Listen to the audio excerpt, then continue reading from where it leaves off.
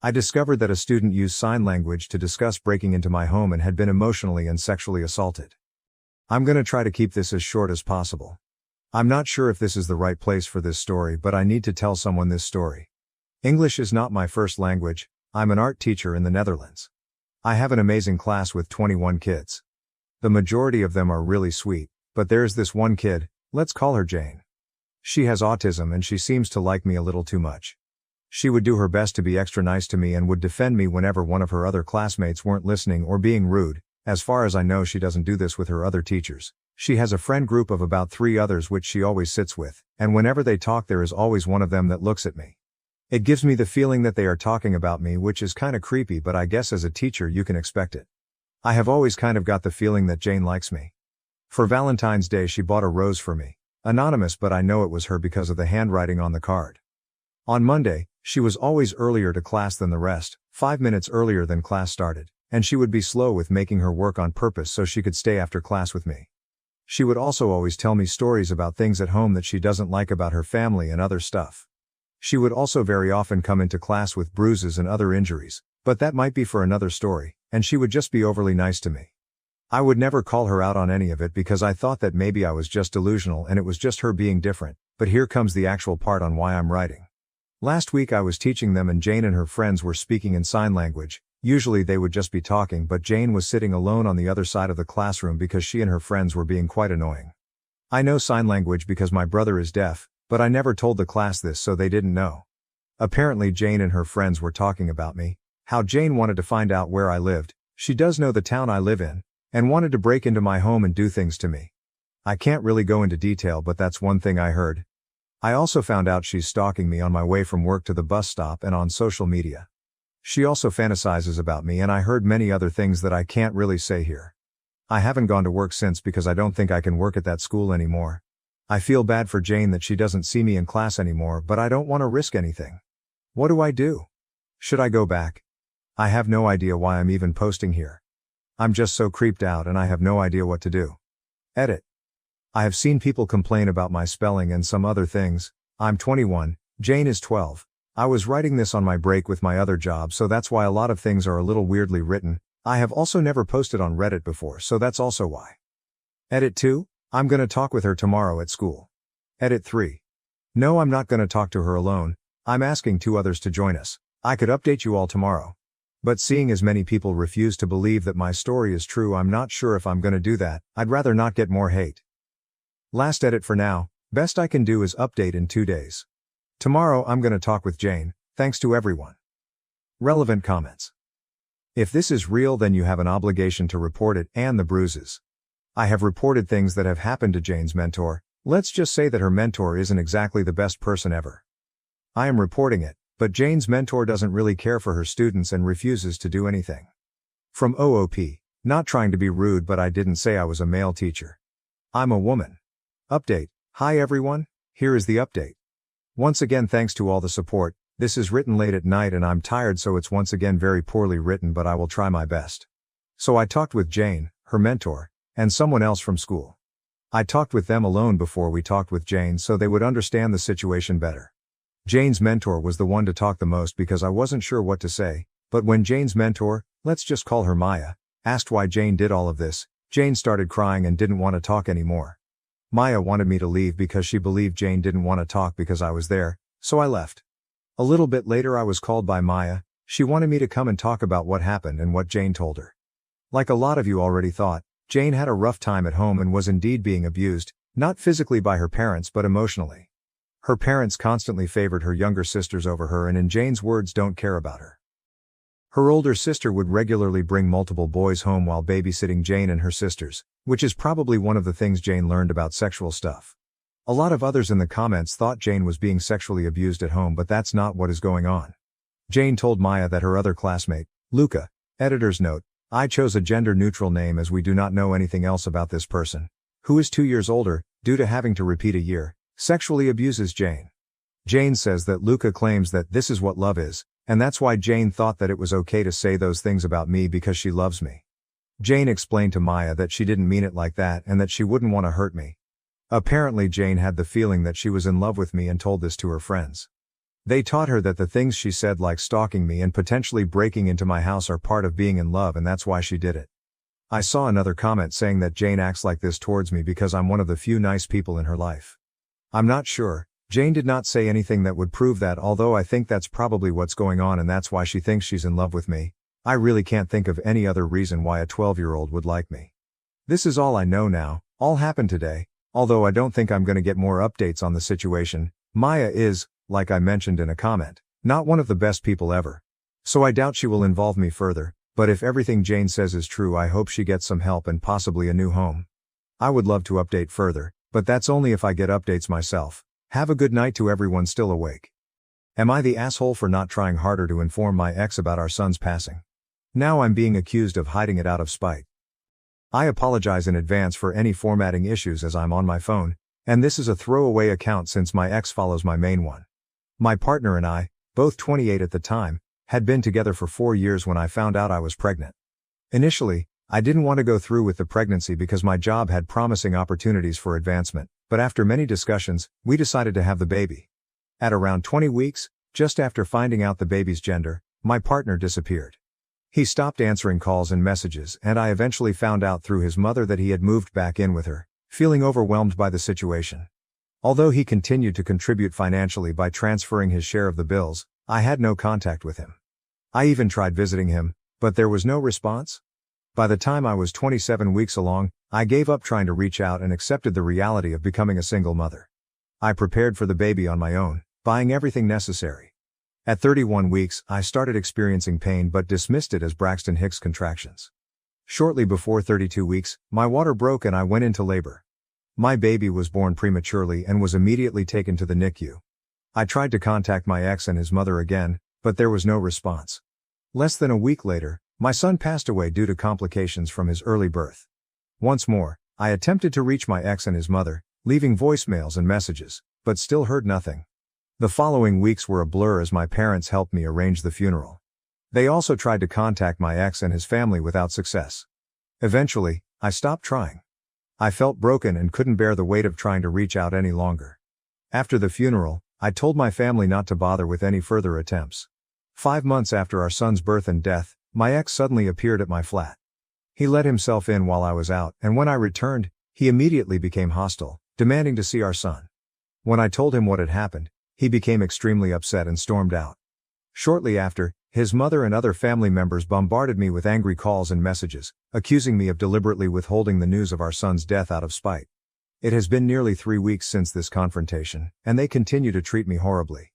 When I confided in my sister, she said that while she understands I was going through a lot, she feels that I could have tried harder to inform them. This comment has left me questioning whether I should have done more. Did I truly not do enough? Was I wrong to stop trying? I lost my son too and was struggling immensely. I'm not sure if I'm in the wrong here. Edit. Thank you all so much for your responses. I'm sorry I haven't replied to any, but reading them has been overwhelming. Writing this out and reliving the experience has been incredibly hard. I'm going to drink some wine, read your kind words, and cry myself to sleep. I've recently moved into a new flat, and thankfully, my dad has covered the cost of a private therapist who I see regularly. Second edit. I didn't expect this post to get so much attention, but if you happen to read this, Lewis, read it carefully, then leave me alone. I'm going to show my therapist this post and discuss it with her. I appreciate all of your support, even though it made me cry a lot. I'm signing off for now, but thank you again. Update post. 2.5 months later. The original post was locked, but I've received messages asking how I'm doing, so before I close this account, I wanted to let everyone know that I'm alright. The move went smoothly, and I'm far enough away that there's no risk of running into my ex or his family. I've changed my number and deleted all social media, so I haven't heard from them in about 6 weeks. My sister apologized for her earlier comments, but our relationship isn't quite the same. I'm still in therapy and trying to move forward. I visit my son's grave when I can, and thankfully, my ex and his family don't know where it is, so I can do so in peace. Thank you all for your support.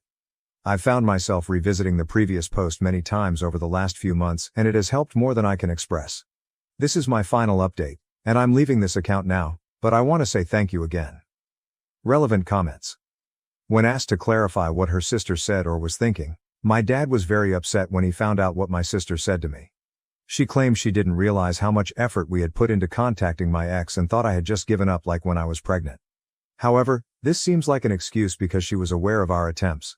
Although her apology seemed genuine, and she has since criticized how my ex and his family have behaved, our relationship remains strained.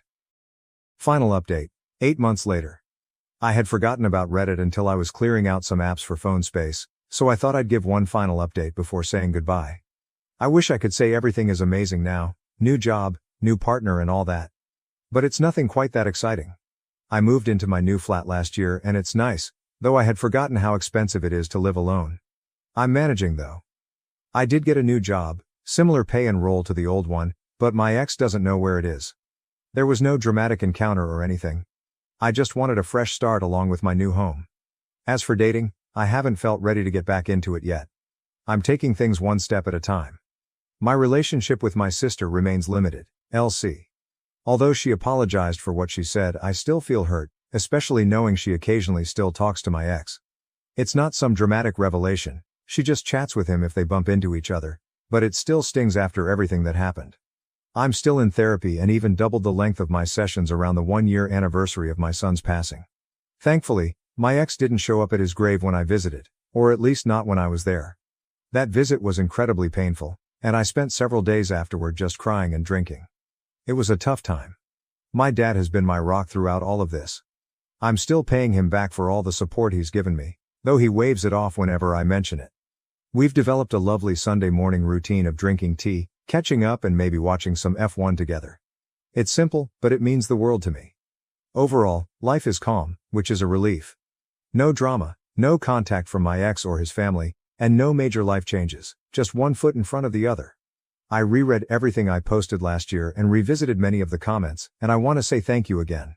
I was in a really dark place, and it was hard to see that I wasn't the villain in this story. A mix of therapy and all the comments helped me come to terms with that. So thank you all, this is my final goodbye. Take care everyone. My wife kissed another man on a night out. I wasn't bothered, and now she's turning it into a major drama. Sorry if the title doesn't make much sense, I didn't know how to word it. Also on throwaway as I don't want this on my main. Bit of context, we've been together since we were 18. Never had a great sex life after the first year. Maybe once or twice a year at most since then, but at the minute it's going on 3 years, and although it bothers me, I love her. And I love our kids, so I'm not going to make a big deal out of it. I know plenty of friends in the same situation. Another bit of context is that I've always been mildly overweight but always fit, as I played a lot of sports until about 10 years ago when I got really ill and a mixture of meds and comfort eating made me balloon up to nearly 300 pounds. Well, 2 years ago I decided to do something about. I'm now around 200, which at 6'2" is the lightest I've been as an adult, and I've actually enjoyed using weights and for the first time in my life have a bit of abs and some muscle. My wife, having always been far hotter, is pretty obviously insecure about the fact that for the first time we've been together women are starting to look at me and message me on my baking pages on social media. For the record, I've never even looked at another woman in that way. On to the night in question. My wife went out with some friends, a mix of singles and in a relationship. She looked stunning and I told her so. I even updated my phone home screen to that picture of her LOL. One of the friends she was out with messaged me about 3 months and the gist was she knows I get no sex. My wife doesn't realize how lucky she is and basically do I want to hook up. I obviously instantly take a screenshot and send it to my wife. Around 4 a.m. my wife gets home and she wakes me up as she gets into bed. I'm half awake but can tell something is wrong and ask what the matter is. She doesn't say anything for a few seconds, and as I go to grab her hand she pulls away. I ask if she wants me to get her a drink and she says no. Then she just blurts it out and says, I met a guy tonight, he kissed me. I didn't kiss back at first, then I did. Then for the next half hour we were dancing and constantly kissing. She kept saying sorry and begging me not to leave her. My honest first reaction was, so what, it's only kissing and dancing? I didn't say that, I just hugged her and tried to calm her down.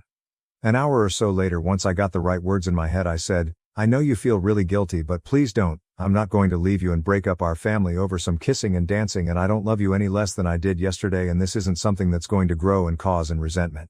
More or less right on cue my phone goes off and it's that friend of hers with a picture and a video of what my wife was doing. This set my wife off again, but my feelings still haven't changed, and a month later that remains the case. In that month since then my wife has accused me of not loving her because I didn't care. She's accused me of kissing other people and more, which is why I didn't care, as I was covering up my own indiscretions, and she's accused me of being gay multiple times, which doesn't make sense. She keeps asking me why I haven't initiated anything with her, even though in the past she's told me she hates being touched and not to ever try it on with her, which I have respected. She's basically projecting, and it's annoying me as it's putting a strain on us, which she is 100% causing. How do I get through to her that she needs to stop feeling guilty and just move on because I have, as it's not a big deal? I was genuinely more annoyed when she broke my baking bowl and tried to blame it on the cat. Lol. TLDR, wife kissed another man. I don't care, and now she's causing problems because she's guilty and projecting. How do I stop this? Edit. Hi all, just wanted to say thank you all so much for taking the time to respond to me. I really do appreciate it, and I'm overwhelmed you all took the time. I keep getting asked a few questions, so thought I'd address them here. Over the years we have been to a few different couples counselors and sex therapists, the latest being last September for both. My wife always feels like she's being victimized by them, and we stopped going. Nearly all have said though they think she is asexual, and two even saying she is displaying a lot of signs of being a closeted lesbian, which I have brought up to her before, and she is adamant she's not. On that note, I've had a lot of messages saying she wants to feel wanted and for me to be more forward with her. This is not true. In all our sessions she said she doesn't want me trying it on with her. She doesn't even want me to initiate hugs, and just bringing up sex makes her feel under pressure. She let me, and our therapists, know that if she ever sex without her initiating, it will be no more than pity sex. As for people saying I don't love her, I buy her flowers every Friday on the way home from work. I bake her favorite cookies or cupcakes every weekend. I send her voice notes of songs I'm listening to that remind me of her. I tell her I love her every day. I run her a bath every night. This isn't me showing off, this is how I was brought up to show love. For those saying I must have been brought up in an unloving home, people have said that I don't get jealous. I don't love her. If she told me she was having an emotional affair, she spent hours on the phone with someone else laughing and joking, she snuggled on a sofa eating chocolates and watching TV with someone, etc., I'd be devastated. A dance and a kiss isn't a big deal to me, and not even close to divorce. Thank you all again for reading XX, second edit. Sorry for these. It's 7 a.m. in the morning here now, the day after I posted this. Been talking to my wife since 6 and said she's got a week to agree to go back to couples counseling, and she's got to stick it out this time and not just accuse them of taking sides and refuse to go back. She said no. She said they all bully her and make her out to be the bad guy. She said I went back on my word that I forgive her and won't resent her. I said this isn't about the kiss, it's about her reaction since the kiss, and that it feels like she's purposely trying to drive me away and make me leave her. She just got up and stormed out the room. She then got dressed and said she's going out until I go to work. Relevant comments. Commenter. She's trying to sabotage the relationship and she's getting mad that you won't let her OP. That's the conclusion I'm heartbreakingly coming to. This hurts infinitely more than seeing her kiss someone else. Commenter. Did it ever occur to you that she wants you to be jealous and to fight for her? Blowing it off and being nonchalant about it makes you feel like you don't care about other men hitting on her. All she wants is for you to get jealous about what happened, because if you don't, it's going to escalate from kissing to an affair, just to get your attention and reaction. OP, well, if she's playing these sort of games, then I will leave her. That's what teenagers do, not adults in their 40s. Commenter. Others have said the same, but you both need to have a grown-up conversation to understand what is really going on here. Is the relationship working? Do you both remain committed, and do you see a future together? If so, couples counseling is the only way to go. You can't fix it here. If not, then divorce. Do it as kindly as possible, but do it quickly. No point dragging something out which is destined to fail. OP. I'm happy to spend the rest of my life with her. I love her and my kids and the life we have. Would I like more sex? Yes, but we've been to the doctors, we've been to sex counselors, and they've found some problems. It's just who she is, and I'm happy to live with that if it means I get to be with her and the kids. Commenter. First, her friend who has the hots for you is in her ear. Second, maybe you need to take a look at your relationship and rekindle the romance. Maybe that's what she needs. I mean, why would her friend know about it? You guys are maybe acting like old married couples. And you are too young for that. OP. I try to be romantic. I buy her flowers every Friday on my way home from work. I bake her favorite snacks every weekend, even stupid little things like giving her the dinner that looks most presentable on the plate. On cold mornings I'll get out of bed early to warm her car up and defrost it before she drives to work. On the physical side, I always tell her how beautiful she is, how hot she looks, because she fucking is. She's the most beautiful woman I've ever seen, and I wouldn't change anything at all about her. She couldn't be more perfect to me. I just don't know what more I can do, and this is what her friend said to me. The message she sent me was so long and it seems like she knows an awful lot and she also sees it herself. There was one bit I keep thinking back to when she said she was round ours, and I'd made my wife a homemade card and wrote a poem in it, and when I left the room she said my wife made a gagging face to her friend and started laughing. I can remember hearing a noise and then laughter and I thought she'd just choked on her drink. That hurts me infinitely more than a kiss and a dance. If she's not attracted to men. I have asked her this numerous times throughout the marriage and even suggested if she wanted to explore that side of herself then she could try and find herself and be who she really is. She's always batted it away and said she's not a lesbian, she just has a low sex drive. This has always been my thought over the years and I have brought it up to her privately. In couples counseling and in sex therapy. The sex therapist also said she's giving a lot of signs of being a closeted lesbian as well. How do you have kids if you have sex once a year? Both times we tried for kids she got pregnant pretty much instantly, first one within a month, second one within 2 months. We'd have sex every day but no foreplay or anything unfortunately. Update. It's been nearly 2 weeks since I made the post and the short update is that we are getting divorced. I said in my last post I told her I wanted us to go back to couples counseling and sex therapy. She said no to both as we went before and she felt bullied. She said at sex therapy that unless she initiates touching, not just sex any touching like hugs or hand-holding, it will be against her will and will be forced to pity affection from her. The sex therapist said that's very unreasonable and that's why she felt bullied there. I tried to ask her a few questions too. Are you a lesbian or at least bi? Don't be stupid. Are you asexual? I'm not a teenager with a stupid label, what did he have that I don't?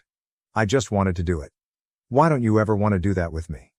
Don't know what can I do to make you want to do that to me? Don't know.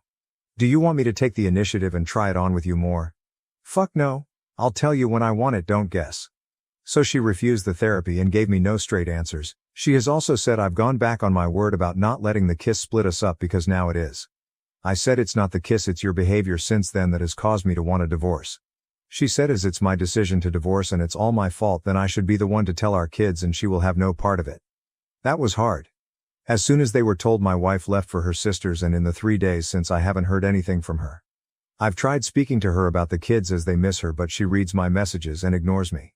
A lot of people asked about the friend and why they still talk after she tried it on with me. My wife tried to get the friend group to cut the friend out but they all pretty much refused and so my wife just chose to ignore her in group settings. On the night in question the friend approached my wife and told her if she didn't tell me she would send me the video. So my wife didn't tell me because she felt guilty but because she was forced. I've also spoken to a couple of other friends in the group and asked what's been going on I'm not privy to. Apparently my wife was sexting her friend's boyfriend a couple of years ago. My wife has also been boasting about how she has me under the thumb and she gets away with giving me nothing and I'm too scared to ask.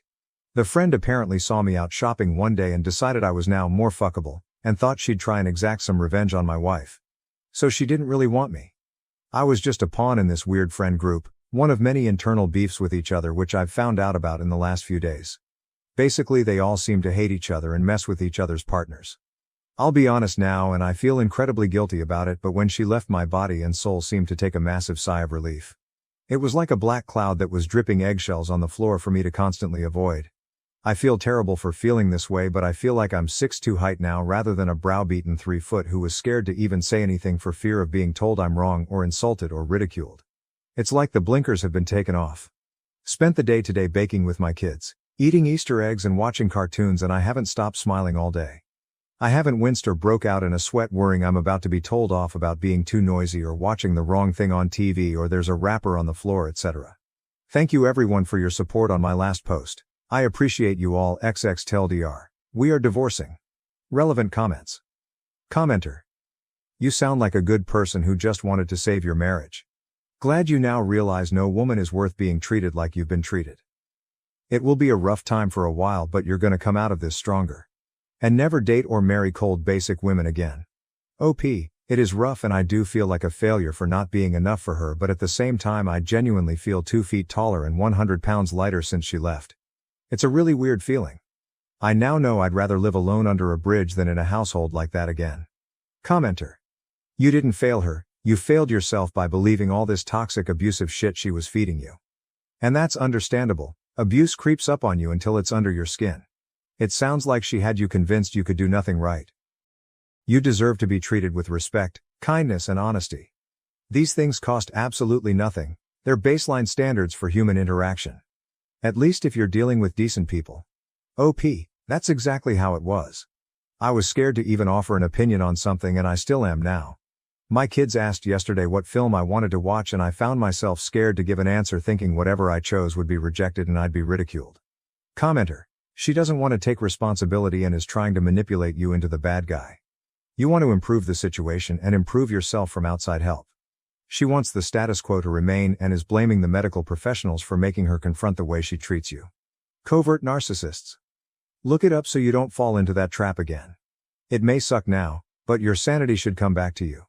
You've been living in her mind games for a long time. OP. She is 100% making me the bad guy. I'm not on social media but keep hearing about posts saying things like, you give your life to someone only for them to drop you when your halo slips a bit. Whatever lol. Commenter. Dude, look up covert narcissism. She caused all the problems, you tried to fix them but it was never enough or correct for her. OP, that's what I've been thinking about the last few days. That everything wrong in her life has been traced back to me and is my fault. From big things like I don't earn enough money for her to live in the house she wants to little things like she knocked her glass over and it's my fault as I talked to her while she was watching something. If the kids are old enough, tell them she cheated. They are too young for that. I just told them that Mummy and Daddy have decided it's best we don't live together anymore and it's something a lot of grown-ups do but it's not the kids' fault and they are still loved and cherished by both of us. Post the video proof. I've got that video and all the screenshots of her sexting her friends' boyfriends and also there are some screenshots of a WhatsApp group chat where she has been posting pics for strangers to comment on but it's blatantly her as she has a tattoo under her boob which is unique to her. There are also some other videos and pics of nights out which her friend group have sent me. Keep records. UK courts probably won't care as much about the cheating so much as the abandonment. Yeah, agreed, the courts don't care. It's more for my own sake if she tries to twist it on me and say I left her for no reason and she did nothing wrong. I'm keeping a record of her not answering the phone to me or my eldest son and also how long it's been since she left and that she left of her own accord and has chosen to not come back. Commenter. Update us when she realizes the grass ain't greener. OP, she's been out nearly every night since she went to her sister's. I genuinely hope she does find some nice green grass and be happy. Mini update. Sorry for updating here. I'm only allowed to make one update on RA. Also want to thank everyone again for their concern and kindness they've shown me on my 2 posts and also thank you to everyone on Boru who made some lovely comments after my post was shared on there. Unfortunately the post was locked before I found out so I couldn't thank you all personally. After my last update a lot of people commented and messaged me to say that I'm sure my kids are mine. This thought never entered my head until I read what people said. Last Thursday I ordered a paternity test, sent it Friday and I'm awaiting the results. At this point I don't really care. It won't change my love for them but I'm terrified if they come back as not biologically mine I'll lose them. I discussed this with my lawyer last week who said if they aren't mine it will be much harder to get even any kind of custody. I told him if it comes to that then I'll keep fighting until the end. Blood or no, they are my boys. Speaking of the boys, my STBX has seen them a couple of times with her mom, who is genuinely a nice person, and the kids have been fine. I can't say the same about my baking equipment though. She came into the house on Friday last week when she knew I was out and took a lot of it and purposely broke some bits she knew had sentimental value to me that came from my grandma and my mom. I can't prove she did anything and she brought the stuff back on Sunday and said she just borrowed the items but I love baking and she is slowly ruining it for me. I'd already deleted my Instagram page because she was insecure about the women who followed me and this time she must have remembered I was making a cake for my niece's birthday and tried to sabotage it. I've made notes and screenshots of everything. As a lot of you rightly predicted, she had also been cheating on me a lot, although no evidence of it being physical yet from what I can tell. Her friend who is also in this WhatsApp group where women basically just post nudes and men comment, I still need to get the details of this group so I can finally get to see some boobs again lol. Sent me a lot more screenshots of photos she's taken, all around our house, blatantly her bedroom in some of them and one even stood against my car. Also a few of these friends are single and when they hook up with someone my wife will add the guy on Facebook and has basically been offering herself to them. One of the friends messaged one of the guys who still had the chats in his Facebook DMs and sent the friend a load of screenshots to send to me. All in all I must have over 100 screenshots of stuff she's been saying and sending to people and all of that is within the last couple of years so it probably goes on further. As for the divorce still in the early stages. One day I want to fight the next. I just want to give her everything, materially, not the kids, and walk away and start again so I can get this finished and done. If you have any questions I'll try to answer. It's nearly midnight here but I'll try to stay up relevant. Comment OP. I've already started recording our phone calls, and on the couple of occasions I've seen her I've made sure there's a witness. Feels so sad it's come to this. Makes me want to just give her everything in a quick divorce and walk away. Mini update. Post 2, title, update, got the DNA results and my sons are mine. Thank you for your support everyone, mini update. Post 3, title, it's nearly 6 a.m. here. My ex-wife had the kids last night and I'm drunk and lonely. First night I've had to myself in maybe 20 odd years and I didn't know what to do. I thought about getting someone round so I could finally have some physical interaction. Instead I just sat on my own and drank for the first time in years too. Sorry for the boring post. I'm just lonely and wanted some affection. Relevant comments. Next day, thank you. My kids came back at 6 last night and they were pretty much in bed and asleep by 7. Got a day planned at a fair today and then an early night ready for school tomorrow. I just instantly feel better when they are back. Update post 2. I have moved back to my hometown and given my ex the house. I know people won't be happy with that, but I just wanted a clean break and no ties to her or that city. The kids are with me and see their mum on weekends, provided I make the 5-hour round trip to drop them off on a Saturday morning and then make the same trip Sunday afternoon to pick them up. I know again people will say I'm doing what she wants, but if it makes my kids happy it makes me happy. She seems okay with this arrangement although she has flaked twice already. Once the kids say they no longer want to go I won't take them. The divorce is still going through but won't be done for a few more months yet according to my lawyer. I'm baking a lot more now and loving it. Thank you everyone who has thought about me, you are all so great. Relevant comment. I am in therapy. It's been a great help in making me realize my worth. Update post 3, title, my 41MX, 41F. Messaged me yesterday saying she no longer wants to see our 2 kids and is happy to give them away in our divorce. How to navigate mixed emotions of this? I posted on here a few months ago if you want to look at my profile and read them about my wife kissing another man on a night out despite not having had sex with me for years. I wasn't bothered and was willing to ignore it and carry on, but she kept making issues over it and eventually we split up.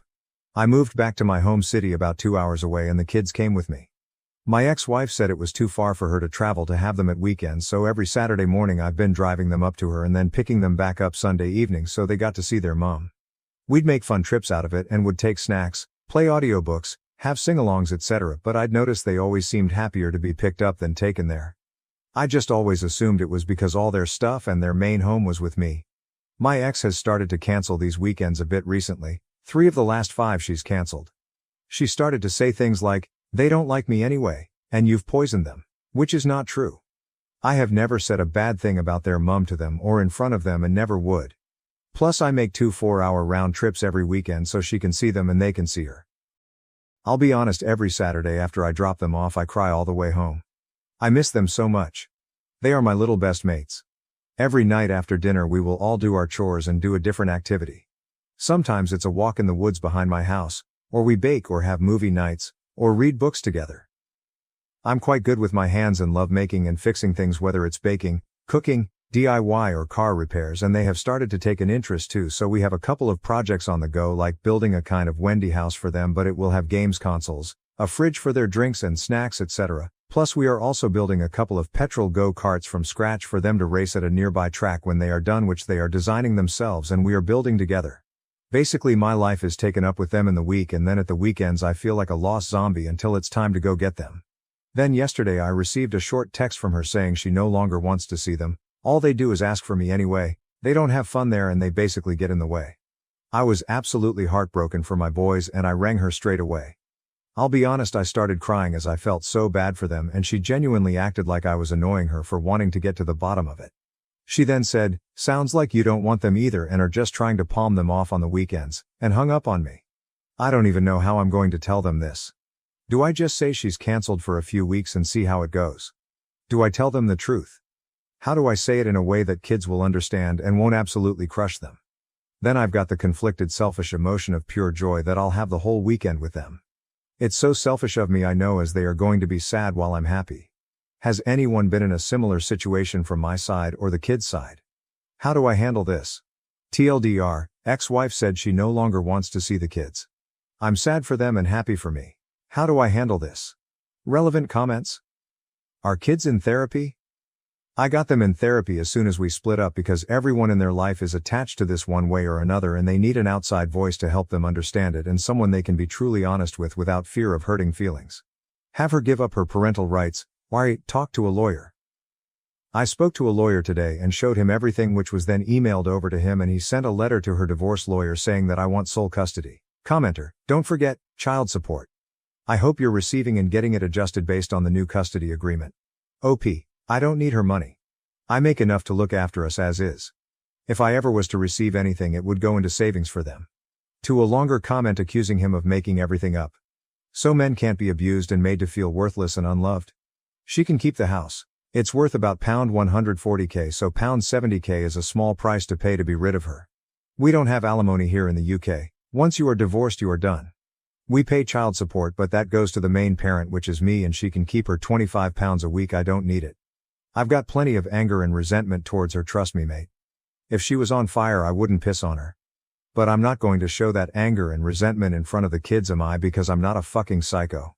Why would you walk away from the £70k? It's just going to drag on forever and frustrate the fuck out of me. I know it's not worth it. She's going to wreck the house to lower the value. She'll refuse to let people view it. She'll miss all the meetings. She'll refuse to sign anything. She's going to make this unbearable, and I'll be driving 4-hour round trips hundreds of times for no reason. It genuinely isn't worth it. She will make my life a living hell and would rather walk away with nothing than me walk away with something. Update post 4. Quick recap. Split up with my wife a few months ago after she cheated on me on a night out. I was willing to stay, but she got upset. I wasn't more upset, and I had enough and left. I moved 2 hours away to my hometown and let her have the house. Our 2 sons came with me. I drive them to and from her house every weekend to see them, but she started canceling and then one day texts me saying she no longer wants to see them and is happy to give them up in the divorce. So as far as her giving up her rights as a parent, it's a lot harder than I thought. Both my lawyer and hers have told me that it's hard to do this in the UK, and neither of them have seen a judge allow it unless there is a physical or sexual chance of harm to the children. However, they have both also said they've never presented a case like this to a judge where both parties agree to it fully. They've drafted an agreement where we both agree that my ex-wife no longer has responsibilities towards my children, including financially. Let's see what happens with that, just waiting now to get a court date, but they said that can be months away. On to the hardest part, telling my kids. I'll be honest, I haven't. The first couple of weeks I just said Mum had cancelled again when they asked, and the eldest in particular seemed pretty relieved at this both times, and last weekend they didn't even ask. It's been over a month now since they've seen her. The eldest has also told me that he doesn't like going there anyway, as all she does is sleep and shout. He also told me the other day he prefers his new house and he feels more relaxed. I feel terrible, as I was obviously missing signs before that he wasn't fully happy when we were together as a family. At least he's more comfortable now. I had a bit of a wobble last night with my youngest though. He was watching Land Before Time and then he started saying he misses his mum and then started crying. It was full-blown tears and breaking down, and it was awful to see. While I was holding him I started crying, but I made sure he couldn't see. I didn't say anything bad about his mum or tell him she doesn't want to see him anymore. I just hugged him and stroked his hair and told him I'll always be here for him and he can always come to me if he's upset, happy, or just wants to be silly, and I'll never push him away. Once they were in bed I was in pieces. Blaming myself for leaving their mum. Questioning why I couldn't be stronger and live with it for a few more years until they were adults. It was me who left. It's me who's made them drive up and down the country every weekend. Unsettled them. Uprooted their lives. At 2 a.m. this morning I drafted a text to my wife asking her to get back together and to be a mum again. Luckily I didn't send it. I had about 3 hours of sleep but felt better this morning. None of her family have been in touch either to try and maintain a relationship with the boys. It's horrible to be honest, but they are the ones missing out on these 2 amazing kids. One of her cousins messages me every so often, but she asks more about me than kids, so that either feels like ulterior motives or a trap which I'm not falling into. As for my divorce, MG lawyer has said it should hopefully be finalized before Christmas. Not that it'll make much difference. I don't wear my ring and she has a new 20-year-old boyfriend, not the guy she cheated with. Will be nice though to finally be able to say ex-wife and it be official. TLDR, not much success with kids' mum dropping responsibilities officially. Kids seem a bit happier. Relevant comments. Commenter, why not just say no to her being absolved of all responsibilities? Tell her it's fine that they're not going to come visit anymore, but she still needs to pay child support. Then put it in the bank for your children's future. OP, she barely works. I mean, tested it and she'd pay around £20 a month. Rather go without. To another. She works 15 hours a week. When I did an online means tester, it was about £20 a month. Small price to pay to be rid of her. To another. I have 5-figure savings accounts for both of them, plus my garage, which is a successful business, and I own the land it's built on. £20 a month is £240 a year. I can make that in the morning on a side job on a car. I'd rather do that once a year than have to ever have a reason to talk to her again. Don't worry about them seeing you cry. They've seen me cry before. I just didn't want him to think it was his fault I was crying. Commenter. Were there signs that she was like this? Is it possible this is a mental health issue? Or was she always like this and dismissive? OP. Looking back, she was always dismissive of me. Can count on my hands how many times we've had sex in the last 15 years, and in the end she banned me from any sort of touching, like holding hands or hugging. She was a good mom until a couple of years ago, and then within a few months over half her friend group became single, and that's when she started to change towards the kids too. Commenter. You're getting a lot of advice here, but I would stay away from land before time. It's traumatizing enough as a movie alone, let alone someone whose mothers abandoned them. Always check the movies you let them watch from now on. OP, he said he was going to watch the dinosaur movie, and that normally means Denver the Last Dinosaur on YouTube. I had no idea he'd pick that one. Commenter. If she doesn't want them now, she didn't then either. So please don't try to get back together. You don't know what kind of damage she was doing to them. OP. I never would. It was a momentary lapse. After we announced my pregnancy, my sister-in-law's plan to humiliate me at my husband's party backfired, landing her in jail and a divorce. For the last 7 years, I, 29F, have been wed to Harry. Except for his relationship to his sister, Kayla, who brings all the negative into our life, I enjoy everything about our marriage. Now don't get me wrong, when I initially met Kayla, I loved her. But with time, I rapidly changed my view. She is poisonous, manipulative, and really negative. Knowing the kind of person she is, I have worked hard over years to be on her good side. My husband dated Syl's best friend when he was 17 in the past, but they subsequently broke up since he felt under pressure to be with her because of Syl. His sister said he and another friend of hers should be together when he turned 23 and discovered he was single, but he disagreed.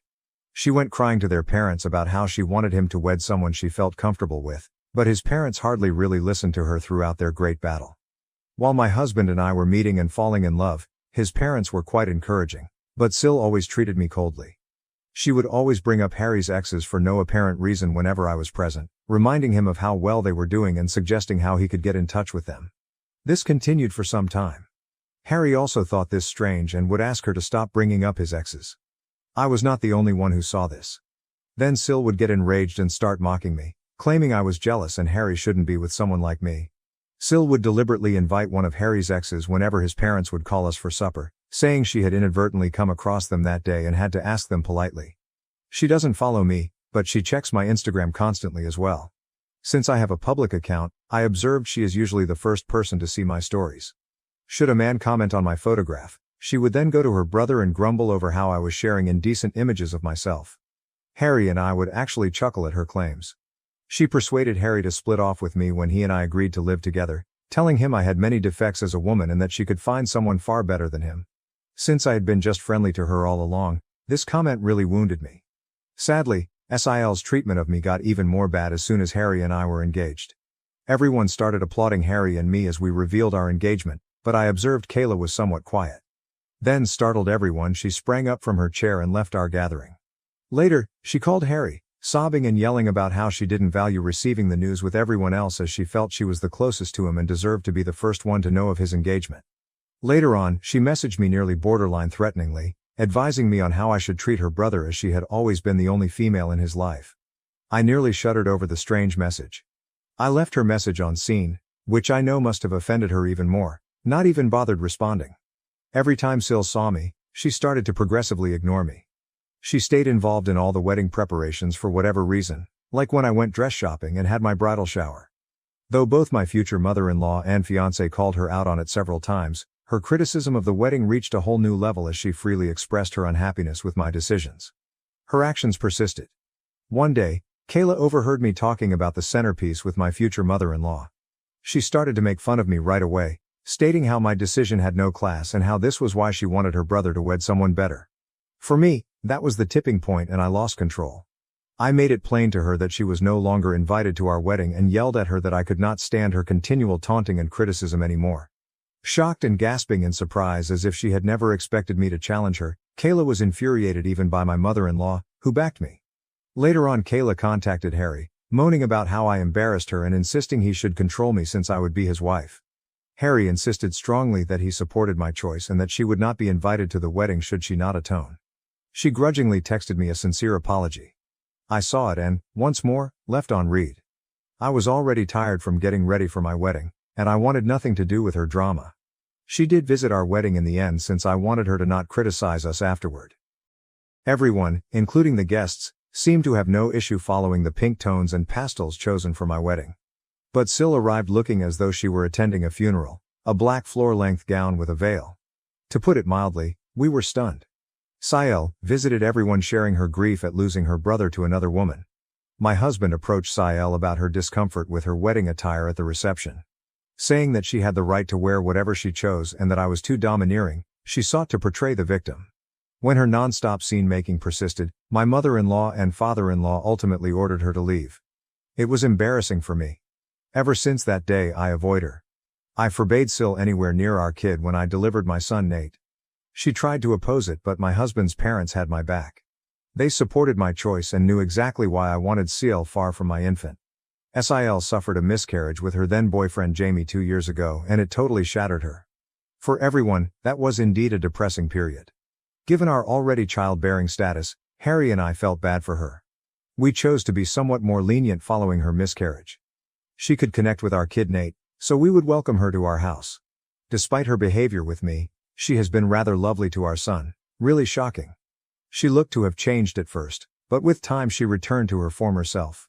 She constantly talks about how difficult her life is, how things never seem to go for her, and blames ex-friends or managers for upsetting her life.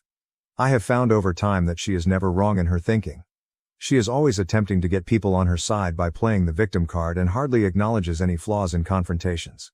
She chose to get married this year and invited everyone to save us. Given our relationship seemed to have improved, Harry was surprised to learn we were not invited.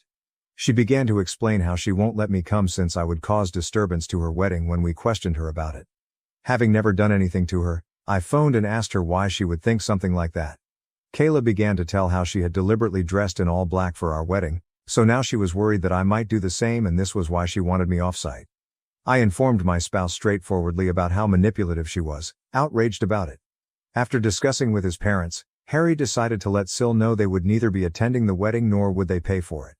This turned Sil to tears, and she began to blame me for starting this disaster. Her husband told her she had no right to be pointing fingers at me as she had freely admitted her own error. Kayla, however, explained her behavior by stating that I should just get over it since our wedding was long ago. Later, she contacted me to apologize and ask for forgiveness as FIL and MIL were still not paying for her wedding. Though I hate to say it, Kayla can be quite charming and convincing when she wants something. I wanted to just go forward from the past and forgave her.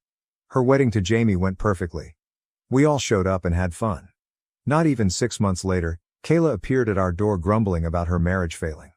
For a few days, Harry and I let her stay with us where she would spend endless hours venting about her husband. They appeared to be struggling to conceive, and Kayla was obviously blaming Jamie for everything. When I went to speak to Kayla, she insisted it was entirely her husband's responsibility. She would be hyper-focused on our lives and try to create things that didn't exist when she was not grumbling about her husband. For instance, usually every morning before heading to work I visit the gym. When I'm running late, I occasionally grab my work clothes so I may finish my workout, have a bath, and change into my business wear. Sael observed this for some time and would have many questions about it, including why I was bathing or why I even needed to visit the gym. I didn't give it much thought and would tell her how I liked keeping my weight and how I disliked visiting the office all sweaty. She would nod and lick her lips. Mill was telling us about a friend of hers who was divorcing right at lunch. She left her friend's spouse and grabbed half of his assets after learning about his adultery with her. Sael stopped her abruptly to ask my husband whether he and I had signed a prenup before we were married. We paused to stare at her. We stopped eating. She glanced at my husband expectantly as if I hadn't even arrived. My husband told her straightforwardly that he is not someone who minces his words as he and I both made rather good money and we felt no need for a prenup. Sil snorted and began to say that he could be blindsided any day and that cheats abound today. Her statements offended me, Therefore I asked her to clarify exactly what she meant. Sil then began to remark how I was obviously meeting someone as I was usually carrying change of clothing everywhere and that, as Harry's sister, it was her obligation to warn her brother. These were shocking remarks for me. Phil and Mil arrived right away to save her from continuing to fabricate such things and advised she shouldn't interfere with others' affairs. Without missing a beat, Sil continued to emphasize how she was only trying to be there for her brother and began to joke if our son Nate was indeed Harry's son since he didn't quite look like him.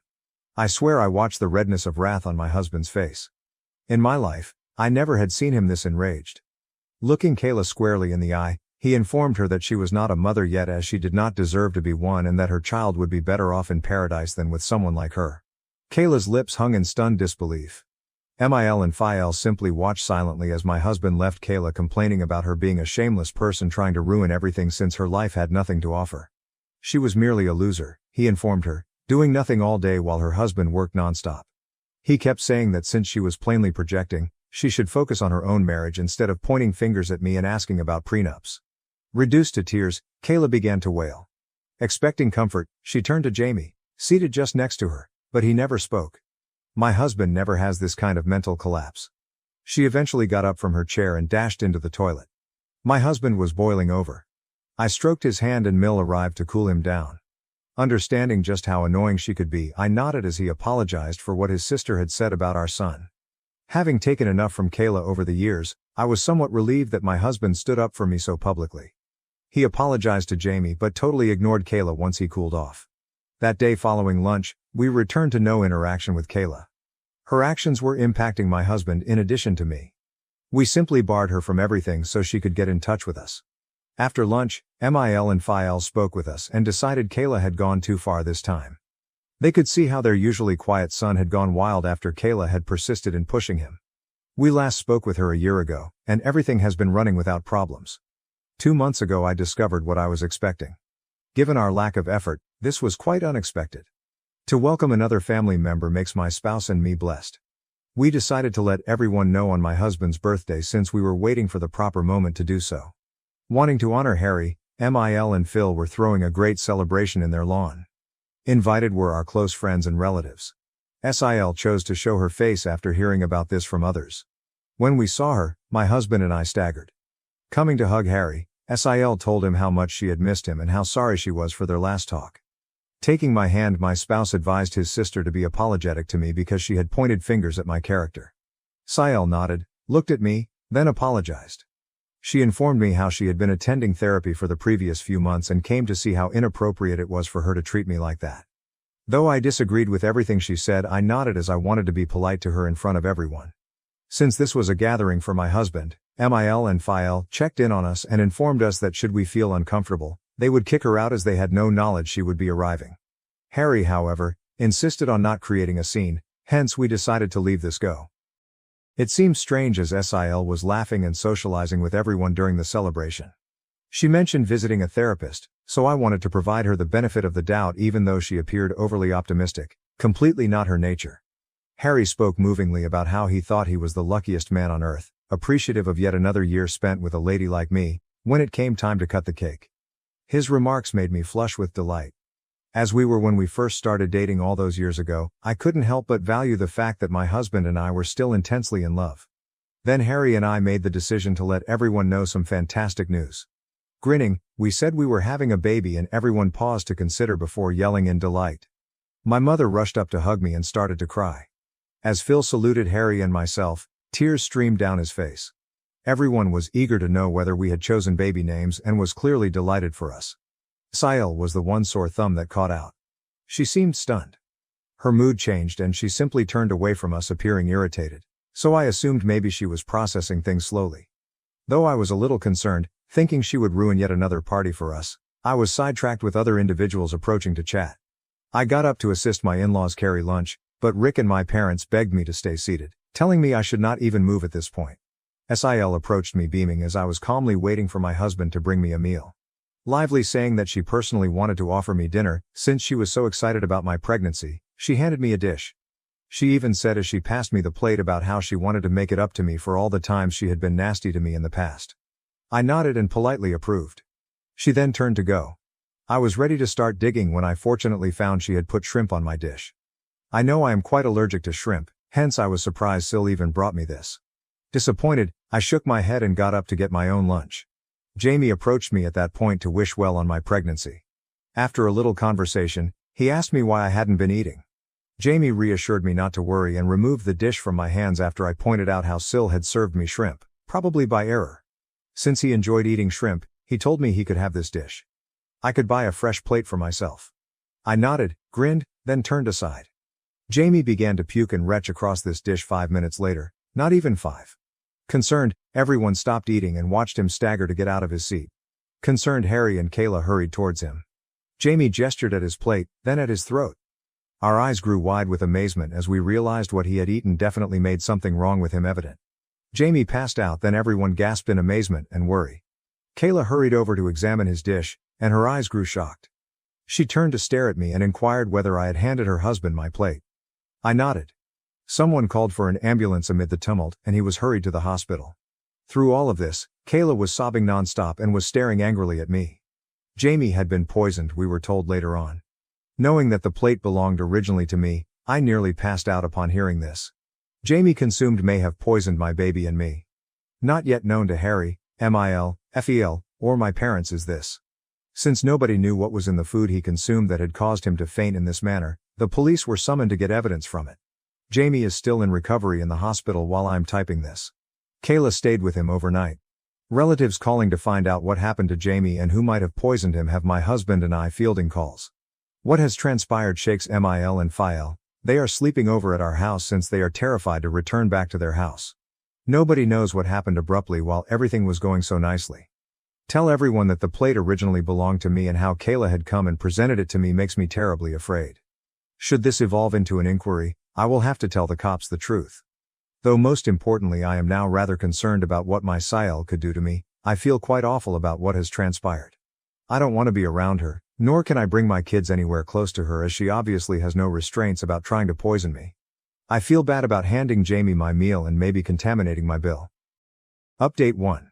Whoa, thanks for the thousands of comments on this post in just a few hours. I never would have guessed I could have received these many answers. I typed this earlier and had shaking hands. I haven't been able to sleep. Though what everyone says, I do feel somewhat accountable for the event involving my bill. I should have simply tossed the dish away. I'm not sure why I let him grab it from me. I keep crying about his future. Knowing something is awry, my hubby has been hovering close to me. Though he doesn't know what I know about his sister, he believes I'm only worried. I agree with the remarks saying I should get down and gently chat to everyone. Although I'm not sure if everyone will believe me, Mil and Fel do have security cameras set all around the house. Given that this birthday celebration took place in their backyard, I am confident they could check and confirm via their cameras that Kayla presented me the plate. I'll speak with everyone tonight then update. Update 2, we then chatted, and I am very happy to have the nicest in-laws on planet Earth. Mil and Phil are already staying over with us, so I sat down with Harry and them over dinner to let them know I had something crucial to share.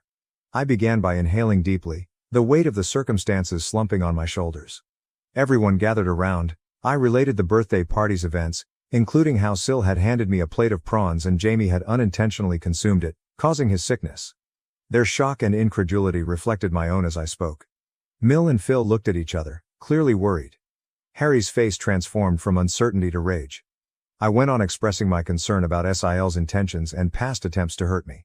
Faced with the possible repercussions for myself and our unborn kid, I hesitated to share this material. Being the pragmatic woman Mil is, she advised right away looking at the security camera tape. Given the gravity of the matter, Fel nodded in agreement. Though clearly offended, Harry stayed quiet to process the startling disclosure. Reviewing the security footage from their camera app, the truth was indisputable. The video shows Sil presenting to me the poisoned plate and then what happened to cause Jamie's suffering. The weight of the data made no space for uncertainty. As the knowledge sank in, emotions ran strong. Now totally aware of his sister's evil intentions, Harry battled to control his wrath.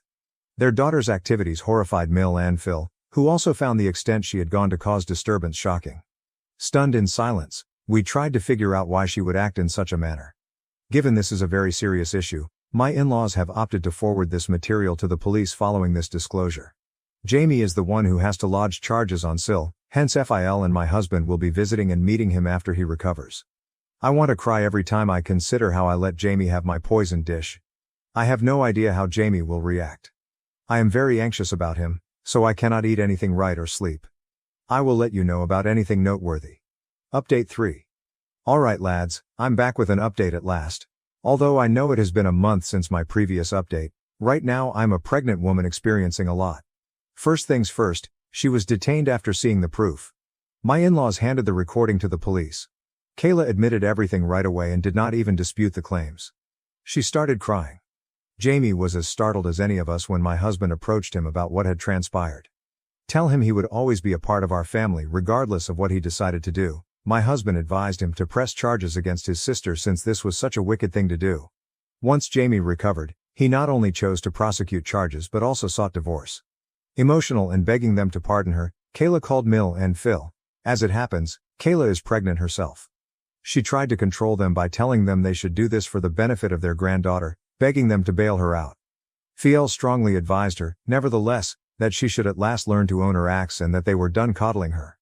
Though Mill is quite depressed about what is happening to her daughter, she knows that her actions cannot be simply forgiven.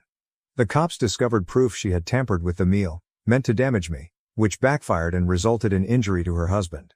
She has been charged with several offenses including risking life, causing damage, and tampering with food, thereby compromising integrity. Saying how this was all my fault anyhow, Kayla had been pleading Jamie not to charge her. Fortunately, Jamie's mind is set on punishing her. Her court hearing will begin shortly. I doubt she can flee this time. My son and I are doing okay, to everyone inquiring. In the meantime, about what his aunt has done, he is clueless. We want our son to know and avoid these circumstances, hence Harry and I have discussed and we do intend to sit down with him and tell him the truth. Having a difficult but absolutely vital conversation with a young child will be challenging but essential. As instructed by my doctor, I also get frequent ultrasounds for my pregnancy every 2 weeks. We want the kid to be a surprise, hence we do not intend to find out her gender. Knowing what has happened to Kayla, my parents have been somewhat protective of me. They are urging me to see treatment since they are concerned this could compromise my psychological well-being during the pregnancy. I agree with them as, while behaving normally, I have a deep-rooted phobia of what Kayla did to my meals and avoid eating any outside food or anything I have not made myself. Hopefully, my husband will help me to overcome this illogical phobia as he knows about it and supports me all through. Update 4. I last checked 8 months ago. Kayla is a prisoner right now. She came out guilty on the allegations. Though I never went to her court hearings, occasionally my in-laws would tell me how Kayla came clean to the court admitting years of jealousy of me. She had always dreamed of one of her best friends marrying my husband, hence when he started dating me, she would always try to harass me since she never wanted an outsider to marry her brother. She became jealous when we told my husband's birthday party we were expecting as she was also going to reveal her pregnancy. She wanted to share her wonderful news since she had miscarried once, but she felt we stole her opportunity to shine. She became so enraged then, from her pregnancy hormones, mixed a little bit of rat poison with my supper. She said she wanted me to wind up in the hospital but she never wanted to physically hurt the baby or myself. She said she deserved a reduced punishment as she never expected me to offer her husband my plate and since I essentially poisoned her spouse. Of course, the judge answered her pleadings. She was put to prison and will be far from our life for some considerable while. Jamie is also at last free since she has also effectively divorced him. We have seen him over the months and keep including him into our family events whenever we can. He informed me that it was never my fault when we spoke and I profusely apologized to him for handing my plate to him. Hearing that I had been rehearsing it over and over again in my thoughts, wishing I could have done things differently so he was never poisoned, I started to cry. That Jamie is doing well right now makes me happy. Regarding Harry and myself, our family now boasts a baby daughter. Our daughter's presence has warmed and lit our life despite the shadows of the past still there. Being a big brother makes our son Nate very happy, and he has been loving and caring toward his little sister. Seeing our kids connect makes us appreciate things. My parents and in-laws have been there for us all through, guiding us through this new phase of our life. My neglectful dad and scheming stepmom tried to steal my home for my spoiled pregnant stepsister, but karma just hit them hard. Recently learning how much I, M34 make, my dad, M62, is miserably self-centered. Generally missing. Unbelievably, he chose to evict me from my own house, all in the name of family. My stepsister and tiny gem, Ash, F29, who can do nothing wrong, has miraculously become pregnant.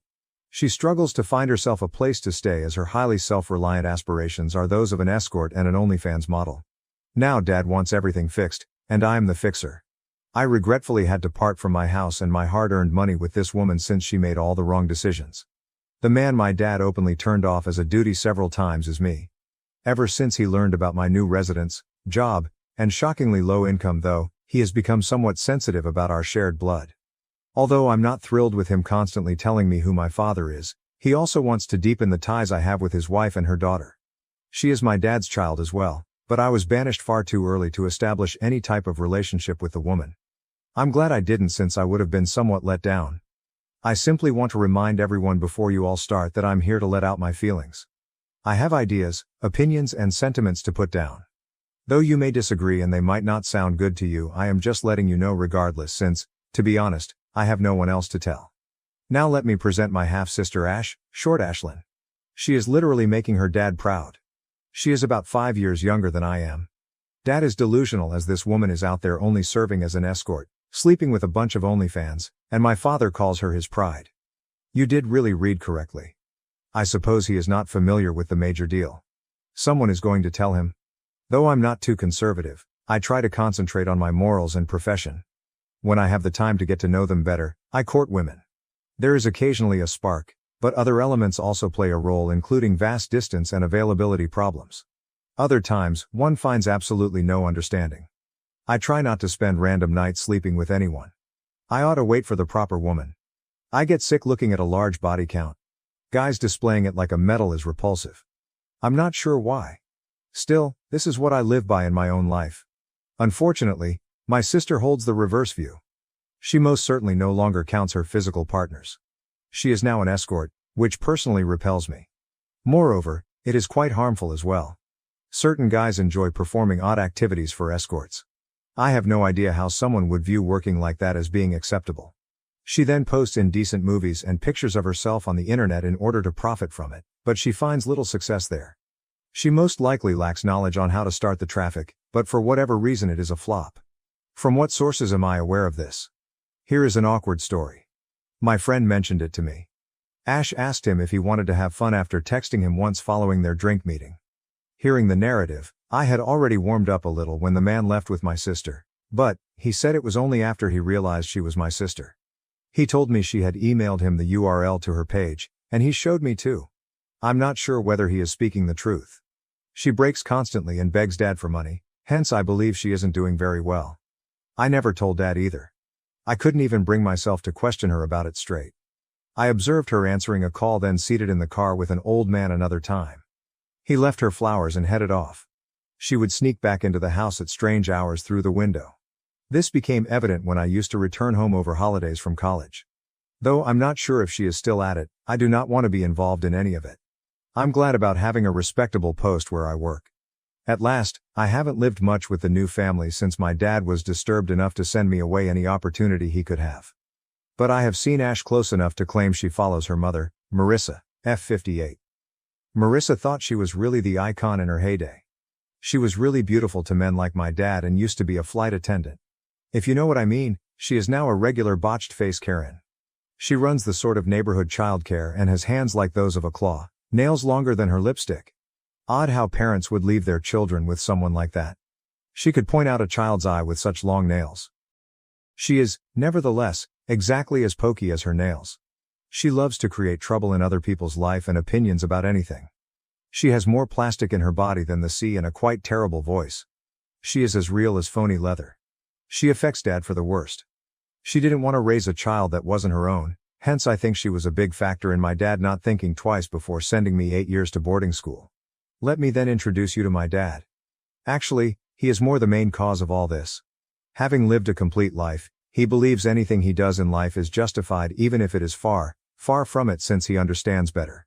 He laments having me since I'm not like him. Thank you God, I am not. My mother was a formidable woman. She looked after my dad well and clearly knew her priorities, yet they clashed. I should never forget that she used to tell me Dad was just a different person, not a horrible one. He will always be my dad regardless of what happens. She was a good person though. She didn't want to contaminate my views against my father. He was definitely as intolerable to her as he is now. Few months later, they split and divorced. 4 years old at the time. 2 months after the divorce, my dad then wed Marissa. When I reached 5, they had Ash. Later, my mother passed away in a car accident. She was out to come pick me from school, so I can't forget that. She had always been on time, she just missed 10 minutes once. Though it seemed to me like an hour, it was only 10 minutes. A drunk hit her at a crossroads. He made it, she did not. A few years ago he got a DUI, and I was left alone permanently. I waited in the school. It took them 2 hours to arrive to pick me up. My dad had come, hence I was misled and puzzled. His irritation when he turned to dead-faced Marissa and asked what they should do about me will never fade.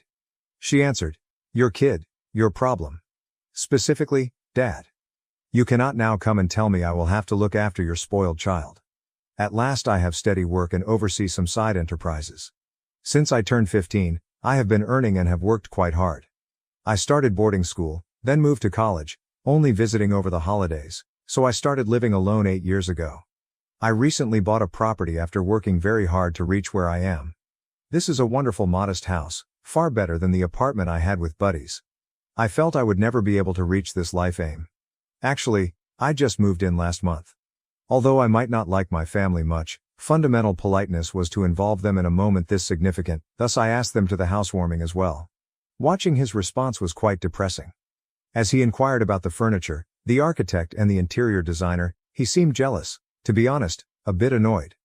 When I provided him what I believed was sufficient information, he answered with taunts such as, "I wouldn't know, you never bothered telling me," trying to get attention and clearly show our weak connection in front of friends and business associates, including my boss. 1 week went by and he called me. I had an intricate job to oversee while at work. I accepted since he mentioned he needed to meet urgently. When I got home, Marissa and puffy, red-eyed Ash were glaring from the living room and I avoided her. Dad was in the kitchen pulling beers from the refrigerator. He gave me one, and I graciously turned him down fearing what he might say. When I asked him what he wanted from me, he furrowed his eyebrows and answered another question, asking whether I had lately started complaining about us. Not sure what he was getting at, I scowled in uncertainty.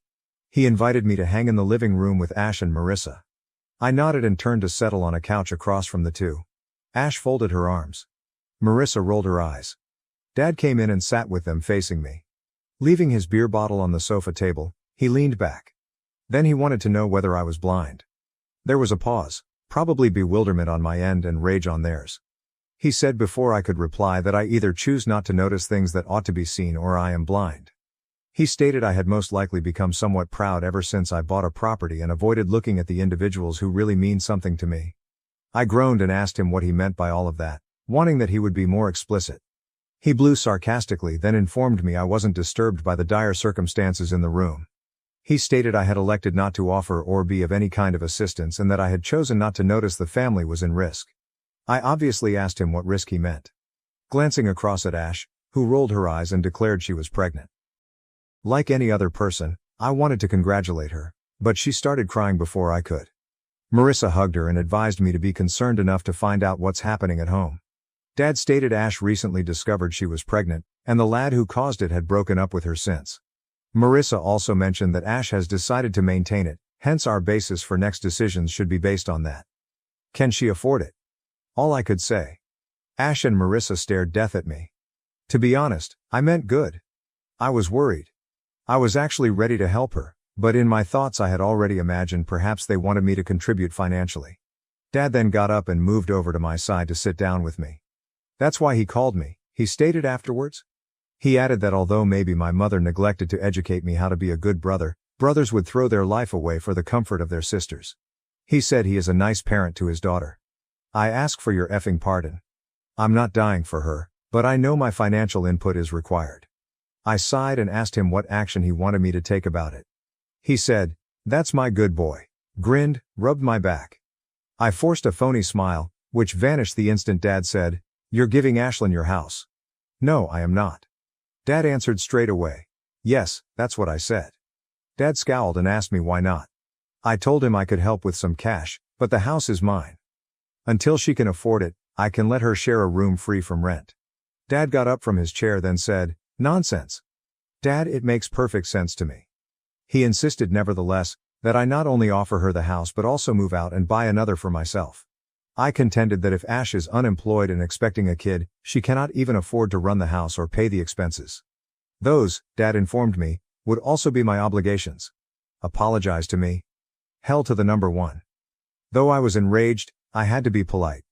Thus I got to my feet and informed him that it was not feasible and that I would now be departing. I then turned to go. He wasn't content to stop there.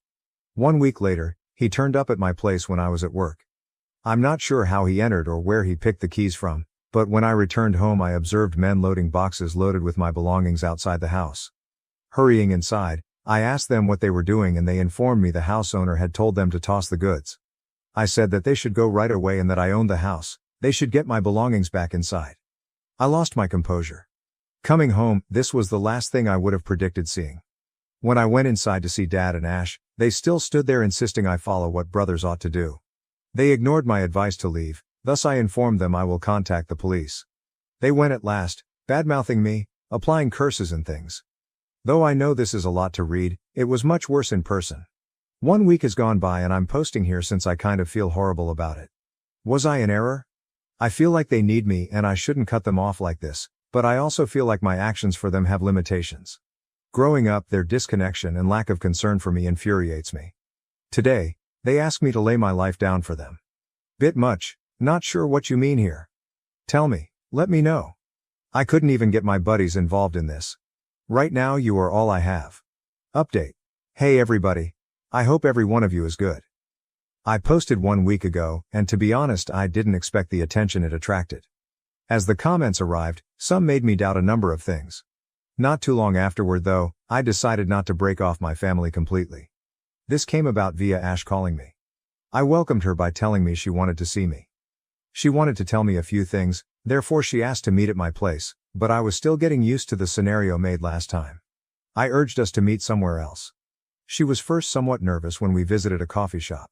She seemed somewhat unlike herself, but generally she is rather conceited and unpleasant. She told me she had lately been broken off with as we sat in the corner. I answered, claiming I had an idea since Dad mentioned the man who got her pregnant had left her. She shook her head and said Dad believes that. She told me that although Dad believes her BF left her due to commitment problems, in fact she is the one with the commitment problems. Unbelievably, right? She said she truly loved this man, but he had discovered some things about her just a few days before she told him she was pregnant. She spoke first, therefore infuriating him even though he wanted to address her about those things. In that instant he became rather insane and drilled a hole in the wall. He frightened her, she claimed. He then said he was divorcing her and left without hearing her reply. She has been trying to phone him non-stop, but he hardly reacts. He has only once texted her back, advising her to let the child go first and inform him. He will only talk to her at all then, but she has to part from the child to have that opportunity. Now I know Ash ain't a saint, but this man. This person really bothers me greatly. She remarked it would be strange to tell a brother about the topics I just questioned her about. I shrugged and stated that it's okay if she doesn't want to tell me since I kind of realized she was most likely referring to the OnlyFans and escorting. She pulled in a great breath and let it out before I could ask her what she wanted to meet for. She then told me she had been engaged in dubious activities. Though I truly wanted to hear validation of all my doubts, I was concerned. She told me she wanted to paint and be an artist, but Marissa informed her she wouldn't get a decent life or income from it. Ash was advised she had to start looking for a man right now. She first felt disgusted as she soon enough began attracting the attention of elderly guys. She told Ash that it was a good thing when she informed Marissa about it. That is, the older males making any money at all, knowing what to do with their money. At the time Ash was just 19, and Marissa informed her college she would not or could not provide a decent, pleasant living. Ash had youth. Many would have paid for it. Ash resolved she wanted to be a model. She tried several modeling agencies but none seemed to be interested in her. She then ran into a man in his 40s claiming he could land her a job. He purchased her pricey outfits and jewels for the functions and drove her to gatherings. She was content till her first gig was mentioned. She turned out was selling her time to a man in order to pay for a modeling contract. She spent the evening as she assumed it would only be dinner. That was it. She did have a little modeling contract where she photographed a little brand. A few more men used her while she was hoping for a gig in exchange, but she was informed they chose not her. She then discovered that the man making investments in her was actually profiteering off of her.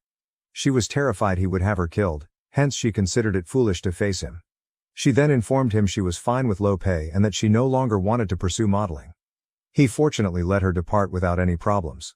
She then attempted to wait tables in bars, and it proved rather difficult for her.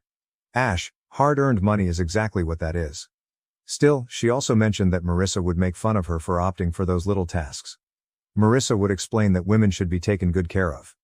They are the beauty of this planet and should just be there to shine and smile like a showpiece, etc. Ash thus began to go out with men just for supper, but she charged for it. She claimed that although many loners out there simply wanted interaction, too many ended up with stalkers and obsessive males believing they were owed more than what they had paid for. She started escorting when she realized that interacting with men and having them feel close to her caused more trouble than sleeping with them. It worked great until a friend mentioned OnlyFans. She tried to get it rolling, but her editing and camera handling were not particularly strong.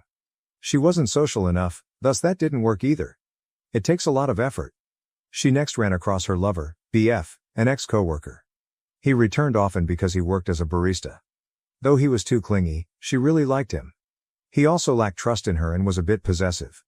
Given that she was indeed still on OnlyFans and an escort under his unaware knowledge, he had every reason to question her.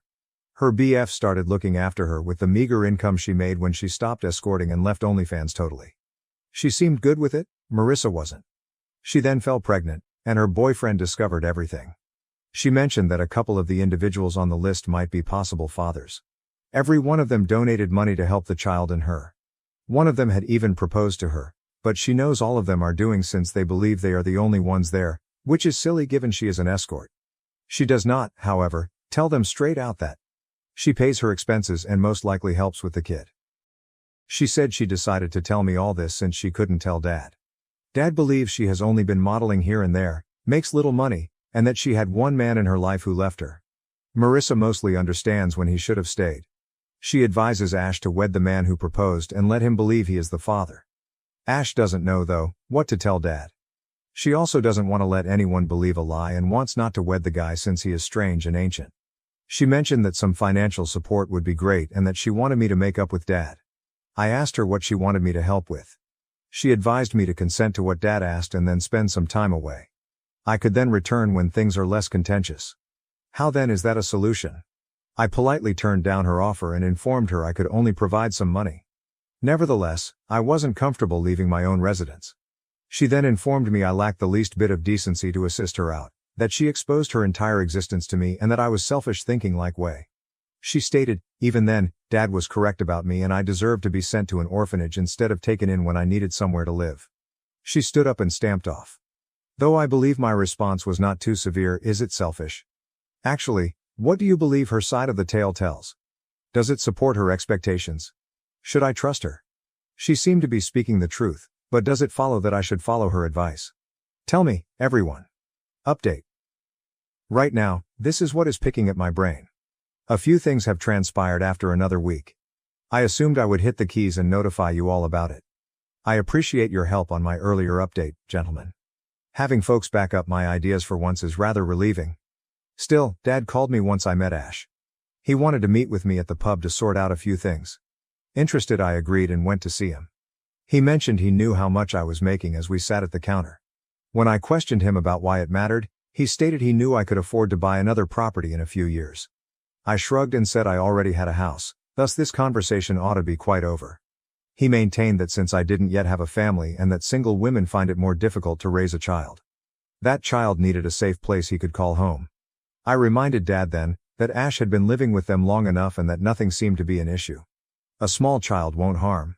I also asked him what she would do, pregnant, living alone in a big house. She needs to be surrounded by others so that she could be looked after, I remarked. Dad surprised me once again at that point. He said Marissa and he would move in with Ash into my house. My hearing let me realize something. The bartender laughed sarcastically before I could react to that. Dad objected and inquired about what he found so humorous. He said, Ash. She uses everyone, he remarked, then tosses them away. He nodded, declaring he was her lover when my dad questioned him about who he was referring to. My eyes opened, so this was the man. Dad balled his fists and asked the man why he felt it was acceptable to establish a family he couldn't sustain. He spoke angrily. Holding his hands up, the man informed Dad he had no bearing on the family issue. He also showed no desire in rearing a child not of his own. Dad pushed him to say why he felt that. He grinned and explained that although Ash still got pregnant, he had a vasectomy last year since he didn't want any children. He also discovered her driving off with several males following her lies on her whereabouts. Then he learned she had an OnlyFans page. He found none of it believable. That was the last straw for him when Ash at last told him they were expecting. He couldn't have a child, hence it verified everything. Knowing this, he told Ash she had been cheating on him all through. She let the truth fly free. While my ears were focused on Dad's voice, all I could see was his face moving from wrath to disbelief to disappointment. He shrugged and informed us she owed Ash money, time, honesty, at least love. He owed nothing else. He stated he was unsure whether Dad knew any of it, but he knew no dad would be ashamed of a child like that. Dad stiffened his lip, got off the stool silently, and turned away. He texted me later that evening, saying he had to go get Marissa from her yoga session. I'm not sure what happened after that, but I'm sure it was something as Ash was at my door sobbing the very following day. I wrecked everything, she informed me. To stifle a scene, I drew her inside and calmed her down. I told her I told Dad nothing. It was her boyfriend, the bartender Dad and I had visited. Then she told me Dad advised her to stay at home and stop everything. He claimed he never expected she would turn to such methods and felt disgusted by her. He advised her to pick a decent man and straighten her behavior. He also noted that these days her chances of meeting decent men were somewhat limited. I hugged her and listened to her. Dad had just returned from seeing me when he confronted her, so she stated she was sorry believing it was me. I forgave her, then she returned home. She added that Marissa was really quiet when Dad was discussing wonderful women and their loyalty, like she couldn't say anything, while she was raging and telling me how terrible she felt. Ash stated it's among the topics Marissa avoids talking about. She answered that Marissa couldn't have an opinion since she is yoga, so I asked her what she meant by that. I could only grimace in perplexity before Ash carried on crying as she related what else had transpired. Yoga, said stayed with me. Actually, what do you suppose happened? Will Ash still be Dad's pride source? Nobody has approached me ever since. Still, I will see and let you all know. I know y'all probably didn't expect me to get back to you so soon, but I couldn't help it. Update. 2 days after my last upload, and I am here for the ones inquiring. Although Ash's ex's name is not important, we may call him Bob. This is the fresh bit. I saw Dad the day before yesterday. I informed him I had some decisions made. I said I was ready to let Ash use a room and I wanted to assist raise her child. I would be fine paying for the diapers and other supplies, but she needs to start working right away. Dad informed me then that nobody would be with the kid, hence I advised her to attempt working from home or freelancing. This time, Dad wasn't his usual nasty self.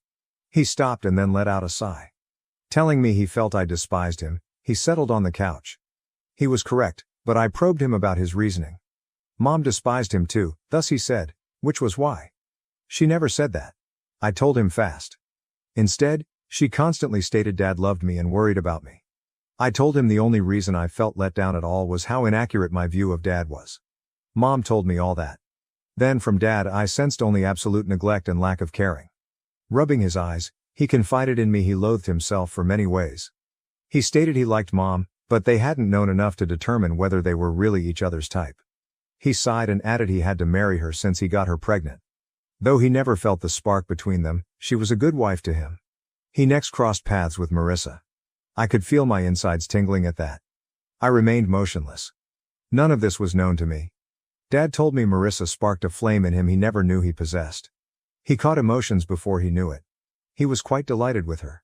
Marissa became pregnant too before he could negotiate his way through rights and obligations. She was pregnant, therefore it was too late even if he informed her it was bad. He urged her to wait. He wanted to tell Mom first, but Marissa came to our house feeling nervous. She reported everything to Mom. She explained everything to Mom. Dad took it when Mom challenged him. Mom was really hurt in this quite unpleasant episode, yet even then she remained courteous and requested Dad for a divorce. My parents separated. Y'all, Dad had an affair with my stepmom and got her pregnant. I'm not sure just how much worse this dude could be. Dad stopped and glanced across at me. He stated he had to return me home after spending a good year with Marissa when Mom passed away. Marissa despised every aspect of it. Again, driven by guilt or something, she was worried that Dad could put me before their kid somehow. 3 years later, he sent me off to boarding school, and subsequently I never had to remain home long enough to cause Marissa any trouble. Love makes you do stupid things, he remarked, and I wanted to punch this man in the face, but I restrained myself. Turning back, I found Marissa standing in the gateway carrying a water bottle. She claimed to be just heading to the yoga class. Setting her bottle on the table, she headed into the kitchen. I blinked, then she was back and was through the door before I could think clearly. Numb, hence I followed her out. I grabbed her water bottle to give back to her. She had already got in her car and was leaving when I came out. To help me to relax, I silently sat in my car and gently drove after her. She pulled out from parking outside a yoga club. She turned to glance around her and then began down an alley. She once more turned around and climbed into another car. She kissed and hugged the driver and they headed off. I was hardly able to blink. I locked my jaw, parked, got out, and entered the yoga club. When I asked them about Marissa checking in, they denied providing personal information. I insisted I was at least told if she were there, saying I was frightened about her. They informed me they had no customers under that name. I returned to my car and waited. I have no idea what came over me, but I started filming when the second car rolled in. Then slapped her butt as she happily headed to the parking lot when a man got out and opened her door for her, hugged her and kissed her. For yoga, Marissa, so much is different. I left before she arrived at the parking lot. My dad cheated on my mother, thus he is currently being cheated on as well. Karma is. Dad has phoned me several times, but I didn't answer. All I want right now is go and question Marissa about it, so I'm going to see what happens. Should I change? Hello y'all, I believe this to be most likely the last update. And I know it's a week late, y'all anticipated it to be sooner, but so much occurred this week. I first managed to man up and approach Marissa. I went when Ash was asleep and Dad was not home. Was she scheduled for yoga that day? She claimed to have it every day, on Sundays included. Cooking spaghetti in the kitchen, who was her yoga teacher? I asked her. She chose a name at random. Was that a guy? I asked her. Saying no, she chuckled and asked, why would I take a boy? She had a female instructor at the club she visited, so I told her it was odd since none of the other clubs had female instructors. She corrected me, but her voice startled me and her hands were no longer swirling the pasta sauce. They told me I had joined the club yesterday. I told her that. How could I know where her club was? She asked. I informed her I visited last time following her. She let go of a spoon. I grabbed it, and she spun around. What are you getting at? She asked. I then informed her what I observed. She disputed it as was natural. I mentioned I saw it with my own eyes. She shrugged and said Dad would never accept me. At least he would believe his own eyes, I told her after pulling out my phone and running through the footage. She stood stunned and spent a minute not speaking. Her face then relaxed, and she carried on cooking noodles. She stated it was useless now. She was already preparing for a divorce anyhow. My eyes grew wide. This woman was horrible. My dad deserved all of it, granted, but oh, she's a serpent. She informed me that her sweetheart of 3 years ago is the man she visits at the club. When it was safe to do so, they resurrected their passion.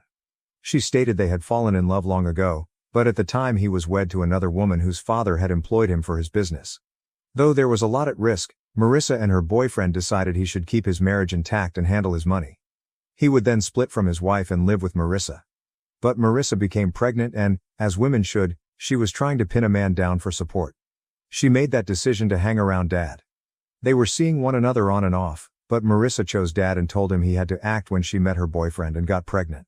She had to handle things herself since he developed cold feet, and that's when she spoke with Mom. She's good right now. Her partner is a widower and has a business. She said women should do what they can, kid, and turned around smiling.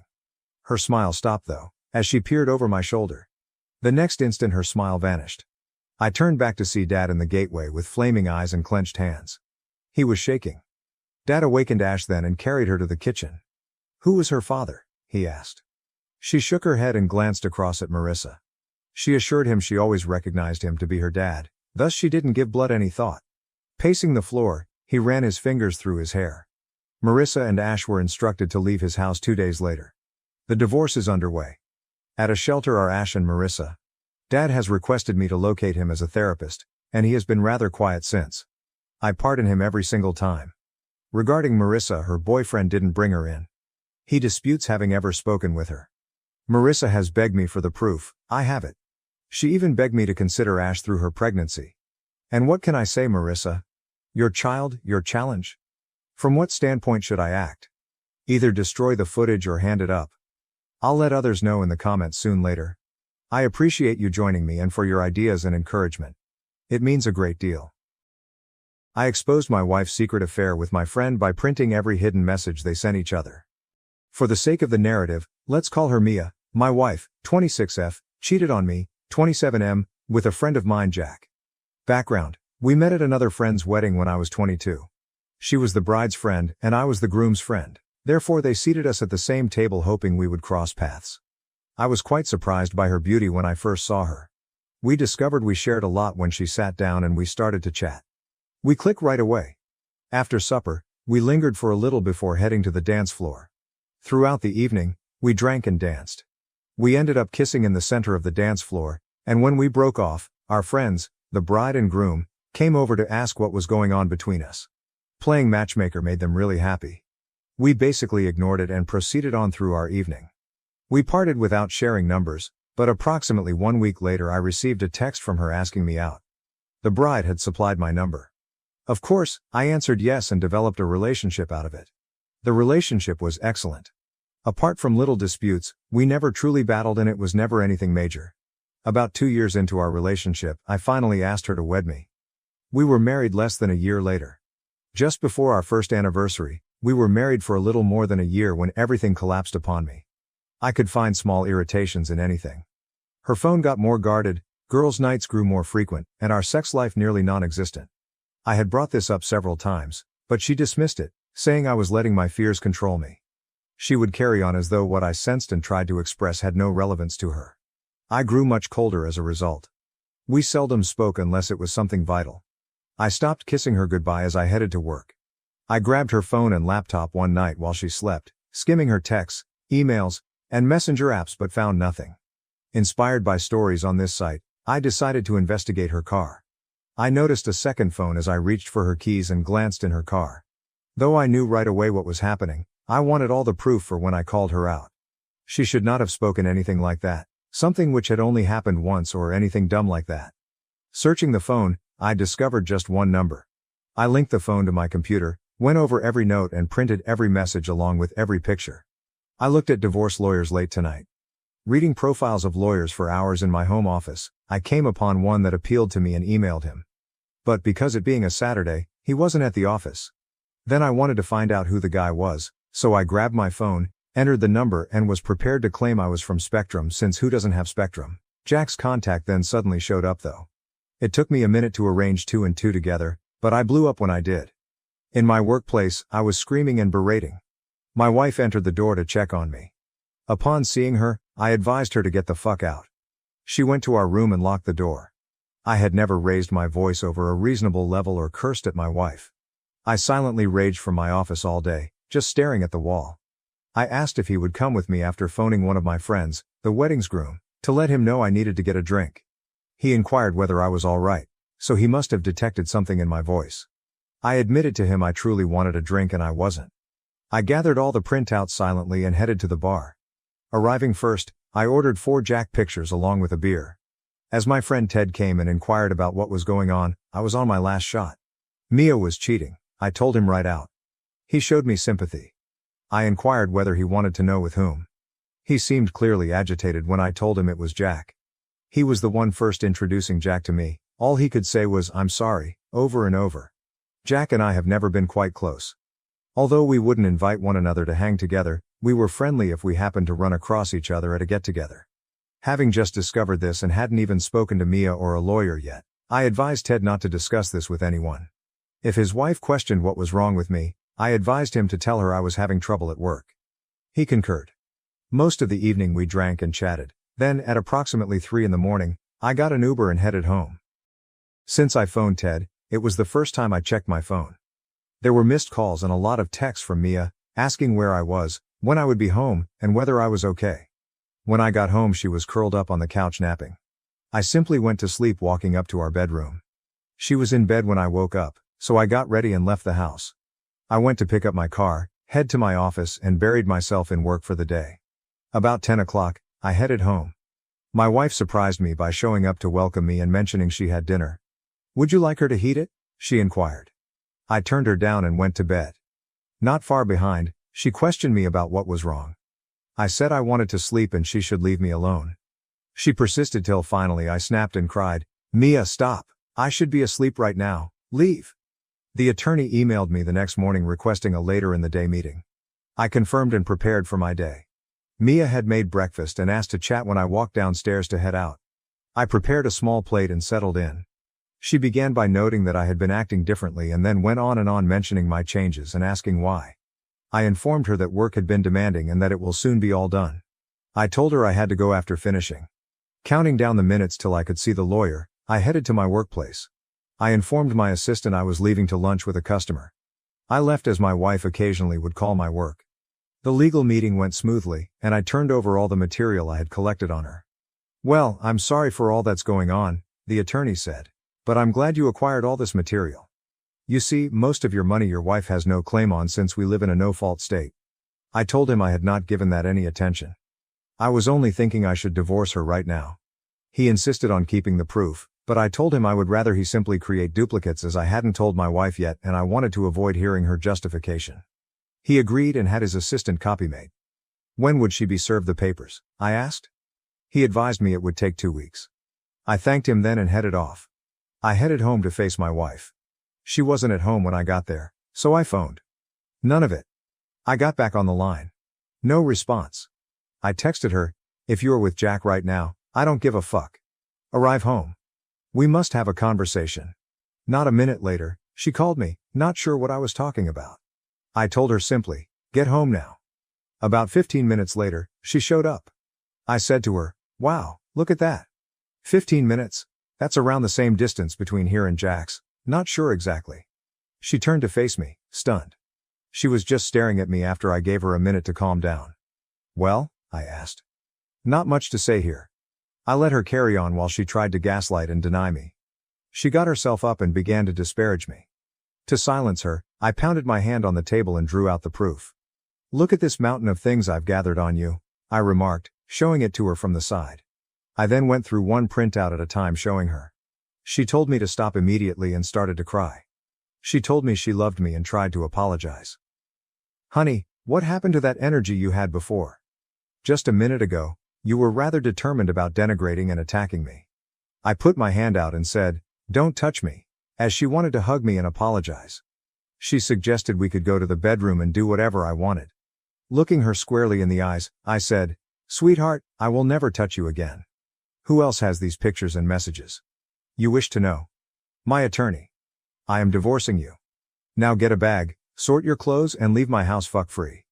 That was 3 days ago. I haven't heard from her since. I apologize for the length of this and any spelling mistakes. For people who have been where I am at, what can I expect from here? I appreciate you looking over this. You all gave me a lot of advice after I uploaded the first section of this, so I mostly followed it. I meant to conduct some damage control in my life this morning, hence I made a doctor's appointment to be examined for STDs. 2 days from now is that appointment. I then began calling every person close to me. My father and a few pals. They have all been quite helpful, providing their own guidance and inquiring as to if I require assistance with any one thing. But I turned it down since I had this garbage locked on. I then got on to calling her family. Thanking them for letting me into their family, I emailed her mom and dad saying I was appreciative of all they had done for me. But I told them I will really miss them tremendously since Mia and I are divorcing. Not really. They were somewhat smothering, and even if they are wonderful people, I'm glad I'm free from dealing with it. I next advised them to feel free to ask questions should they have any. After not getting back from them for some time, I turned to Mia's sister. This kind of hurt since I knew it would sour her sister's friendship and we were excellent friends. Saying, "Hey, I'm sorry to have to text you this, but Mia and I are going to get divorced and I wanted you to know. I want to thank you. You embraced me as a brother right from the beginning. I will be here should you ever need anything from me." Her parents answered back at the same moment I sent the SMS. The dialogue proceeded as follows. Parents. We regret learning of this. Whatever happened? Why has Mia not spoken to us? Mia has been in an at least 1-year-long affair. I suppose it began before our wedding. She hasn't gotten in touch, and I'm not sure why, but you should phone her. She went from the house. She would have gone to you, I reasoned. Parents. We have not heard from her. We'll give her a call. Thank you for informing us. Are you really positive she was having an affair? I'm upbeat. Parents. We're really sorry she did that. You found their books. We will try and contact her. I took care of her family, then went on to Jack's fiancé. I know it was mentioned in some of the comments. I'm not sure whether I told you all he is engaged in the first section. I assumed this would be challenging, that Mia and Jack would have hatched some grand plans, but either Mia didn't tell them I discovered or they are just morons. About 2 o'clock, I texted her and asked whether we might get together for something like coffee. She accepted around 2:05, and instructed me to meet her at some terrible hipster coffee shop across from her workplace at 2:30. Arriving first, I ordered my awful coffee and waited a few minutes. She arrived and joined me after walking in. Placing her order, I said to her, "I'm simply going to blurt it out.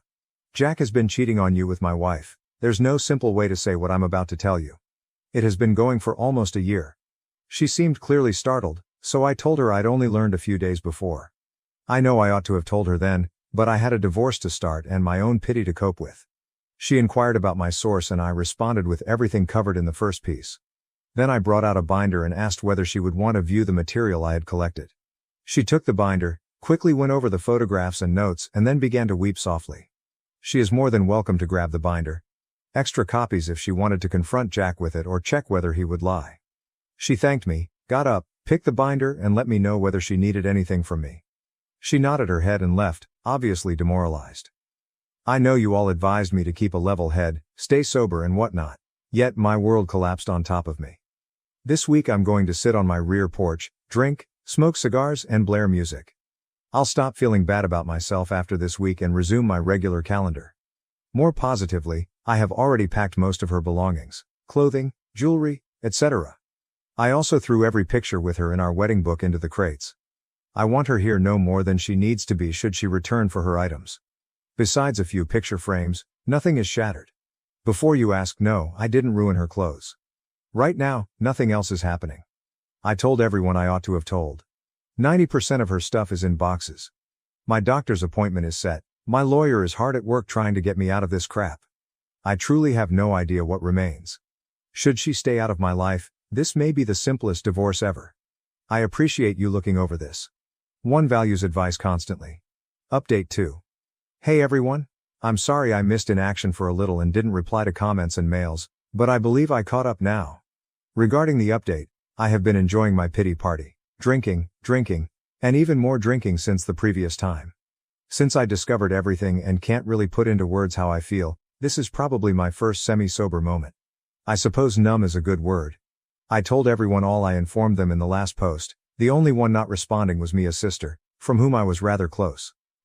After writing the update, that evening I carried on my drinking spree, passed out on my back patio with a bottle and several beer cans all about, and woke up to the fragrance of breakfast cooking. Oh Christ, Mia came back and thinks breakfast is going to make up for what she's done, I first thought. Surprised, let's name Mia's sister Emma, I built myself up into a fury, flung myself from the chair, ready for a yelling match. Emma hurried to me and wrapped her arms around me when I stood there momentarily attempting to cool myself. She realized I was awake. She said nothing. She just took my hand, walked me to the table, and set a plate in front of me. She told me how sorry she was while I ate and that when her sister showed up at her place she simply stated that we were having issues and that everything would be good in a few days. She then informed me that when I texted Mia regarding the divorce, she asked Mia, if it's fine, why is he divorcing you? Mia apparently simply broke down and told Emma everything. I laughed and added, there's no way she told you everything, then went on to relate all that had happened.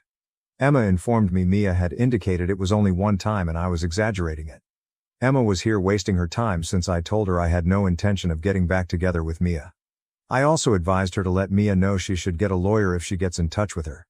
Emma chuckled and remarked she was here for me, not for her sister.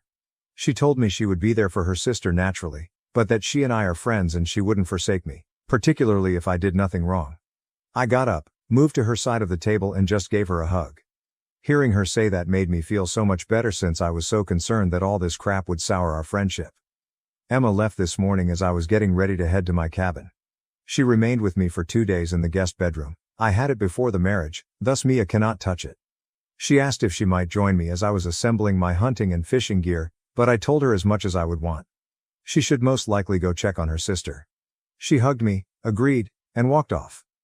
Emma is really appreciated for being there for me. Before any of you claim she's into me, she isn't.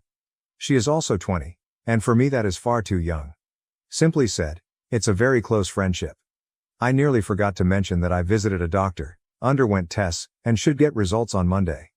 A couple times I have personally contacted Jack's fiancée to just check on her. She says she's good but she has no idea what to do.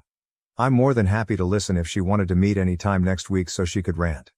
I really appreciate all the appreciation you have given me as well as reading, getting in touch. In my life, you all have been a lighthouse during a somewhat dark period. The only thing I can advise any of you experiencing this is to put your head down and concentrate on what you truly want. Whether it's reconciliation or divorce, make one at a time goals. For me, it was lawyer first then doctor, telling all those close. Keep it off of the internet though. Set time also to release your emotions. Thank you once more. Apologies. These updates always seem so long. Update 3. I discussed Emma visiting my place and spending several days in my prior post. She left when I was headed hunting from my cabin. Positively, I scored a buck, a good, big 8-pointer. I'm very glad I acquired him on my first day out as it allowed me the remainder of the time to go fishing. I fixed one dinner and killed the other since I only caught 2 but they were good size. I stayed at the lodge cleaning my deer and savored the natural surroundings throughout. Apart from 2 glasses a day, I traveled sober as promised. My drinking was just for last week. On to the last couple days now. My doctor called and I'm all clear. Though Mia and I haven't had much enthusiasm in a few months, it's not really shocking. All the same, you never know. I contacted Jack's fiancée but didn't hear back for some time. She answered finally, saying she is currently staying with her family. She didn't really go into great depth, but her being with her family, you could only guess as I do, that things are not going so well. At least she's with family, protected, and with all the help she might require. All she needs to do, I reminded her, is reach out, if there is anything I can do. Naturally, I accepted when she invited me to meet and get coffee the next day. We convened at the same horrible hipster coffee shop the following day and spent almost 2 hours chatting. We discussed all that Mia and I had gone through. She wanted to know if I was divorcing, if I would be reconciling, or what steps I was following. In my book, I informed her, that's it after someone cheats. The degree of selfishness and disdain required to cheat, let alone for a year, showcases clearly her lack of concern for me. What was her plan? I questioned her. She confided in me that she is perplexed about everything and that all she believed to be factual turned out to be lies. Whether to go on or to forgive him, she wasn't sure what her next action should be. You're a better person than me if you can forgive someone for cheating on you for that length of time, I advised her. She told me all of her family was advising her to forgive him and then get married. Just because it's what your family wants doesn't mean you need to follow along, I advised her, being direct. Then I said, Jack cheated on you, his fiancée, with my wife. He clearly doesn't give marriage and what it all implies any thought. Should that not convince you he is not marriage material, I am not sure what else does. I advised her to follow her moral compass and not let anyone else except herself make choices impacting her life. When I found out, all I could do was consider how my heart could fool my head into thinking of some way I could accept it and forgive Mia, but I just could not do it. I claimed too that I only spoke with one individual, but that I had already decided and that nobody could change my mind. When you stayed with your family, you had a very decent notion of what you were going to do, but you let too many people in and they all interpreted it any way they wanted. I ended by telling her all she had to do was trust her gut. Her heart and brain will constantly lie to her.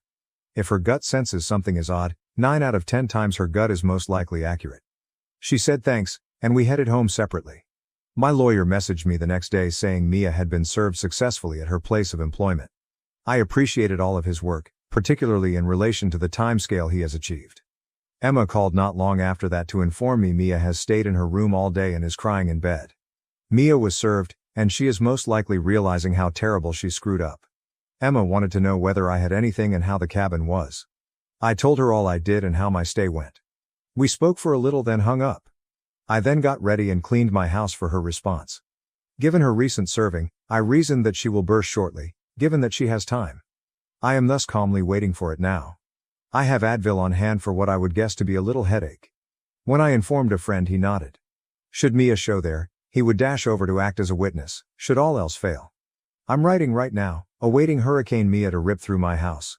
Should she or when she does, I will forward another update. I appreciate each of you reading. Update 4. About an hour or so after publishing yesterday, I was waiting for Mia to show up at the house and go ballistic. Though given all that has happened, I never truly knew the woman. I had no real reason to believe she would behave. I checked every camera I had set up, inside and outside, to make sure they were running as they should. Telling my friend that Mia was served today, I told him he should get to my place right away should she show up. Thanks to this woman, I am not going to jail. Turns out I was correct since Mia arrived at the house screaming to allow her in and banged on the door. Mia was pounding on my door, so I called Emma and my friend right away to get here. She was shouting every name in the book, berating my name, imploring me to allow her in and wondering how I could be so callous. She's not incorrect, as all I could do throughout the time she was screaming and pounding on the door was giggle. Then I questioned why she didn't just stroll in since, at least from what I knew, she still carried keys. My friend arrived still screaming and cursing, so he started to record on his phone and stayed in his truck. But these morons brought Mia's buddy, his wife, with him. She thus came out and aimed to cool Mia down. She approached Mia, arms around her, attempting to get her to talk, but Mia then slapped her across the face, shouting at her to mind her own business. That led my friend, who now has a video of it, to call the cops. Till the cops arrived, Mia kept screaming and cursing. She put much effort on portraying the victim when they did. She started to weep and tell the two cops I hit her and threw her out of the house. Mia was yelling and pounding on the door when my friend and his wife arrived at the house, so they verified that I hadn't followed her advice. Officer was done chatting with my friend and his wife, then he came to my door. Mia remarked, "There, that's him," when I opened it. "He struck me. I want him taken into custody." I told the officer I could prove she was lying to him, all I needed, so she started to put me in cuffs. Stopping, the officer instructed me to show him the view captured on the exterior cameras.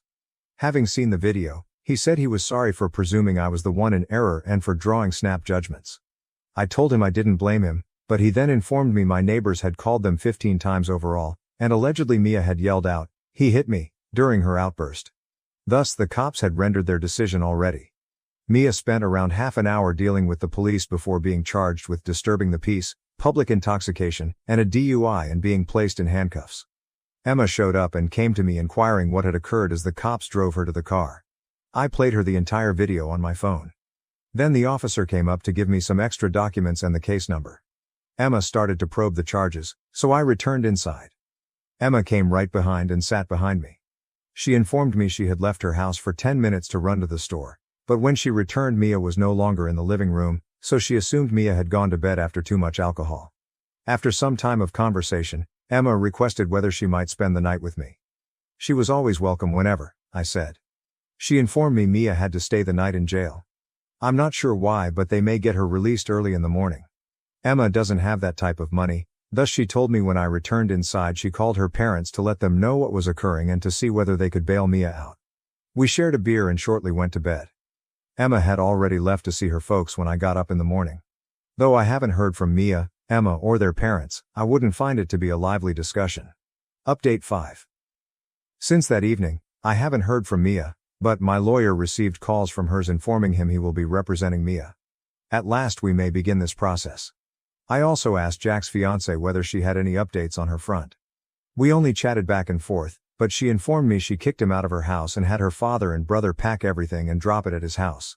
She stated she just wanted to put all this behind her and go on. Her dad and brother wanted to beat him, but she urged them not to. She said her close friends are available for her when she needs them and thanked me for checking on her. I emailed her the link to my Reddit page so she could view all the help you all provide her and to her. Friday, the instant I left the office, I ran home. I had intended to spend the weekend back in my cabin. Emma was in my driveway when I showed up. She had a list of what my wife expected and intended to obtain from her sister. I quickly went over it and all except one object was already in a box or sitting in my garage just waiting to be picked up. I informed her I'm not carrying or touching anything from here. I want to avoid liability should Mia wish to claim I damaged her belongings. Right now I'm heading to my cabin and don't have time to deal with Mia's crap, so I told Emma I would pay for a moving company to come and box all her stuff. That would be fantastic, she added, and hoped I enjoyed myself. She piled a box of Mia's clothes in her car. Then she turned to me and asked whether she may tag along this time. Sure, why not go back home, drop off the box and pack a bag for yourself, I asked. She was dragging up by the time I headed to the shop and loaded the truck. I shut my house and started Emma toward the cabin. The weekend turned out rather perfectly. I understood what a gem that location is when I was last visiting there. It is totally secluded and has a great perspective, thus I am free from dealing with people. Here you may really rest and breathe in. I phoned a moving firm on Monday, and by Tuesday 3 men in a large truck pulled up and began loading. As they closed the box and picked it up, I had every box opened. As the movers loaded all the furniture, I photographed every piece. I tipped each of them an extra $50 and thanked them all for letting me live. I then proceeded on with my day and submitted all the recordings and photos to my lawyer. The house looks empty yet also spotless without all her possessions. My lawyer advised me not to throw away anything that would be deemed shared when I started this process, hence I kept most of the furniture in a storage facility. Since she departed, I have been sleeping in the guest room. So, up until I started writing this piece, I had been shopping for entirely new furniture. Now that I have the garage, I most likely will be storing most of the stuff there. Even if I win the house in the divorce, it has too many negative memories, thus I won by not keeping it. Update 6. My last post was quite some time ago. Between finishing this divorce, handling my soon-to-be ex, and coaching these children, I don't have much free time at the moment. Quite a lot has transpired, hence this may be a long post. Please be patient. A few days after the movers delivered her items to Mia, my attorney received some documentation stating I damaged her items and that I would pay her $1,500 or she would be bringing me before court over it. Asking exactly where the damages she claimed I caused, my lawyer sent hers all the footage and images. All this does is tell the judge how unhinged she is, and it might be a headache now, but when it's time for court, this will all be perfect evidence, he said. Her attorney wasn't prepared for my level of meticulousness or for me photographing and recording everything. I was, for some reason, pulled to this page and read all of the horror stories of the things people's previous husbands did to them when I learned of my wife's affair. I absolutely refuse to be another one of those stories. I wouldn't put anything past her at this point. I have practically every consequence and accusation she could make ready for her. Mia had called once every other day, but I never answered. I merely forward her voicemail to my lawyer.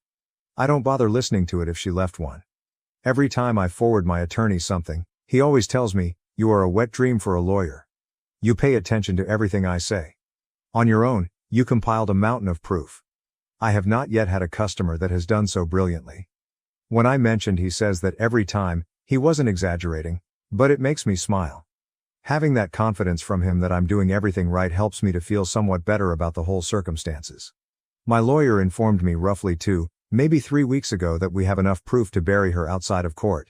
Should it fail, it would reflect well on us for efforts. We thus scheduled a meeting in a neutral lawyer's office a week ago. He advised me before we met, don't react to anything Mia might say. No matter what. Should it go before court, everything we do would be noted for a judge to review. Early in the morning we arrived and headed into the workplace. She was already there waiting with her lawyer, shockingly. When we arrived, the lawyers began chatting to one another. Silent sitting there, Mia and I waited for what was to come. Mia's attorney began by inquiring about our offerings. Mine laughed and declared, "With a mountain of proof of the affair and Mia's inappropriate behavior later, the only thing we'll offer is half of the selling price of the house and half of the savings account. That beyond what any court would award. You will be departing with basically what you entered into the marriage with." He then turned straight toward Mia and said, "If you choose to go to court, I will publish every message, making you read it all out loud. I will then post every picture up for all in court for viewing and ask you to meticulously explain what you are doing in each one. Then I'll mention your most recent accusations and show the footage captured that evening." Looking at me, Mia started to cry and asked whether she could do anything to right this. "You have been cheating on me since before our marriage?" I remarked. "I can only show a few weeks before the wedding. I imagine there was far more. Nothing at all could possibly help me to forget or pardon you for what you have done. Sign the paperwork. It's more than you deserve and I want to be done with this whole hoax you produced." She had to excuse herself to the bathroom and shed terrible tears for 15 minutes. She still was in tears when she got back, but she signed the paperwork and left not long after. Everything will be filed in roughly 1 month, hence all I will have left to do is sell the house. I appreciate everyone reading and all of your wise counsel. Though I could be mistaken, I do not see anything else occurring. Should it, I will let you know. But most likely this will be my last post, hence once again, thank you everybody. I hope what occurred to me benefits at least one person else out there. Fiancé vanishes after leaving me with his sick son. Now his parents have disowned him and given me their house. For over 8 months now, I, F32, have been engaged to my fiancé, M38. For the past year, we have shared accommodation in his house. From his former marriage, he has a 7-year-old autistic kid who suffers regular illness. The lad requires much extra care and attention. My fiancé received a call from his ex-wife last week from another state, around a 6-hour drive away. He informed me he needed to go assist her since there was some kind of emergency. Although they don't often interact outside of talking about their son's care, I was shocked. Nevertheless, I knew that crises arise, so I said okay. That same day he left, declaring he would most likely return in 2 to 3 days. He still hasn't returned after 1 week. Every day I have been phoning him, and he always says the same, he will be back shortly and it is taking longer than intended. He never provides me any specifics regarding what is really happening though. I am here alone looking after his son in the meantime. It's rather difficult. Though I'm not equipped to manage his particular requirements, I still care about the lad. He experiences meltdowns for which I have no idea how to control. He has been sick with a fever for the past few days, which is frightening since I do not know his medical history well. He needs help with simple chores that I am not always sure how to accomplish. Every day I'm growing more agitated and concerned. Why won't my fiancé inform me about the emergency's nature? Why is that so slow? I'm beginning to question whether something else is going on or whether there is truly an emergency at all. When I ask him straight what the issue is, he responds evasively, saying, "It's complicated," or "I'll explain when I get back." Not sure what to believe. He's shielding me from terrible news, but another part of me is dubious that he may be lying about the whole event since I feel as though something significant has happened. Dealing with his son around the clock wears me out. Though this is far more than I signed up for, I love the boy. I am not his parent, hence I am not suited to be his only caregiver for a long run. I worry I might do something wrong and botch up. Furthermore, upsetting me is my fiancé's lack of apparent awareness of how challenging this is for me. He hardly asks how we're doing when I phone. He has not volunteered to return or forward someone else to assist. Like he has forgotten about us. What to do is unknown. Though I'm at my wit's end, I can't leave his son alone. Though I'm scared about overstepping or creating trouble, I'm thinking about phoning the parents of my fiancé to see if they might come help. If there is a legitimate crisis my fiancé is handling, I also want not to humiliate him. Am I overreacting? Should I be more patient, or is this as strange as it feels to me? I am beginning to doubt our relationship overall. What does it say about his dedication to me and our future if he could simply leave us like this without saying anything? I would much benefit from any guidance. Has anyone found themselves in a similar circumstance? What action ought I to take? Yes, this exploded overnight. I appreciate your replies and support overall. I'll try to address some often asked questions. I have tried texting him, yes. He answers, but in the same evasive manner. No, I do not have his ex-wife's contact information. I have never run across her. Although his son is in special education, right now school is off for summer vacation. Part-time from home, I have been able to look after him around the clock. Together for 2 years overall, my fiancé and I have for much of that time, I have known his son. Yet I have never been left alone with him for more than 1 day before. Many of you advise me to run a welfare check by phoning the police in his ex-wife's city. Though I'm thinking about it, should a family emergency arise, I worry about starting trouble. I believe I should let him 1 more day to provide me with a proper justification. If he doesn't, I'll attempt first to call his parents and then think about phoning the police. A few of you have wanted further history on our relationship and his past marriage. I will relate what I know. My fiancé spent 9 years married to his ex-wife. When their kid was 4, they divorced. From what he has told me, their split was much influenced by the burden of raising a child with special needs. Depressed and feeling overwhelmed, his ex-wife battled. They chose to split even though they first considered counseling. Though it wasn't very nasty, the divorce wasn't really neat either. Their differences were mostly related to how their son was cared for and housed. They finally decided on my fiancé having main custody. His ex visits 1 weekend a month and for 1 week during summer and winter breaks. According to my fiancé, his ex-wife struggles with his requirements even if she loves their son. She agreed to limited custody for this reason. She is usually late, but pays child support. Although my fiancé doesn't enjoy talking about mom, he has noted that since the divorce she has struggled personally. Though he never mentioned specifics, I sensed he meant mental health or perhaps drug problems.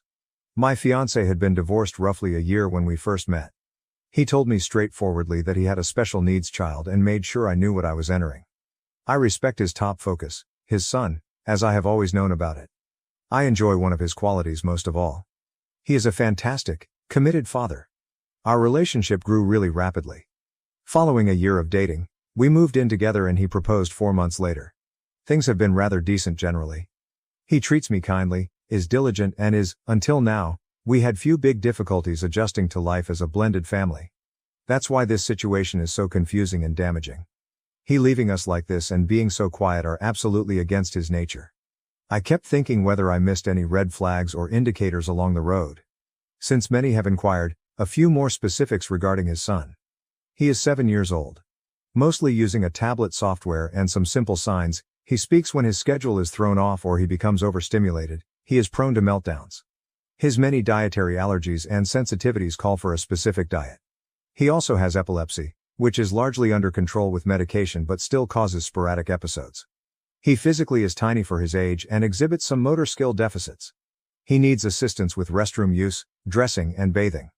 He wears pull-ups at night and occasionally throughout the day should we be out for a protracted period.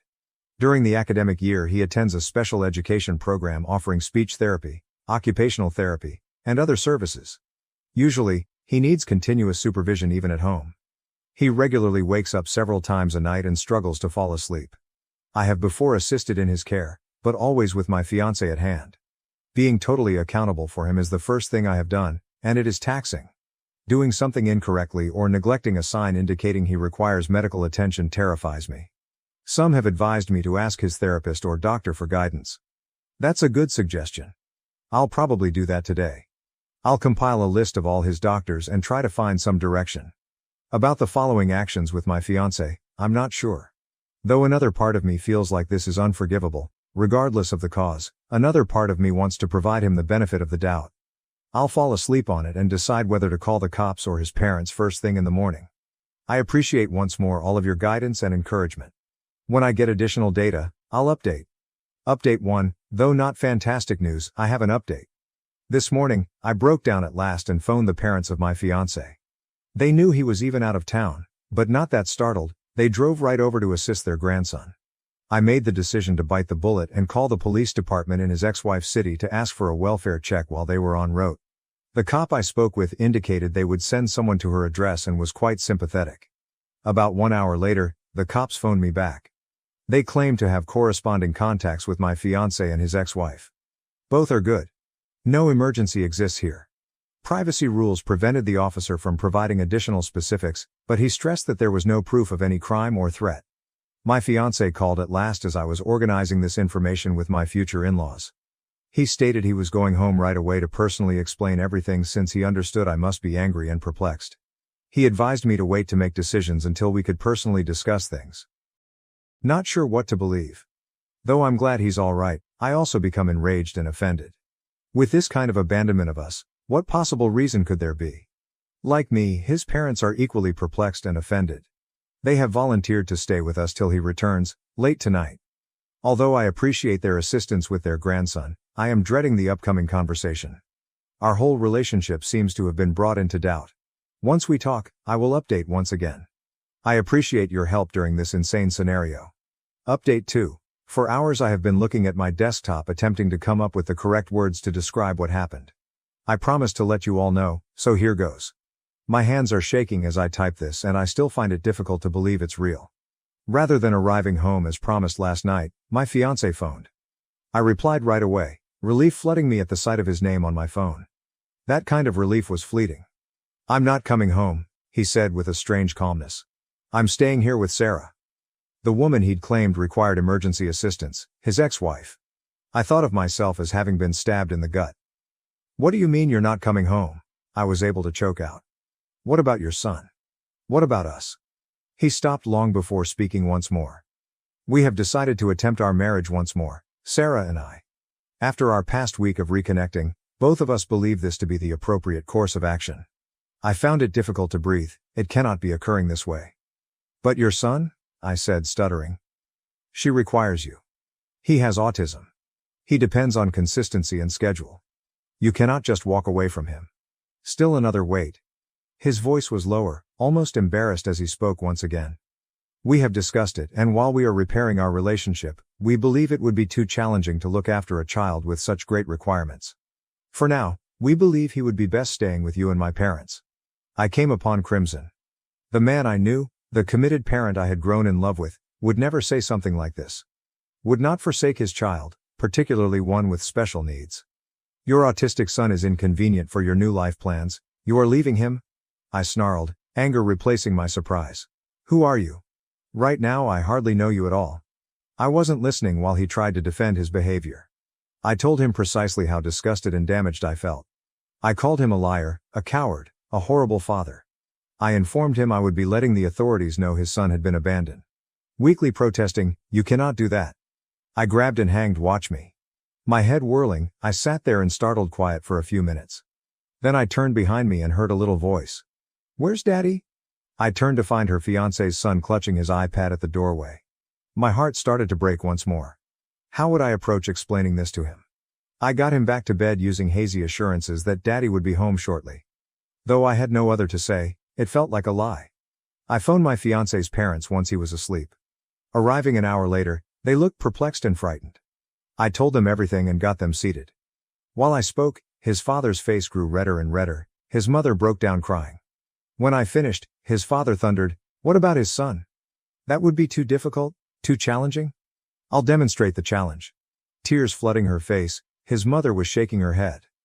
"I don't understand," she said repeatedly. "This is not at all like him. More than all, he adores that boy." Most of the evening we stayed up, alternately feeling loss, uncertainty and rage. By daybreak, we had a strategy. First we visited the police station. When we described the circumstances, the cops were somewhat worried. They stated they would be looking at child abandonment and gathered through statements from every one of us. "We treat cases involving special needs children very seriously," the detective reassured us. "We shall be thoroughly investigating this." We next spoke with a lawyer to go over custody choices. I didn't have legal rights to his son as my fiancé and I weren't married. As next of kin though, his parents might seek emergency custody. The attorney got right on the paperwork. My phone was blowing out messages and missed calls from my fiancé all through this. I paid them all little attention. His voice and his justifications made me sick. His folks settled me down at the kitchen table when we arrived home. Though they appeared worn out and damaged, their eyes gleamed with a steely will. "We have made a decision," his father remarked, his voice austere but emotionally charged. "We're drowning him." I blinked unexpectedly. "Are you clear? That is a major stride." His mother nodded, blotting away a tear. "We cannot respect what he has done, abandoning his child and lying to all of us. It is unchangeable.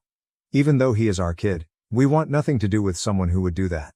Our son raised him better than this," his father said. "I know I can't call someone who would abandon their special needs child son. I'm not sure what's gotten into him." I nodded, too familiar with their suffering and resentment. "We wanted to also discuss the house and our grandson," his mother said. "We want you to remain here for as long as is necessary. We understand this has been rather shocking, and we want you not to have to worry about where to live on top of all else." I started to object, but she held a hand to halt me. "Please let us handle this. We know our grandson trusts you and you have been quite wonderful. If he stays here with you for now, where things are familiar, we believe it would be best. We want him to have as much stability as possible, hence we will take custody but..."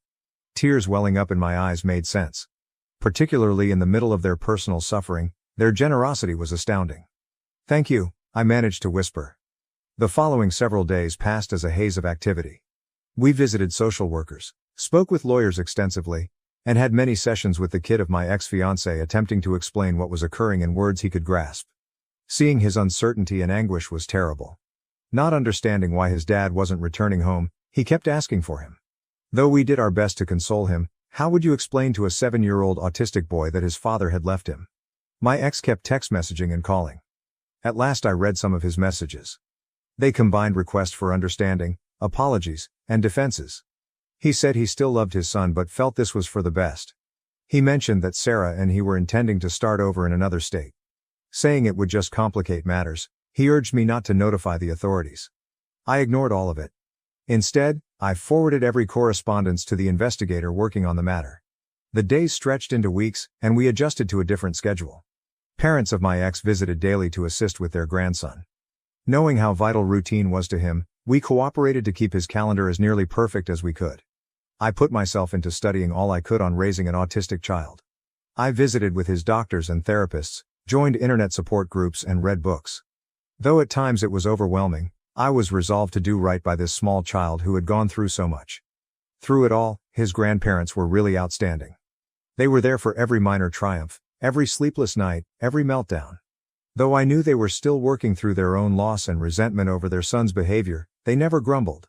About 1 month after everything transpired, one evening I was sitting on the porch after at last getting my ex's son asleep. His granny came out to sit next to me. "How are you holding up, sweetheart?" she questioned softly. I grumbled and ran a hand over my hair. "I'm managing. Though difficult, we are moving toward it." She nodded, stroking my hand. "You are doing a really wonderful job. We really appreciate you staying by our grandson through all of this." Tears were pricking at my eyes. I said, "I love him," simply. I could not see walking away, no matter how hard it gets. She mumbled a sorrowful grin. "That's what it means to be a parent overall. It's unfortunate our son found that incomprehensible." We watched the stars emerge in companionable silence for some time. She finally asked, "Have you heard anything more from him?" I gave my head a shake. "Not since last week." Trying to defend himself, he sent another protracted email. I answered none. She let out a big sigh. "I never thought I would say this about my own child, but now he has to live with the repercussions. He made his choice." I nodded, caught in a mixture of resentment and grief. "I keep wondering if there were signs I missed, if I should have seen this coming somewhat." She put her hand between mine. "Don't treat yourself in such a way. Nobody of us saw this approaching. He tricked every one of us." Sitting there, I started to consider how much had changed in not too long. 1 month ago, I felt I understood the course of my future. I was planning to start a life with a man I loved, be stepmother to his special needs son, and be married. Future vanished from us now. In place of it was something I never would have thought possible. Along with his parents, I was staying in the house of my ex-fiancé helping to raise his baby. Therapy visits, meltdown control, and innumerable little problems occupied my days. Though it was not the life I had intended, I discovered as I sat on the porch that it was one I was beginning to adore. This small child had totally captured my heart since his own father had left him behind. His grandparents, who had every right to leave this disaster, had accepted me as family instead. Yes, there were times when I wanted to yell at the unfairness of it all, but there was also love and purpose and a sense of belonging I hadn't expected to discover following such betrayal. Regarding my ex-fiancé, I have heard via the grapevine that he and his ex-wife did in fact relocate outside of state. The cops are still looking at things. His acts probably have legal ramifications. Though generally I just hope he stays away, part of me hopes he will face justice for what he has done. We are all resolved to show his son the love and stability he requires. He deserves better. I have no idea what the future presents. Though I'm precisely where I need to be right now. Helping to care for a small kid deserving of all the love in the world. I'm not sure whether I can ever completely understand why my ex did what he did. I appreciate all of your help over this somewhat challenging period. More than you could have ever imagined, your kind comments and guidance have meant I want to concentrate on our new family dynamic and give my ex's son all the care he needs, hence I might not update again for some time, but know that your support has truly changed our life. I just discovered my husband has been telling his coworkers I'm his sister. What should I do? I need advice. Throwaway account because I don't use or understand Reddit, but I really need advice from someone not connected to me or my husband. My husband, I'll call him Josh, and I have been together for 6 years, married for 4, and we don't have kids. We have a really healthy and communicative relationship. We're both pretty easygoing and I really love him. He started working at a large accounting firm about 3 years ago, and from what he tells me he loves it there. He's made a lot of friends through his job and he goes out with them for drinks and social events quite often, and I've been totally okay with that. I'm quite introverted, so I've never been interested in meeting his colleagues or work friends, nor have I asked to. I've got my own circle of friends and I'm fine with us having separate friend groups. After what happened yesterday, it only just occurred to me that he has never actually asked me if I'd like to meet any of them, or go to one of his work events. I guess that's important context. Anyway, I'll start with what happened a few months ago, that I had brushed off until now. I was at a bar with some friends for a couple of Friday after work drinks, and a guy approached me. He was there with some friends too. He looked slightly familiar, but I hadn't met him before. He seemed friendly enough, and he asked me, "My name, right?" I think I must have just given him a confused look, because he followed up with, "I'm Jake, I work with Josh." I realized that I recognized him from some photos on my husband's phone. I don't use social media except for a private Instagram, so I'm not sure if he posted the photos anywhere, but we've got a very trusting relationship, so I look in his photos sometimes. Don't hate me. This is where it gets a bit embarrassing. I'm a bit socially awkward, and so I struggled to end the conversation, but he just kept talking at me. I guess he was already a couple of beers deep. But while he was talking, he said something like, "It's great that you guys are still so close. I haven't talked to my brother in ages." At the time I was like, huh? But I just assumed he was drunk and not making sense, so I ignored it. He started to get a little flirty, so I turned to my friends and we left shortly after that. I didn't say anything to them about it and it didn't seem like a big deal to me.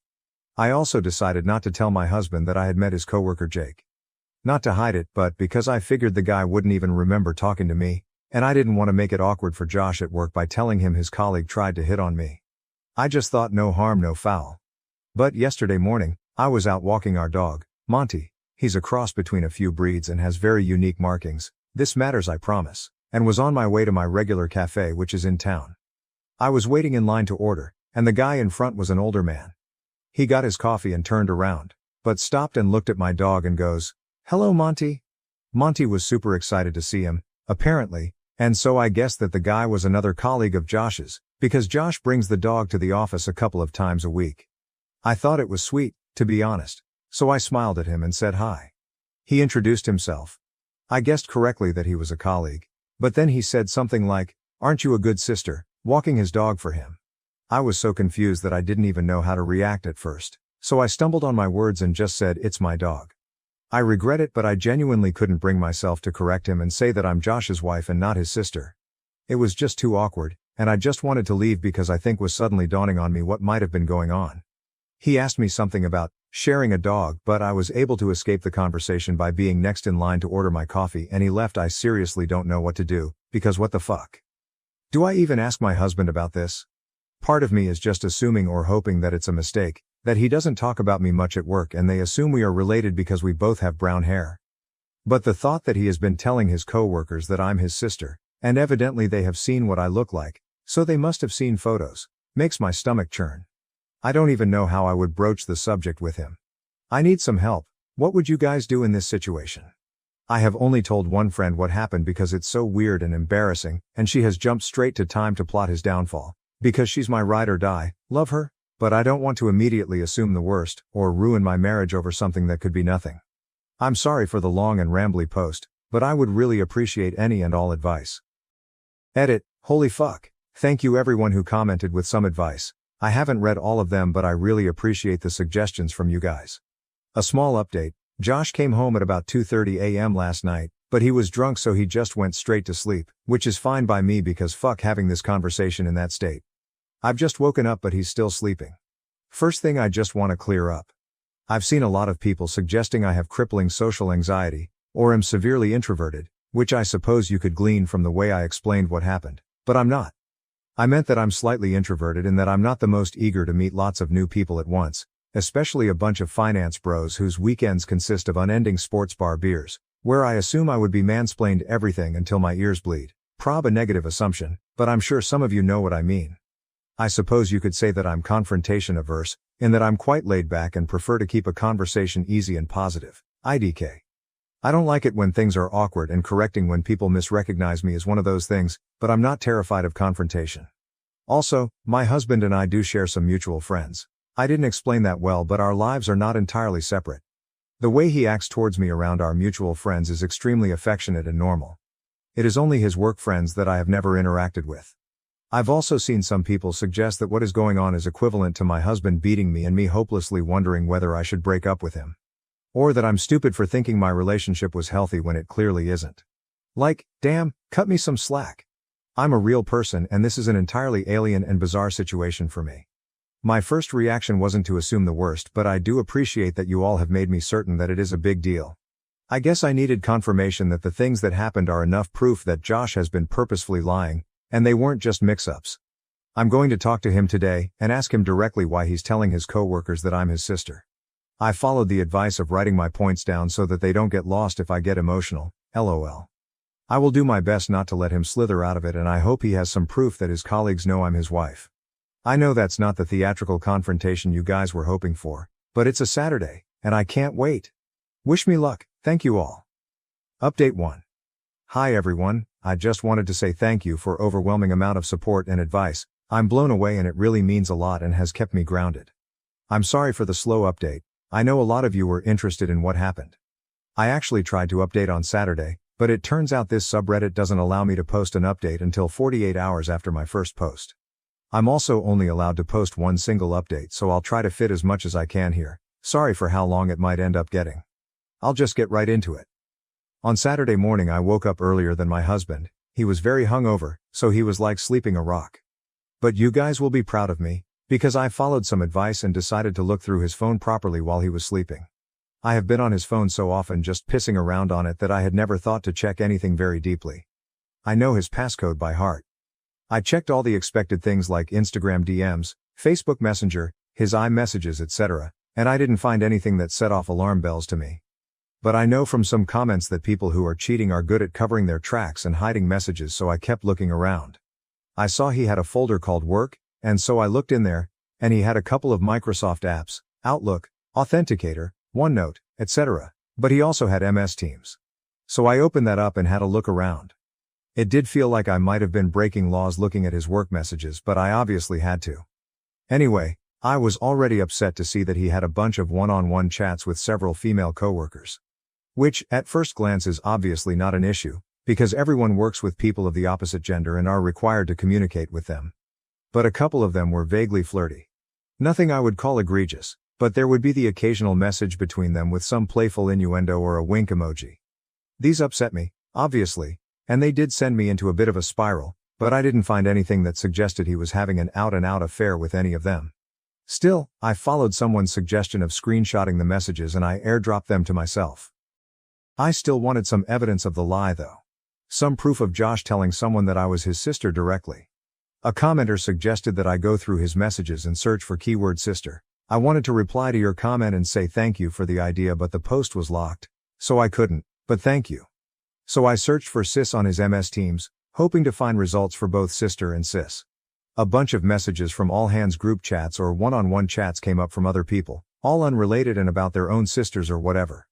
But my heart dropped out my ass LOL, when I saw there was a direct message from Jake, the guy from the bar, to Josh from a Monday a few months ago. Jake's messages said, "Ran into your sis at the bar on Fry. She's single, right?" And my husband had the fucking gall to reply, "Nah, she's married." I literally almost burst into flames on the spot when I saw that. I can't even describe how much I was shaking after reading those messages. Firstly, that I could have confronted Josh about this months ago. I was, and still am, so furious with myself for that. Josh would have been fucking praying I didn't remember meeting Jake or that I wouldn't mention it, and he would have been counting his lucky stars that I never did. He probably thought he was hot shit for getting away with that, and I nearly burnt a hole through the floor thinking about it, LOL. But secondly, I was just in shock that he had the balls to tell this guy that I'm the one who is married because he doesn't want anyone having it on with me, but he is allowed to coyly flirt with every fucking woman in the office. Anyway, I kept going back through the search results on his MS Teams, and eventually I got as far back as 2-ish years ago, and I did in fact find a message from Josh himself to a group chat. It said me and sis in Nusa Dua. I clicked on that and saw that he had sent it alongside a bunch of photos of him and I from our holiday to Bali. We went to Bali for our second anniversary. I thought he probably chose those photos because he's shirtless and had been working out, so he looked hot in all of them. I was in tears seeing all of this, obviously. I took screenshots of those too and airdropped all of the screenshots to myself. Needless to say, I was devastated, and still am, to see all of that. I am still struggling to even process it at all. But that all happened on Saturday morning, and I immediately took myself to my friend's house. I'll call her Sophie. I went to her place to cry it out and show her what I found, and she was extremely supportive and probably more furious than me, LOL. At around 1:30 p.m. I got a phone call from Josh, and I hung it up immediately. He sent me a few messages along the lines of, "Where are you, baby? I'm ordering food, want some? Sad to not wake up next to you this morning." Guys, I have to reiterate how much I love this man, and how fucking heart-wrenching it was to see him still acting like nothing had gone wrong. It took so much willpower to not just pretend none of it had ever happened and go home to him. I know a lot of you will yell at me or accuse me of being terrified of confronting him about this, which is not true. Please have some empathy. It takes me time to process my emotions, and I wouldn't have even been able to form a sentence if I tried to confront him immediately after seeing those messages. I needed some time away with Sophie to recollect myself, and so I stayed the night at her place. She ordered us Chinese and she helped me plan how I would confront him. I got a bunch more texts and calls from him as the evening progressed, and I eventually put my phone on Do Not Disturb. Sunday morning I woke up feeling more angry than sad, so I opened my phone and finally replied to his messages. Coming home now, need to talk.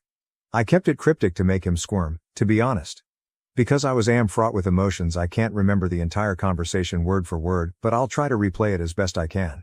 Long story short, I got home and he tried to hug me, but I refused him and we just stood in the kitchen.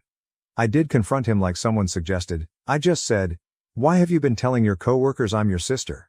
I wish it would have been like a movie scene where the color drained from his face, or he immediately looked like a deer in headlights, but he didn't.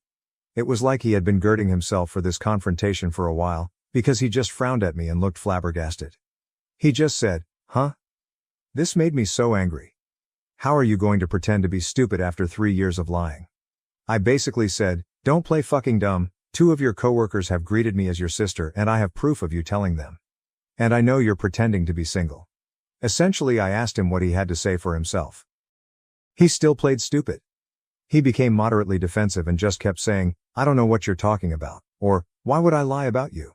I cannot describe how furious I was at this point, but I was in tears. I always cry when I'm angry. So he was trying to comfort me as if I was having some kind of irrational breakdown. I showed him the screenshot of his message saying me and sis, and I said something like, "You tell me." He just said, "I don't know what I'm looking at," and, "I'm confused." I got so angry that I left again, and went back to Sophie's, because it felt like a dead-end road. I didn't think I was going to get him to admit to anything and I was just getting so furious I couldn't continue. He was really upset and in tears, which to me was evidence that he knew he was lying and that he was going to have to come up with some explanation. He tried to get me to stay, but I told him that until you have something to say for yourself, we've got nothing to talk about. At like 8:30-ish, he called me again and I did pick up. He basically asked for us to talk and he said he has some things to say. So I went back to our apartment. He had written out a bunch of stuff on a piece of paper as if he had prepared a speech and sat me down on the couch. He asked me not to say anything while he was explaining himself. I'll write down the gist of what he said in bullet points. He started by apologizing relentlessly and admitting that he pretended to be stupid before because he couldn't immediately think of something to say for himself. He said that immediately after he started at his job, he realized the atmosphere was like a frat house. All of his team members were men in their 20s and 30s that were single and fuckboys, his word. He noticed that the one guy in their team that was married would either get picked on, or essentially excluded from any and all social interactions. That included getting lunch, inside jokes, going out on Friday, etc. These guys were friendly and welcoming to Josh, and he admitted that he was desperate to fit in with them. He hated feeling like fresh meat. So he was scared that saying he was married would alienate him from his coworkers, and at first just never mentioned that he was married.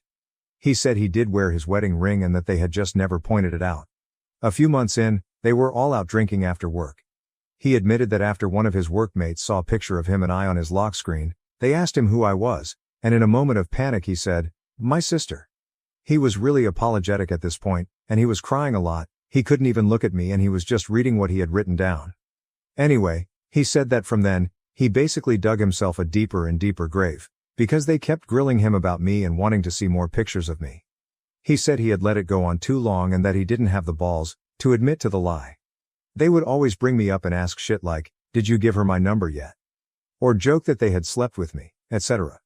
So when he got that message from Jake, he essentially thought it was just him taking the piss, but he didn't like the jokes they were making about me and said that I was married in hopes they would stop. They didn't. He said that this wasn't the first time he told them I was married. In fact, he had said so pretty much immediately after saying I was his sister. He said that those pictures of us in Nusa Dua were the only pictures that he had purposefully sent them and deliberately lied about, after what he called an endless barrage of pestering from his colleagues to share the pics from his holiday. He said he was really ashamed that he did that. He told me that he had never had an affair or even considered it, that the messages between him and his female colleagues were banter and that it was commonplace to talk to people like that in the office. He also said he knows how disgusting it is and he is embarrassed to have been acting like a fuckboy. Again, his word. He concluded his speech by apologizing again, and said that he was disgusted with himself and ashamed that he had lied for so long, but felt like he had trapped himself and that he couldn't find a way to get himself out of it. He said he knows he could have confessed the truth to either his coworkers or to me at any point but that he didn't because he was a coward. He said that he'll confess to his entire office that he lied and that I am his wife and not his sister if I want him to. He said that he will quit his job without a word if it would make me feel better, and that he hopes I can forgive him but he understands if I can't.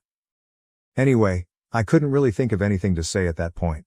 He went to lock himself in the bathroom and I just sat on the couch crying. I still don't know if I can trust what he said, and a lie that extreme is just baffling to me. If he can lie like that, for so long, what else could he be lying about? But his explanation and apologies seemed so sincere and genuine, and I guess to an extent what he said is believable. He has always been extroverted but very susceptible to peer pressure, especially from other blokes. If nothing else, to me, it's a sign of shocking immaturity. Anyway, I packed up a bag and went back to Sophie's, and I'm still at her place as I'm writing this. She said I can stay as long as I need to. I told Josh that I needed time away from him to think about everything and whether or not I believe him or whether I can ever trust him again. He told me to take as long as I needed and that he will still be there if or when I get back, he said. Even if it takes a year. Right now nothing feels real. I'm still dealing with the emotional whiplash from all of this and I can't keep food down or think about anything. I've taken the day off work and Josh told me he's going to take off the whole week. Sophie and my other friends have told me not to make a decision on anything until my head is clear. I spoke to my parents this morning and my mom says it's just a bump in the road, but she and my dad adore Josh so they're pretty biased, lol. That's where I am right now. I'll take some time before I consider my next steps. I can't say whether I'm leaning towards forgiveness or divorce, but those are really the only options. I kind of feel lost in a void at the moment, that's probably the best way to describe it, just emptiness. Thanks again for all of your advice and support. I'm truly so grateful, and having this place to write down all of my thoughts has been helpful to get my mind a little clearer. This will be my last update, unless I make an edit to clear things up. All the best. 3. Facing the truth, discovering my fiancé's deception, just 2 weeks before our wedding and the consequences that follow. I really have to get this off my mind. I feel like I'm going crazy. For around 6 years, engaged for 1, my fiancée Sarah and I have known each other. Our wedding is set for just 2 weeks, and I recently saw something that makes me feel as if I am making the worst mistake of my life. Sarah and I were using tonight a rare chance to unwind at home. While I was out back working on one of my projects, Sarah was in the kitchen preparing dinner. Anyway, as you do when working hard, I became thirsty and returned home to grab a drink. There Sarah was at the counter cooking supper and speaking on speakerphone. The voice caught me right away as Marty, my brother-in-law. This is now where my thinking goes completely distorted. Having been attempting to get in touch with her and she is not responding texts, Marty questioned Sarah where her sister, Evelyn, is. She just left here. She should be home in a half hour or so, Sarah says to him. It should be mentioned that Evelyn is the 5-year-old wife of Marty. I have to admit that I went into the kitchen, got a glass and asked Sarah, what was that all about? Not right once registering what she had just said. She said, Marty was looking for Evie. Seeing her texting, I inquired, what are you doing? She says, I'm texting Evie that Marty was looking for her. Still, I pour myself a drink, settle down, sip and then at last my brain kicks in. First of all, I heard Sarah tell Marty Evelyn was here. Evelyn was not here.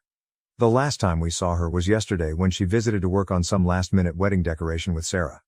Second, when I clearly heard Marty mention Evelyn wasn't responding to her texts, why is she texting Evelyn expecting a response? Finally, unless she either knows where she is or right now in front of me, texting her to tell her to get her butt home fast, why the hell would she tell Marty that Evelyn should be back in 30 minutes? My only conclusion is that Sarah is presumably alerting Evie that Marty would expect her home in half an hour and is lying to Marty about the location of her sister. Then I spent probably the next 5 hours creating several theories explaining this behavior. Some decent, some absolutely terrible. And running them back in my thoughts. Though I wanted very badly to ask Sarah about this, I doubted I would get a straight response if what I believe to be happening is indeed happening. Which gets me roughly 1 hour ago. About 1 in the morning, I got up to use the loo and found myself driven to check Sarah's phone. Knowing each other's pins, this wasn't a challenging task for us.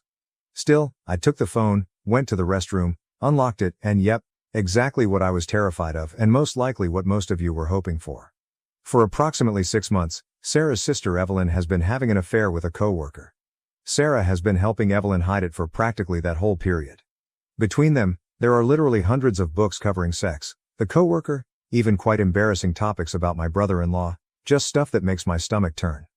And here is my soon-to-be bride following all of it without questioning. I grabbed some screenshots of the whole thread, put the phone back where I discovered it and then withdrew to my home office to find myself here blogging it all out on Reddit just so I can avoid the primal scream that wants to come out of my mouth right now. I am exactly 100% screwed, Reddit. I just cannot do it. I cannot marry Sarah. Regarding helping her sister in this affair and victimizing not just Marty but also their 2-year-old kid, I cannot conceive of any logical justification she could present me. On the other hand, my family, Sarah, her family, and I have all invested a lot of money into a wedding scheduled for about 2 weeks. We are not receiving any of that money returned. On top of that, I feel completely dumb. How could I have missed knowing this woman was this way? And just what the devil am I going to do? I most definitely cannot marry her. Still, I still wish. She is gorgeous, laid back, compassionate, and I felt our future was bright. She never wronged me, but I just cannot view her the same today. It like a large black blot on a lovely image. I'm genuinely dreading doing what I know I need to do. I simply don't know how the heck I got this so wrong. I wish I could break something or throw up. Edit. Guys, you clearly don't need to persuade me not to wed Sarah. The wedding is off. I'm simply trying to decide what to do going forward and build the nerve to act. Though the expectations of everyone put a lot of pressure on me, I am not going to bow beneath it. Simply said, I'm not enjoying having to deal with the repercussions. I'm more than a little irate about finding myself in this position. Edit 2, it is 5 a.m. I'm running off a few hours of sleep and have work in 3 hours. I'm going to shower and head into work rather early to avoid stew on this. Sarah and stew are avoided. Thanks to the encouraging folks here and a huge raspberry to the dill holes who keep telling I should figure out whatever excellent reason my soon-to-be ex-fiancé had for this trash. Edit 3, I started working about 7. I started working on the Band-Aid because nobody was in the office and contacted my brother. Living in Australia, he was still up after putting his children to bed. Breaking the news to him about this was difficult since, although I know he has set aside a lot of money for flights for his family and himself to visit, to his credit, as an older brother, he didn't mention it once and simply supported me. He also raised a really important issue. He said, "You deal daily with liars and scammers in a job where this is expected. You are not to blame for seeking somewhere to visit where this is not a consideration." He was exactly right about it, and now I understand why I'm reacting so fiercely to Sarah's involvement in this dishonesty. He also made a brilliant suggestion. He planned to bring his family to Florida for some sightseeing and park visits. Well, the youngsters will now also be accompanied by their uncle. We were going to honeymoon there as well, thus it should be simple as we were going to meet them for some anyway. I'll just offer Sarah's ticket to either my sister or another family member and rebook things to be near his and his family. Though I have responded a few, I haven't had time to review everyone's remarks. Right now, I'm simply trying to divert myself until the day goes on enough where I can reach out to Marty by drinking cup after cup of coffee and attempting to make myself sick. Edit 4. Just performed morning stand-up. Having been here so early, my stomach is doing flip-flops from drinking around 2 pots of coffee. I absolutely cannot focus and concentrate. I'm just going to take a sick day, drive over to check if Marty is available since I feel like I can't really anything from my end until I tell him what I know. If not, I will find him down and phone him. Evelyn works a 9 to 5 like me, hence chances are excellent this works out. Marty is a teacher on break right now. Wish Reddit luck. Edit 5. Arrived at Marty's residence somewhat after 10 a.m. We had a long, really nasty conversation in the kitchen after he had just dropped his daughter off for a nap. He guessed this for a few months essentially, but Evelyn has been rather successful at covering her traces, clearly with Sarah's help and a few of their mutual pals. I regretfully only have a few hundred screenshots from Sarah's phone, not all 6 months of text chats, but I provided him what I have and offered to assist him though I could. I know a few things and a few people since I'm a field analyst in the CU department of a mid-sized insurer specialized in workers' compensation fraud. Still, I am trying to save anything I can from my laptop in the almost brother-in-law's kitchen. Knowing I won't screw Marty over, I have to talk to Sarah tonight and get the word out as soon as I can to my friends and family now. Although our airline has a surname restriction for name changes, I managed to rebook most of the honeymoon thus far. Sarah was flying under her maiden name, thus I had trouble with the ticket. Still, they let me cancel and obtain a partial refund and rebook for my sister, who will be traveling to Florida with 2 brothers and nieces in a few weeks. I absolutely will be letting my family and friends know this afternoon sometime and beg them to keep it close, but I am delaying canceling the venues until after I talk to Sarah since I don't want to tip anyone off until Marty gets his chance to confront Evelyn. Right now I'm essentially in a frenzy, canceling whatever I can cancel, and I'm heading down to the bank in a few to open a new account and pay my payments and straighten my money. Though some have highlighted them, it should be really decent. Since we were not married, the mortgage is in my name. Although Sarah did contribute roughly $20,000 against my $60,000 down payment, I have more income. Though it could be worse, I will most likely have to pay her out that money and a portion of the mortgage payments for the last 16 months. Update was sent as an edit right on the same post. Right now it's about 8:30 p.m. I'm writing from my friend's place. Mark is his name. He used to be a co-worker of mine in the same line of business. As I indicated in a prior update, I work for a respectable-sized insurance carrier's CU department as a field analyst. For those uninitiated, I essentially work as a private investigator. My task is to look at what we believe to be bogus workers' compensation claims. Anyway, as I sort of hinted at, Marty wanted me to help him identify the other man Evelyn was seeing for adultery. We had only a name, let us call him Jake. The first thing I did was not some significant amount of investigating. It was essentially simply looking through LinkedIn, attempting to discover the guy using Evelyn's contacts, but it turned up nothing, which I thought odd. According to Marty, Evelyn claimed she wouldn't be home until perhaps 9 or 10 and that she was meant to be out for drinks tonight following work. I basically understood straight immediately, so he didn't have to explain what he suspected. I told him I would assist him, but he had to come with me. After that, I called my friend Mark, let him know about the circumstances, and asked him to meet us later in the day. Driving over to Marty's parents' house so they could see their granddaughter came first. I waited in the car and have no idea what Marty said them. We next headed to Evelyn's place of employment. One of those big commercial strip malls, it features a sizable non-gated parking park and all of these bland offices in a row. We drove till we came at Evelyn's car, then using the second set of keys, I had Marty unlock it. I next handed Marty a GPS tracker to put in the car and a voice-activated recorder. Once finished with that, we went, parked somewhat down the street, and watched for Evelyn to leave the company and for my friend to arrive.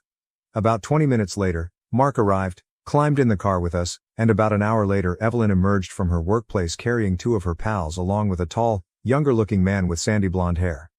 Clearly holding hands, I thought, damn Evelyn, you're making it easy for me. After a few shots from the car, I waited for Evelyn to leave in hers and began following her. She didn't go straight to a motel or anything, first thinking she may. Rather, she drove to a reasonably good pub and grill in a pleasant area of town and parked on the street.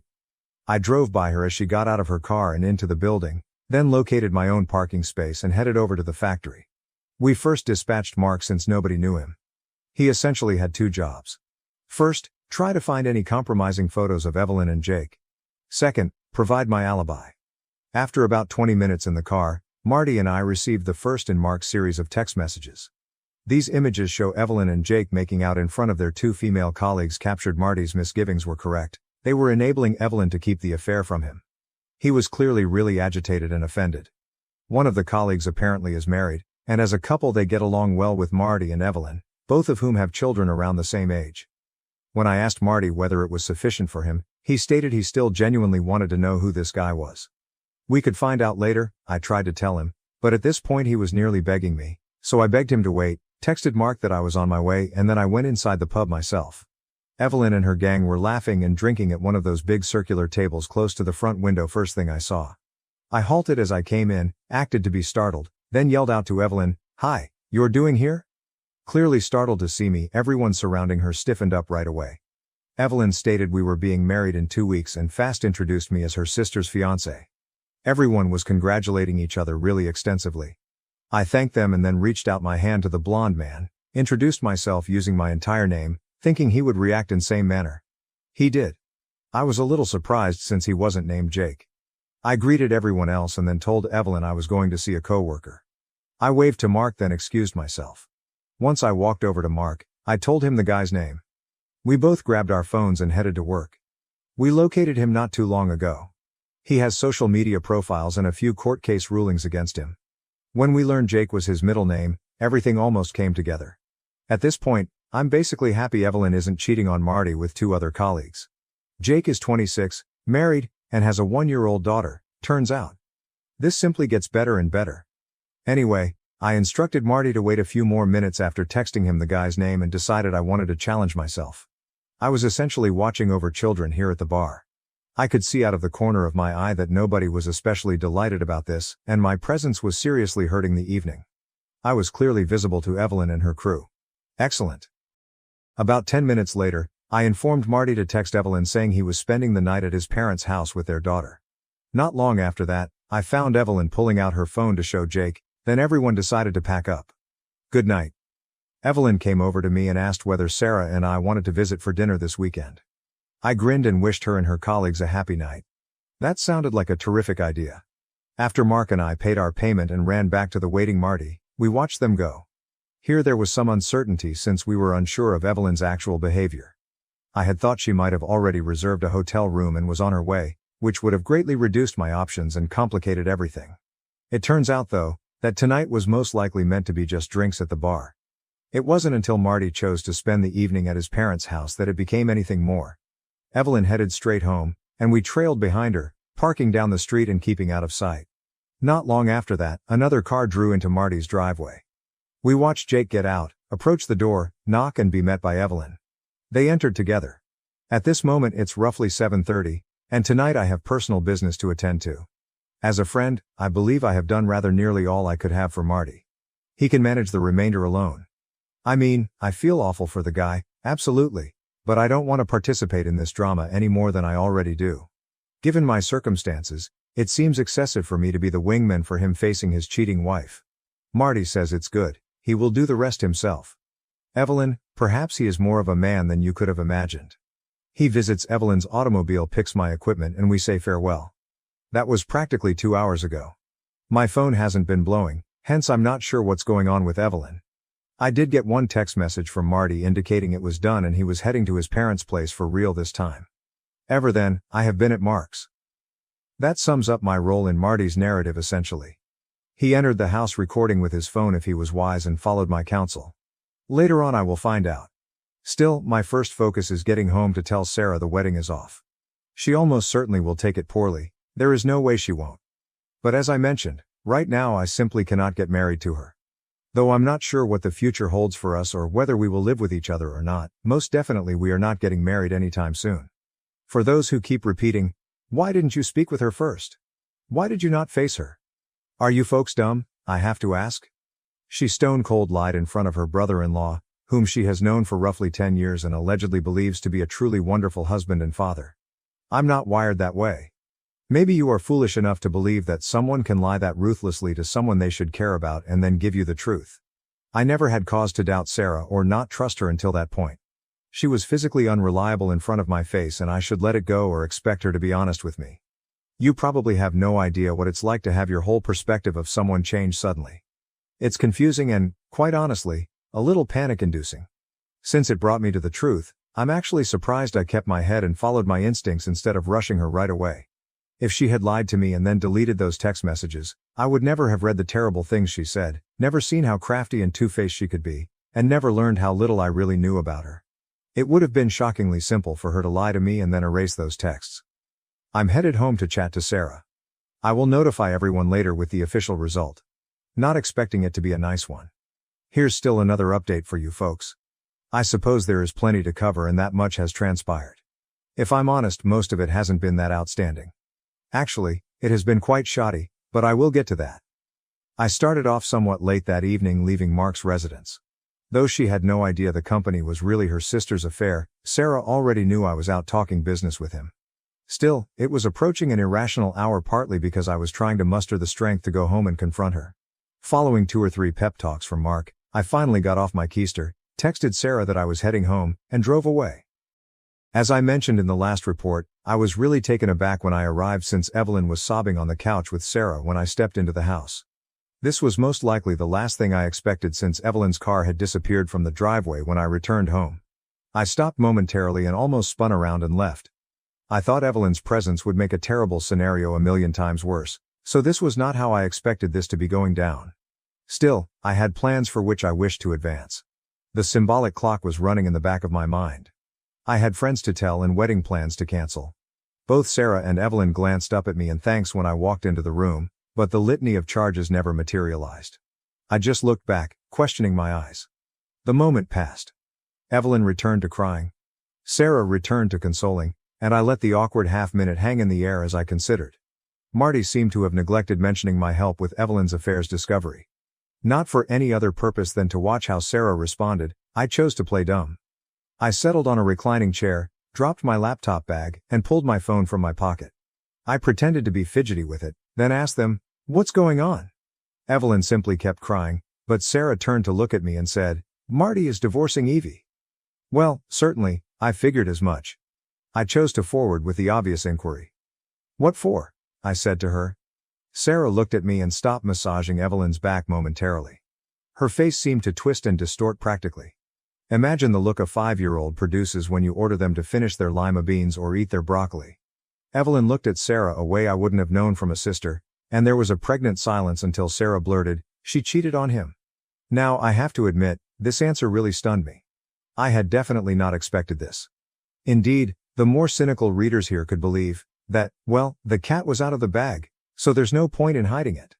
And indeed, that is accurate. She could have, however, equally easily pretended to be ignorant or perhaps phrased it another way. Like Marty accused Evie of cheating, instead of essentially verifying it to my face. Though it's part of my job to pay attention to not only what people say but also how they say it, so maybe I'm being pedantic here. Evelyn wasn't happy about this. She sort of sank into the couch a little and performed this unusual simultaneous sigh and sob. I must have stammered a little, but I wanted to keep on and head for the gold, sort of speaking. Sarah most likely saw it as shock, and although she would have been right in a sense, just not in the way she would have anticipated. Do you know? Sarah nodded, her hand still massaging her sister's shoulder. She said nothing. Not slow, I asked the clear follow-up. How long? 6 months came back far more readily than I had anticipated. Her easy admission to it startled me. Evelyn was startled as well. She smacked her sister's hand off her, and I believe even Sarah was slightly startled to say it aloud. Leaning back in the recliner, I got ready to pull the rest of the Band-Aid clear. We aren't planning to get married. From both sisters, there were 2 looks like surprised goats and a chorus of what? Rising, I repeated myself, we're not getting married. Not for 6 months especially, I cannot wed someone who would hide infidelity. Sarah jumped off the couch and opened her arms, the body language screamed, you can't be serious. But I merely put my palms in front of myself. I take this seriously. Not little, I dislike this. I can't get married to you with way I feel, and I dislike that you participated in this. One would make a mistake here. The waterworks began right away, and even Evelyn performed the perch-like mouth action meant to be sucking air. Wails from Sarah, claims of not loving her, appeals to my sense of obligation, lost money, trouble for all our friends, humiliation of it all. Though it was really nothing I hadn't considered, hearing Sarah express it through agonizing sobbing felt quite different. I responded, look, I already canceled the honeymoon. Trying to persuade Sarah of the finality of it all. Well, maybe not, since I have no idea how long Marty would have kept my involvement in everything off the books. Not happening is what I'm saying here. The second it left my mouth, I realized it was a bomb, and the explosion was almost instantaneous. To her credit, Evelyn had always been really fast on the pickup, which most likely helped her fool her husband for so long. When she combined my look at the bar earlier in the evening with her awareness, I could almost see the realization setting in on her. She yelled, "You son of a expletive," and shot across the room at me. Though I'm not a big man now and I'm not slouch either, the power Evelyn threw at me caused me to lurch backward. I hardly had time to grab my hands before her finger-based raking of my face began. I nearly dropped the phone I still had in hand, but I pushed her away and yelled very loudly, "Evelyn, get off me! Sarah, get your sister in line!" Evelyn sprang for me once more, but shockingly Sarah wrapped her arms around her sister's waist and kept her in place as asked. Holding my phone up for emphasis, I exclaimed, "Get out of here right now, or I am calling the police," at Evelyn. Sarah urged us both to cool off. She doesn't have anywhere to go right now, she told me, and Marty took her car keys. That explained the empty driveway automobile, but it didn't really matter. With Evelyn, I was 100% through and I wanted to make sure she knew it. I marched into my house office, slammed the door, and called the police. I said I had locked myself in my office, had been attacked by the sister of my fiancé, and that I was bleeding from my face.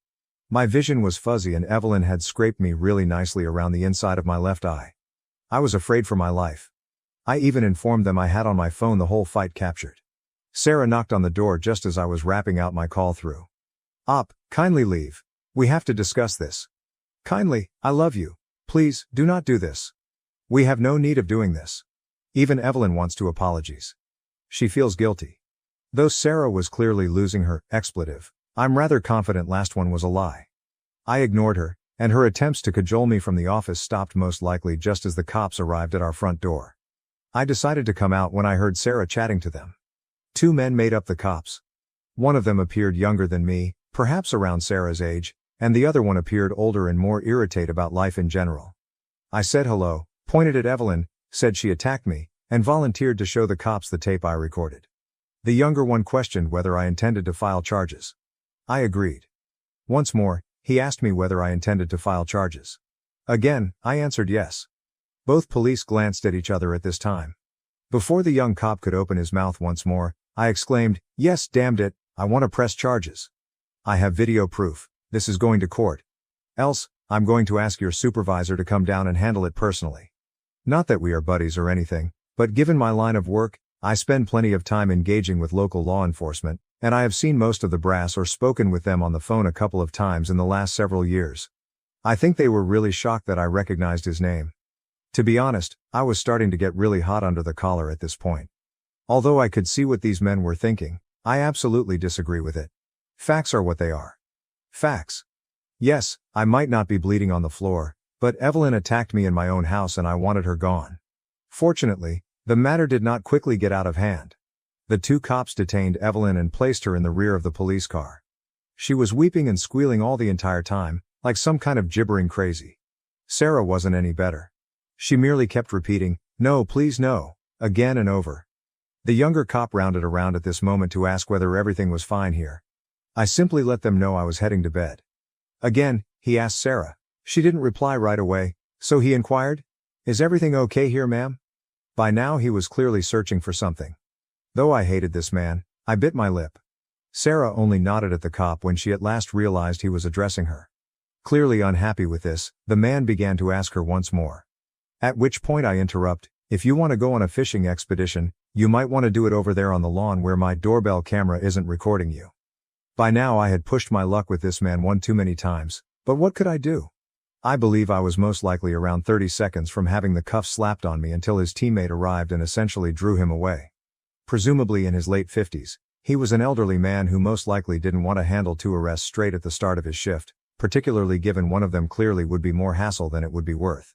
He most certainly guided him out of it, and they left carrying Evelyn away and hopefully permanently out of my life. By now I'm considering whether or not I want to remain here. My parents reside a few hours away, and considering how poor I will be in the near future, ruled out either their apartment or a hotel, so I just chose to sleep in the guest room. I told Sarah we would talk tomorrow, that I was sleepy and didn't want to be bothered. She made some fruitless attempts to persuade me to interact with her in conversation or sleep in our bed. She let me alone, thankfully, and I crashed harder than I had in years. Which basically puts us up to current with the most recent upgrade. But, dear Reddit friends, let me tell you this. The next day was most certainly the strangest effing day of my life. I first got up at 11 a.m. Sarah had cleaned the house from top to bottom.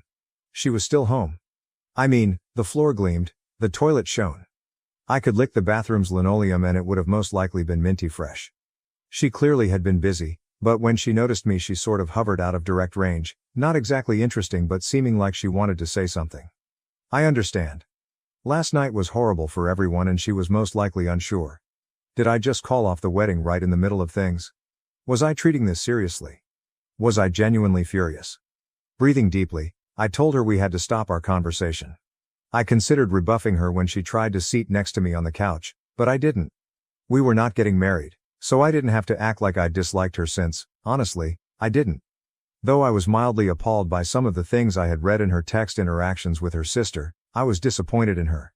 Yet, we were both hurting here and I didn't want to make it any more complicated than it already was. For Sarah to really and completely believe the wedding was off, I had some more convincing work. She was not responding well, that is, understated. She was absolutely wrecked. She was, I believe, occasionally hyperventilating. Though clearly not only was this my idea, but I had also had more time to come to terms with it. I was keeping it together better. She finally addressed the important question. What about us? People are going to hate me a lot for this, especially the kind of Redditors who believe any transgression in a relationship qualifies for nuking from orbit. One could even argue that my calling off the wedding resembled throwing a Moab over our 6-year marriage. Actually though, I had no response for Sarah at that very moment. I told her so. I just didn't know. I claimed I read all those text messages and it revealed a side of her I didn't know existed, and that I wasn't sure about her or our relationship anymore. I replied I couldn't understand why she would go along with Evelyn, discounting Marty and participating in, even egging her on, and cheating on not only him but also their daughter too. I know, it was wrong, I know, she said repeatedly. She couldn't offer an explanation when I asked her for one. She merely stated she had to pick her sister and that she got carried away. I told her I considered a good sister to be someone who kept you on the straight and narrow and refused to grant a free pass allowing you to be a douchebag. She agreed with me and claimed she would try better, but Evelyn had always been the boss when they were little and she was always the follower. I get this. I have an older sibling as well, and although I live somewhat more independently, I spent the previous 18 years of my life living on the other side of the earth with him except for the rare trip around Thanksgiving or Christmas. Still, maybe I had a leg up on Sarah since Evelyn was a piece of garbage while my older brother was a great man. Here is where I experienced my second significant effing shock of life in like 48 hours. To me, Sarah adds, it's not fair, it's unfair. What is not fair? I sought her. I got over it since you were sexting that bimbo wife Mandy lady on Instagram last year. Though I was harmed, I overcame it. Why cannot you move past this? Why, huh? Where? What the devil is she talking about? Mandy, the bimbo wife. Is who? Like, I have no effing clue. I questioned her whether she had a psychotic break or was high. Alright, that was harsh of me, but I have not been cybersexing or sexting anyone, particularly not some Instagram girl. At this point, I'm objecting very loudly. Sarah is yelling at me through her tears, saying she saw the letters last year and chose not to confront me since I had stopped. She apparently had been looking at my social media from my house computer while I was at work, which should have been quite dull given I only have family and a few work colleagues on there. She's just calling me a liar and a pervert and all kinds of expletive, so I try to make this case to her, offering to let her log into all my accounts and check for herself. Things are spiraling out of control and she begins throwing objects at me. I warn her that, should she toss one more item, I will have her removed from this house exactly like her sister. She stomps off to the master bedroom and shuts the door, swears at me. At this point, I am so damned perplexed I hardly know what to think. I power up my desktop, head into my office, and Google bimbo wife Mandy. Indeed, there is an Instagram, a Twitter, a Reddit, even OnlyFans. When I click on one of the Instagram links, a picture of a really curvaceous woman, like obviously stretching the boundaries of science and technology, comes up. And no, try to guess her country, Australia. Everyone, keep in mind all the great things I spoke regarding my brother, who was lodging with us last Christmas, all the way from Australia. Guess who I mentioned? Sure, go ahead and use my office computer to play games if you have jet lag. Based on what I know, my brother signed into either Instagram or anything else after his wife and children went to sleep and most likely paid money to sext with this girl. What fantastic effing man you are. Now I would want to contact my brother and not only confirm my suspicions but also give him a goddamn earful. However, it's like 2 or 3 in the morning. It will have to wait. I am, however, crawling the walls here trying to figure out my feelings about everything. Everyone really lets me down. Damn, what is this planet coming to? I ask myself. Try as I might, it doesn't really come together for a fleeting instant as I try to link whatever the heck Sarah watched my brother do with what she done with Evelyn. She didn't confront me when she saw this. Maybe she's a more forgiving or tolerant person than I am, thus I wish she had. It would have given me a chance to even demonstrate her how I would behave and to straightforwardly explain her my full personal opinion on these matters. I'm not sure whether it would have affected her later on in a positive or negative manner. All I know is that this piece is turning into a novel and I blew off most of the morning when I ought to be getting this out of my thoughts and onto this page. Although I feel better for doing it, there are still most likely 2 to 3 posts to write. I'm not going to upload them to this subreddit longer. I'm not sure they would let me. But, I will try to gently update my profile in the next day or 2 with the rest of the blowout, talking to my brother, talking to my parents and Sarah's parents, and last, where Sarah and I stand. One thing I can say though is that for a variety of reasons most of my direct family ties tend to be somewhat strained. Although my parents are mostly encouraging, as the reality of the financial loss sets in, their support is waning. Indeed, the marriage is still off. From the beginning, that was rather almost guaranteed. Sarah's parents seem a little more agitated. I'm sure they are inserting pins in voodoo dolls made right now in my likeness. For those curious, Evelyn is out of jail. She got Sarah to bail her out, and I even slammed on Sarah for that, labeling her her sister's underling, which I believe really resonated with her as she sent me a 20-page letter about how her sister always dominated her over her whole life. Having read it twice, I wish we had discussed this almost anywhere throughout the past 6 years. Perhaps things would be different. Not clear.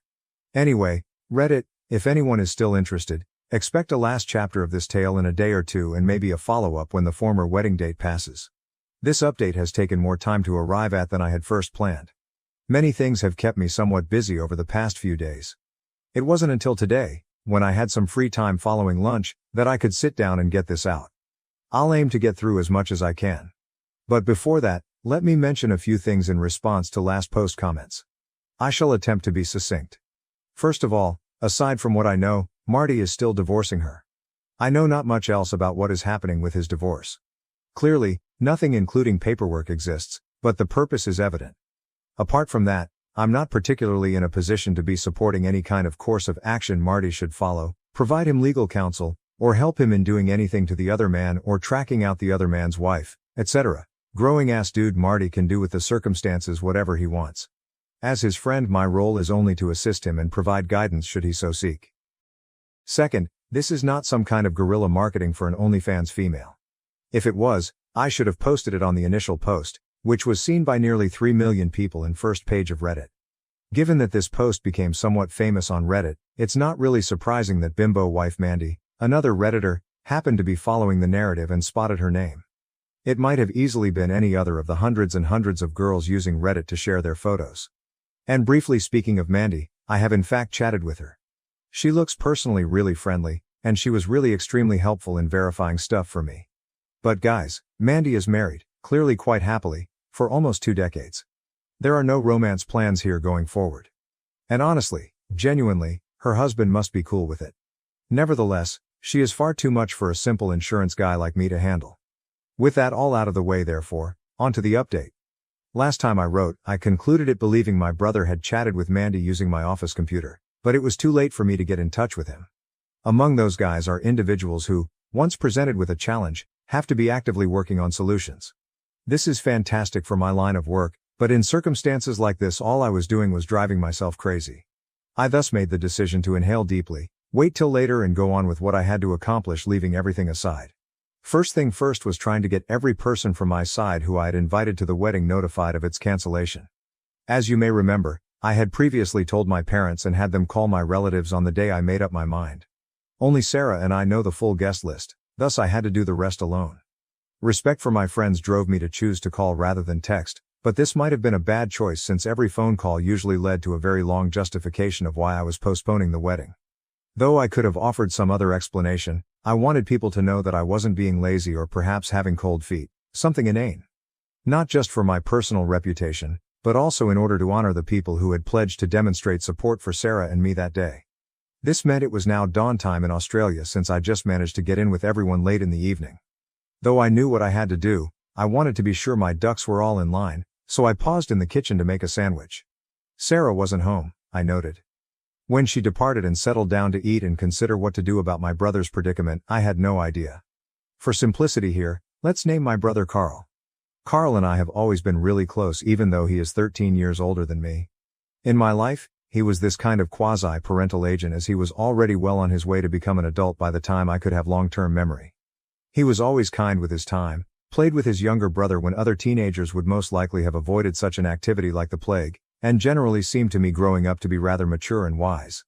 Simply said, I really respected him. I was still getting used to the concept that he had been sexting a female not his wife in my house, and I had to make decisions. Talking to him about it was clear-cut, but at this point I didn't know if I cared about having him confess only to clear my name considering how shoddy my relationship with Sarah was. Anything may be saved though? For minimum propriety at least, I had to holler at him about this and persuade him to stop. I wasn't sure though, if I should tell my sister-in-law about it or not rat him out. Everything rested on what he said me and whether or not I trusted him. After eating, I got onto Facebook and video phoned Carl. Carl is nearly always available during the day and now works largely from home as a remote office worker since his expertise is IT. And today was exactly the same. It hardly rang more than once or twice before his response. We greeted one another, exchanged some niceties, and then I just sort of jumped into it and asked him whether he had been using my computer to sex chat with ladies on the internet when he was visiting me. Carl's expression froze, and he bent over the camera's out-of-frame view, clearly closing his office door. Definitely yes, I did. Ask me why? He asked me. Under my breath, I swore and told Carl Sarah had believed his flirting was me since he used my computer. I told him I wasn't glad to pay the hit for him, and I questioned him straightforwardly whether Karen knew about this or not. He hesitated for a few seconds, stammered over his words, Then looked a little ashamed and answered, "No, Karen didn't know. He would want it kept that way." He continued by saying that, mostly in the bedroom department, their relationship had been very difficult since their youngest was born 4 years earlier. Carl had always been a quite reserved guy, particularly in terms of personal details. At least he had always been that way when he was chatting to his much younger baby brother. But this time he merely let it all fall out. Things had been horrible. Karen was always exhausted no matter what he did or how much he helped around the house. He had been bored of being turned down. Eventually, this resulted on issues on his side.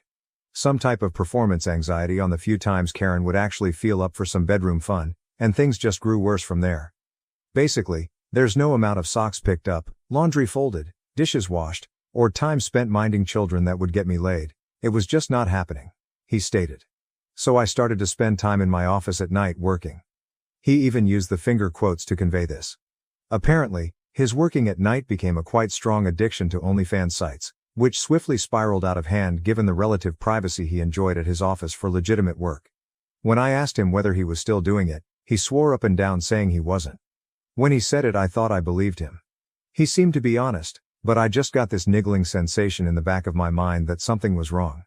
Perhaps it was because of all the dishonesty I experienced lately, but I was questioning my own brother, who has been a stand-up person to me our entire life. Being in this state truly disgusted me. The challenge I now encountered here was somewhat sophisticated. First, I would have to have my brother inform Sarah that it was him all along if I wanted my name cleared. But if he did that, then there was no assurance Sarah wouldn't angrily tell Karen. Though at the same time I didn't know if I felt comfortable perhaps throwing a nuclear on my brother's marriage over something he not only stated he stopped. Personally, I thought it would be better if Karen knew. This sort of moral gray area is what I find. Though I didn't know exactly what to do, I urged him to notify his wife about this and start marriage counseling. They had been coming for the past 6 months, he added, and while it was beneficial, receiving a prescription for some generic Viagra had truly helped him. I really took at that, carefully misting my computer screen with water. He told me they had been attempting to schedule at least a couple of times a week intimate time, and the Viagra had helped him overcome performance anxiety to the point where now they were both looking forward to time with each other after the kids went to bed. Everything was basically, "Hey, this is actually going in the right direction now, please don't screw this up for us." Not only for the benefit of Carl and Karen, but also for my 2 nieces, I truly did not want to be in this position. And if what Carl was telling me was the truth, I could be hurling a firebomb into a relationship that was beginning to heal. It was uncertain what would happen. Indeed, some people would find it disappointing, but at the moment I felt waiting and seeing was the best choice I had. After all, I was going to see him in a few weeks in person, and once I got him alone in a room and a few beers into him, I was going to most certainly find the truth of this. Still, it appeared to be the best line of action any. I got in early that evening. I saw Sarah just the following morning. She seemed sloppish, as though she slept very little. Mostly out of habit after all, we had been together for almost 6 years. I asked her where she had been. She informed me she had drove Evelyn to her parents' place and stayed overnight following her down to the courthouse for her arraignment to post bail. She brought up how terrible it was to have to inform her parents I had called off the wedding. She shouted, "Of course they do," when I asked her if her parents knew the cause. Though by now I was losing it, I attempted to keep cool. Bit back at her, "Are you going to move back there so that they have both girls at home now?" Though it was small and insignificant, her bail of Evelyn from jail infuriated me to no end. She urged, "You don't need to be an ass about this." And I responded, "And you don't need to be Evelyn's FC King underling." When I told Sarah that, I could see her clearly withering. Clearly it had connected with people. Her eyes began to tear at the corners, and I tempered my temper. We basically stood miles apart in our house's living room and said nothing for a good solid minute or 2 before Sarah decided to keep on chatting. "Our parents are coming here at 3. I really faced palmed at this. Just my own ego, I was about to leave on her without consulting her on this. After all, I did have to meet down with them and hash out the specifics of the wedding and whatever remaining deposit we had, and at least once personally explain to everyone why it wasn't happening. Good, let's do this and clear things out. I tried to keep busy, but on a Sunday there isn't much you can do but waste time. Time wasting isn't very fun when you know you're going into the meat grinder in a few hours. Still, 3 p.m. arrived, as did our parents. Just 1 month after we closed the house, we all gathered around the big kitchen table Sarah had purchased. She loved it even though it was second-hand from Facebook Marketplace, as it was solid oak with a lovely finish and fit for seats.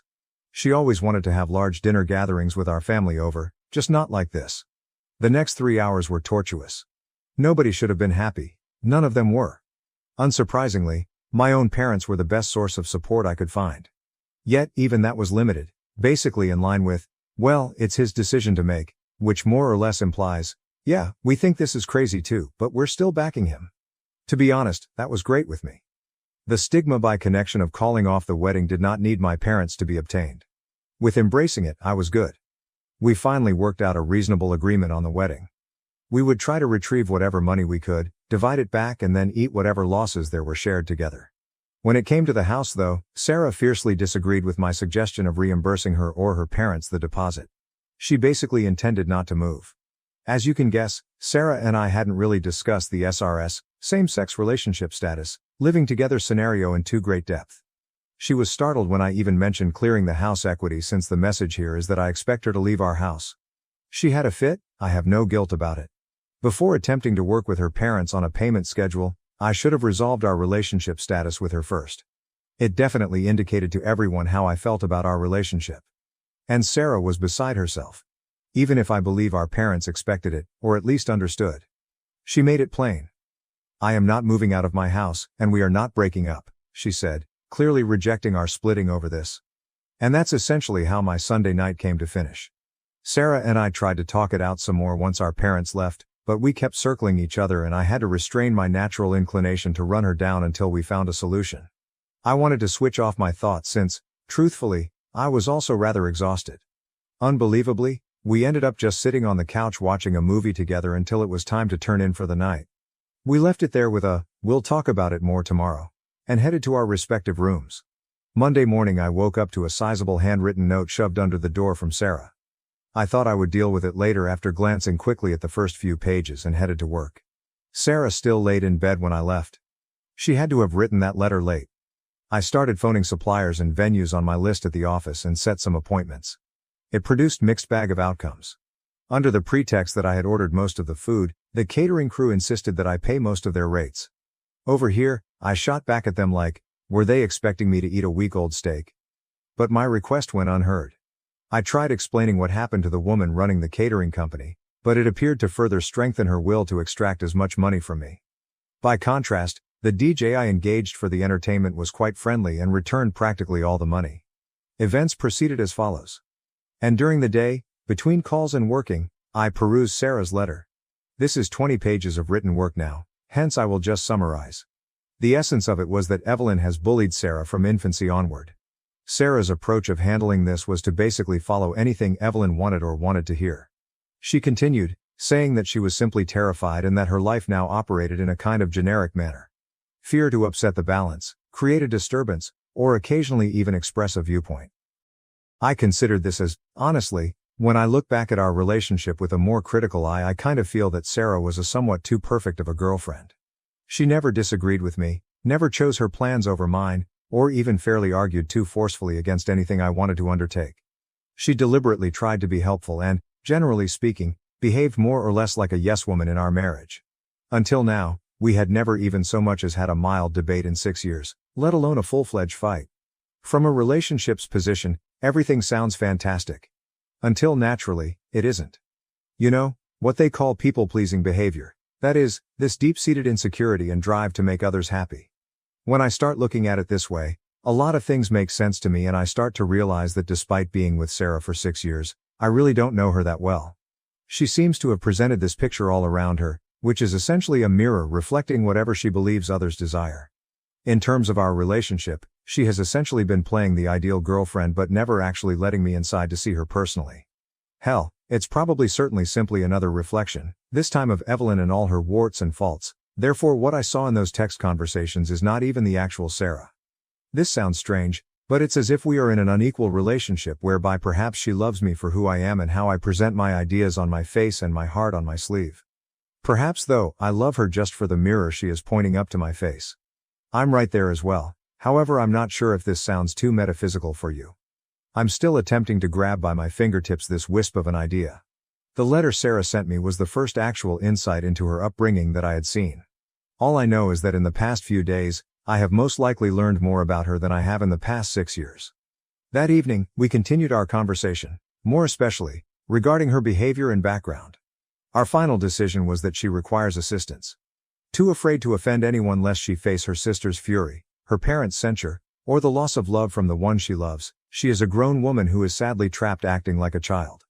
This is not how a relationship should be, so I can say that I feel far more confident and sure that my call-off of the wedding was the right one. Actually, it may not be any more accurate. After our conversation that evening, I went to bed far less tense than I had in a few days. I couldn't locate more, hence the story most likely finishes here. Thus remarked Pepe if you watch this long-ass video.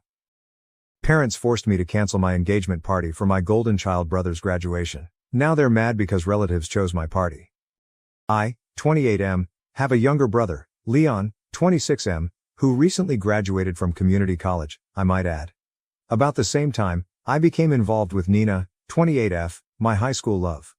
We have been together for 10 years, and it was about time that we made this official. 2 weeks ago, I proposed to her and decided to invite a party to our house honoring our engagement last weekend. 5 days after the invites were distributed, last night the party was hosted. The drama surrounding all of this has been so bizarre and chaotic that I have no idea how to make sense of it. It all began when I invited my close family. My parents and brother, who contacted me and demanded that I postpone this celebration. For the life of me, I couldn't understand why they would ask me to do such a thing. When I told them I wasn't going to, they informed me they had decided to throw my brother a celebration for his graduation. Naturally, it also occurred to be the day of my engagement party. Although they hadn't yet sent the invites, the same evening I sent mine they were intending to do so. Now, they said, at least one of us had to back off and allow the other honor their significant event. We share a family, hence 2 festivities on the same day would cause a lot of strife and we wanted nothing like that. The cards are out on the table, my family is not especially close. I get along with the rest of my family, but not with my parents or Leon. This is why they were not aware of the fact that I was organizing an engagement party on the same day they were scheduled to be celebrating a graduation. On rare occasions, like when we congratulated one another upon learning of his graduation and when they learned of my engagement, we do communicate.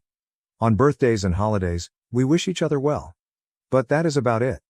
It was therefore quite clear in my mind what I intended to do when they asked me to call off my engagement celebration for their day, and I said no right away.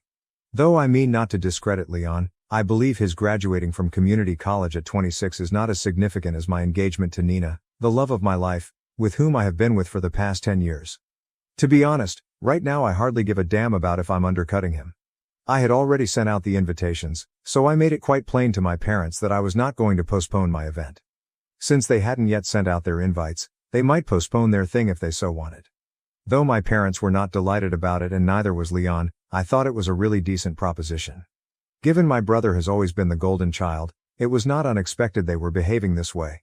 Every small deed he accomplished growing up had to be honored. For example, I recall having this first-time emotion when I was just 7 years old as I knew that on my 5th birthday the celebration had been somewhat quiet.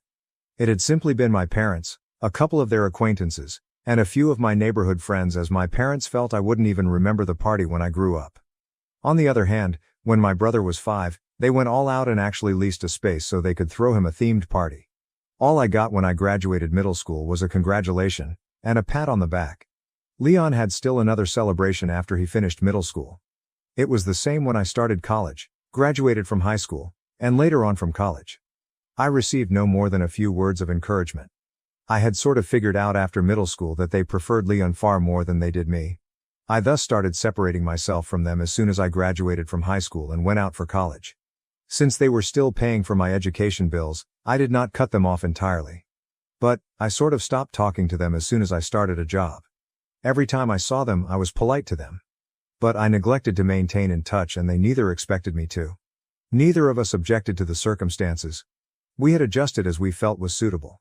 Leon and I never got along either. We used to argue or dig at each other all the time growing up, and by the time we were in high school we had concluded that we would be better off not talking. To be honest, he is rather different from me and not in the nice sort of difference. My parents treated him right from his early years, which has made him spoiled, entitled and very bratty.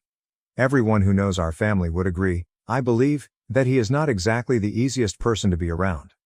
Though he was really the troublemaker in high school and nearly got expelled several times, my parents never appeared to have an issue with whatever he did. When he told them he wanted to join a firm a few of his buddies had founded with a revolutionary idea, graphic printed t-shirts for kids and teens, they said nothing at all. That's exciting.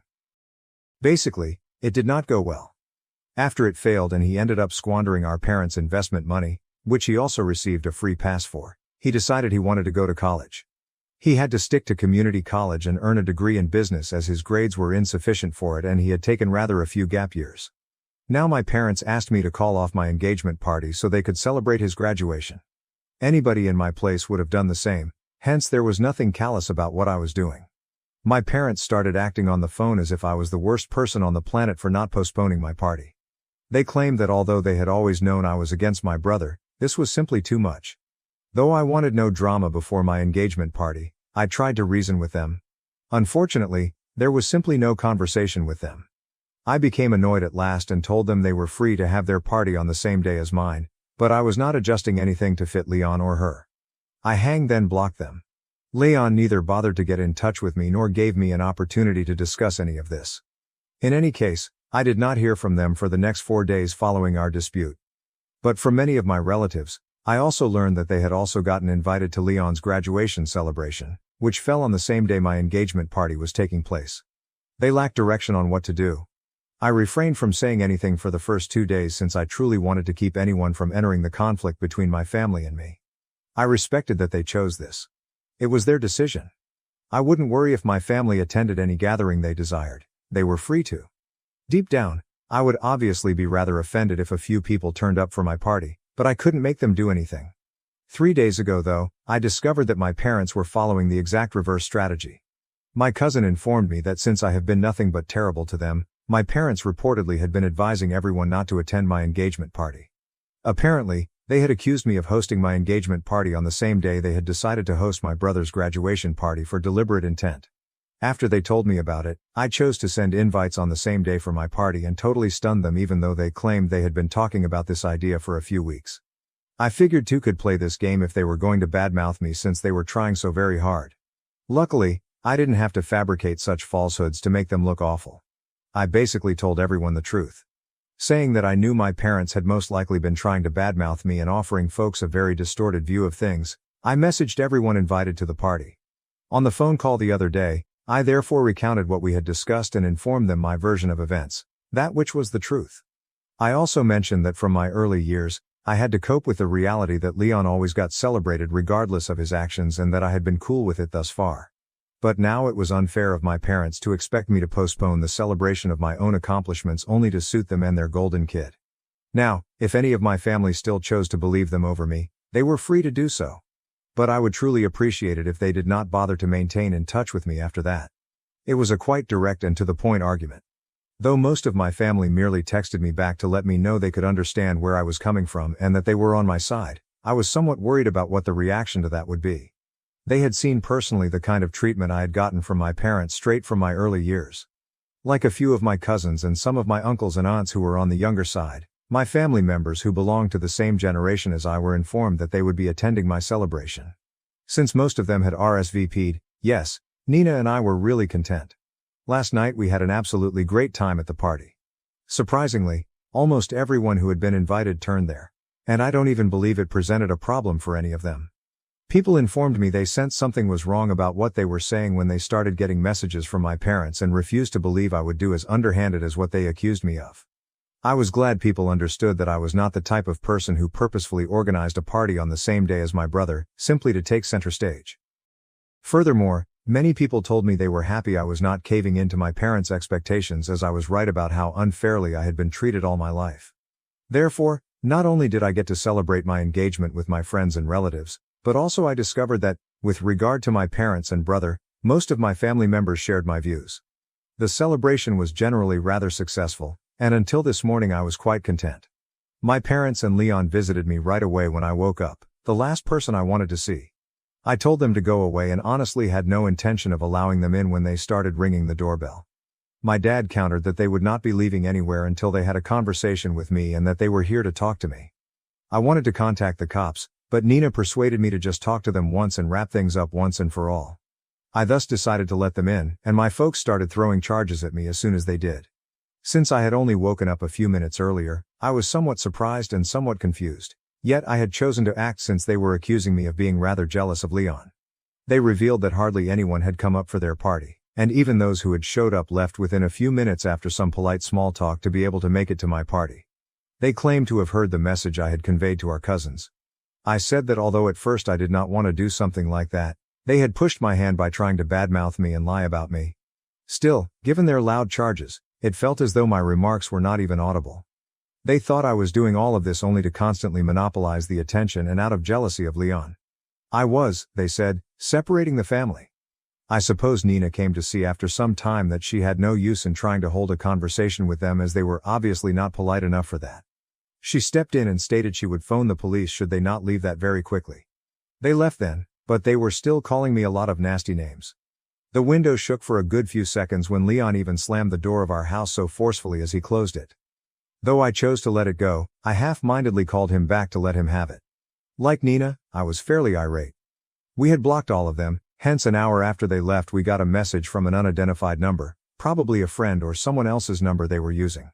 The message indicated that although all we said and did, we were still family, and that they were rather let down that I had decided to have my engagement party on the same day as Leon's celebration, as this was the one thing I could have let him have. They claimed they were merely attempting to provide a good picture of him, even if he was ashamed of his fact that he was already 26 years old upon graduating from college. Besides that, his company had recently failed a few years ago, so he had little reason to rejoice, and they were merely attempting to make him happy. I never even considered it in such terms though. They thus claimed to be rather let down and expected me to be more mature about this. They also apologized for trying to discredit me, but they claimed they had no other option as they truly wanted this celebration to go off without a hitch. I have been truly perplexed ever since I got that letter. Though I understand this is classic manipulation on one hand, what if they are truly sorry? We are here asking, am I the asshole, AITA, for having my engagement party on the same day as my brother's graduation party? Nina is very torn as well. Edit. Some of you seem to have a problem with the fact that my relatives did not step up for me and try to do something when they had always known that my parents did not treat my brother and me equally. In their defense, I would just like to say that they did all they could. They always tried to be there for me and were always nice and kind to me.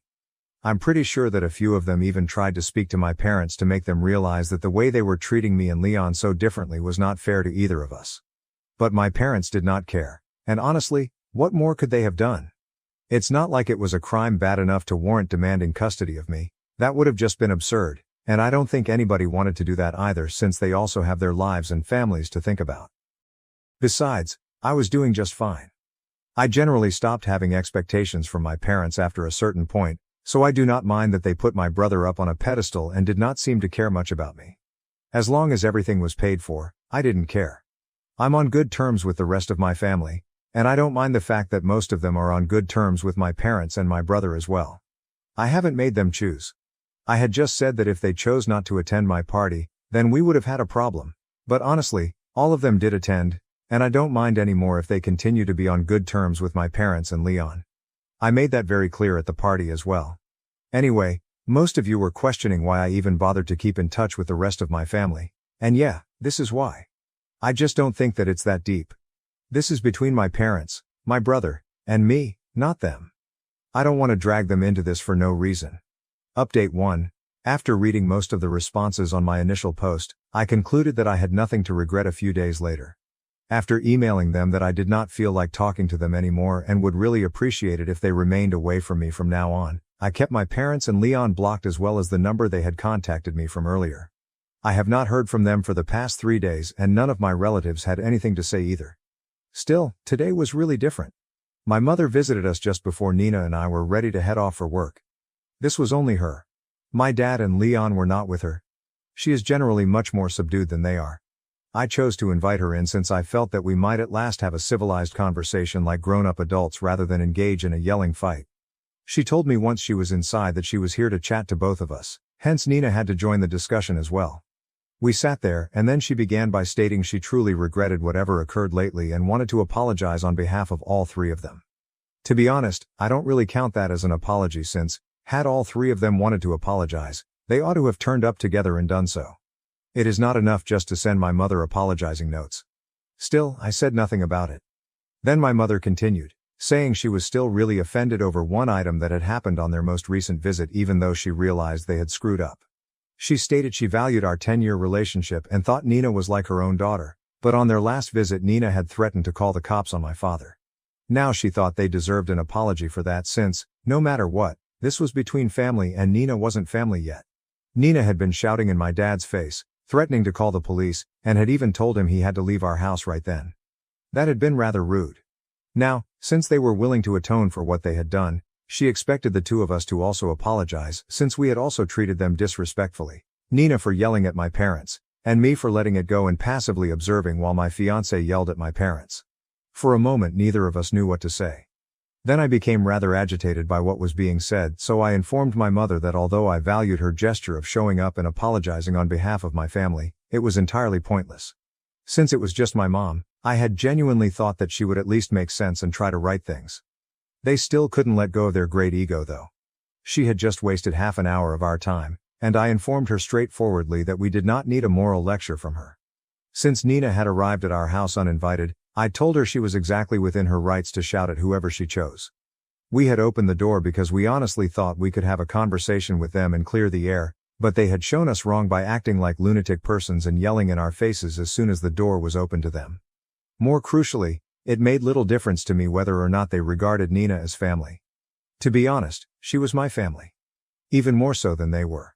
Therefore, neither of us owed them any apologies, and right now I wouldn't want one from them either. Now that she had said whatever she came to say and we had listened to her out, I informed my mother we were done and she had to leave. She refused to get up though, and declared she would not tolerate this kind of behavior from me. Since I was not even interested in communicating with my family anymore, it really started to get a little annoying.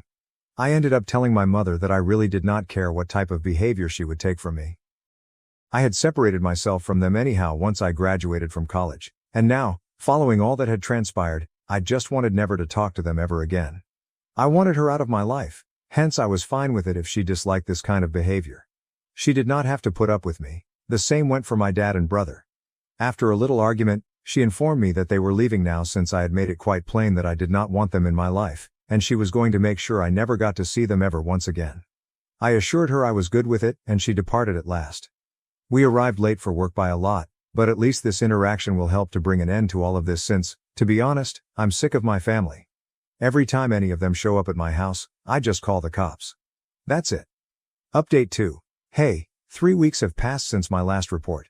Nina and I had quite anticipated this entire thing to have blown over by now.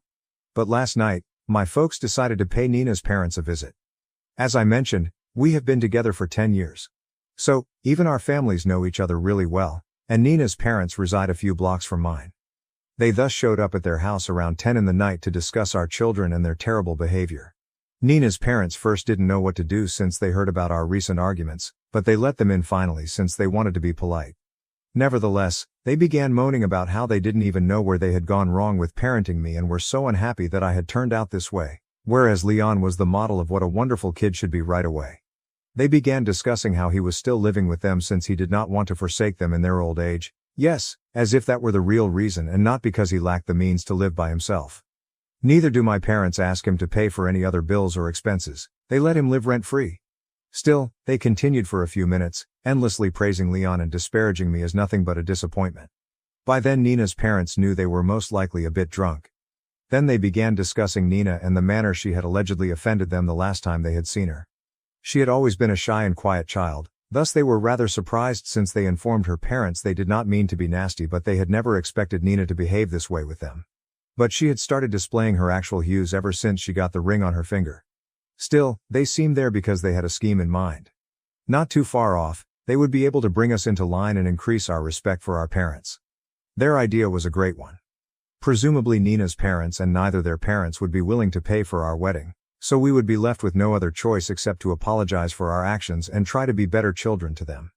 We have always had a decent relationship with Nina's parents, hence I find it strange why they would bring them into any of this. They're, the word, oh yes, normal, unlike my folks, who are as crazy as they come. After mine left, Nina's parents phoned us and updated us on what had happened. Though I really wanted to be furious with them, the whole event was so strange that we all ended up laughing over it. I'm quite happy that she and her parents did not find an issue in my parents' behavior since, otherwise I may have been in trouble and once more I would have had to apologize for my parents' activities. My prospective in-laws, however, are really laid back and informed me I had no need to worry about any of it. They did not mind as they knew that both of my parents were not right and had known them for a long period. The following time my parents came up, they would simply refuse to let them in. Still, I'm happy we could straighten that out without any problems. I simply hope they get the hint and avoid bothering Nina's parents once they don't get any reaction from her. Still, just for good measure, I'm going to unblock them and warn them not to harass anyone else in the family. Or, I will be compelled to go legal after action. Though I'm not sure what I would do, I'm rather confident they will be scared even if I simply lie about it, therefore maybe they may back off. Right now that's the strategy. See whether they attempt something humorous or not.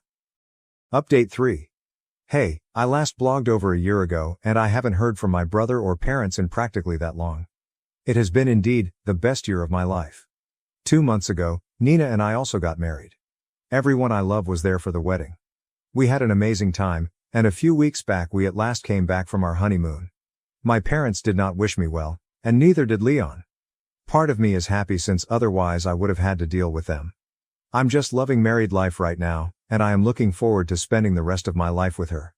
I'm not really bothered about anything as long as she is at my side. Parents secretly charged $115K on my credit card for my sister's Europe trip, so I reported it as fraud, leading to major family fallout. Though I never imagined I would be producing an article like this, here I am still in shock and bewilderment over what my parents have done. Alex, 28. Has a younger sister, Emma, 22F, who recently graduated from college. Although our parents have always been, let's say, fascinating in their style of raising their children, this most recent act infuriates me. For background, I have always been the family's responsible one. After working hard in school, I applied for scholarships, and straight out of college earned a decent position in finance. Since I was 22, I have been financially independent. I am glad of what I have done. Emma, on the other hand, has always been the family's young darling. I love my sister, so don't get me wrong. Yet our parents have clearly pampered her. Emma was always obviously the favorite growing up. She was never forced to work a part-time job or help with housework. She acquired the newest appliances and outfits. Focusing on my own objectives and future, I tried not to let it disturb me too much. Nevertheless, occasionally the partiality was difficult to overlook. One specific event came to me when Emma was 10 and I was 16. Months of saving had gone into a new gaming system purchase. Excitedly telling my parents I was heading to the store to buy it, the day I at last had enough money. They answered shockingly, "Oh, we already got one for Emma last week, you are welcome to share hers." Though I was heartbroken, I tried to be happy for my sister and stashed my disappointment. Still, forward swiftly toward the present. Emma recently finished with a degree in communications. She worked hard and deserves to celebrate her accomplishment, hence I am actually proud of her. I also gave her a beautiful graduation present, a new laptop she had been coveting. I heard from my mother last week. She was bursting with enthusiasm, sharing with me Emma's ideal graduation present, a month-long trip throughout Europe. Thinking Emma's gift from our parents was a kind one, I was pleased for her. The shocking revelation then came. "We used your credit card to book it all," my mother remarked dismissively, as though it were the most natural thing in the world. "We needed the points from your card to upgrade some of the flights and hotels, thus we will pay you back, naturally." I had no words. What I was hearing defied belief. When I finally recovered my voice, I inquired about their expenditure. The response made me feel as though I had been pummeled in the gut. $155,000. $155,000 on my credit card without authorization or knowledge. Trying to keep my voice steady. "Mom," I continued, "you cannot just use my credit card without asking me. That's illegal. $155,000 is a lot of money." She discounts my worries. "Oh, Alex, be not too theatrical. It relates to the graduation of your sister. Family looks out for one another. Beyond that, we're good for it. Eventually we will pay you back." Finally. Even then, what did that mean? And because $155,000 is just casual about when. My mother wasn't hearing it when I attempted to explain to her why this was such a big deal. The effect on my credit score, the fact that I might need the credit limit for emergencies, the pure betrayal of trust. "You have always been so selfish," she remarked, her voice going icy. "Could you simply be glad for your sister? This is her big moment. Your penny-pinching habits are trying to destroy it." What I was hearing defied belief.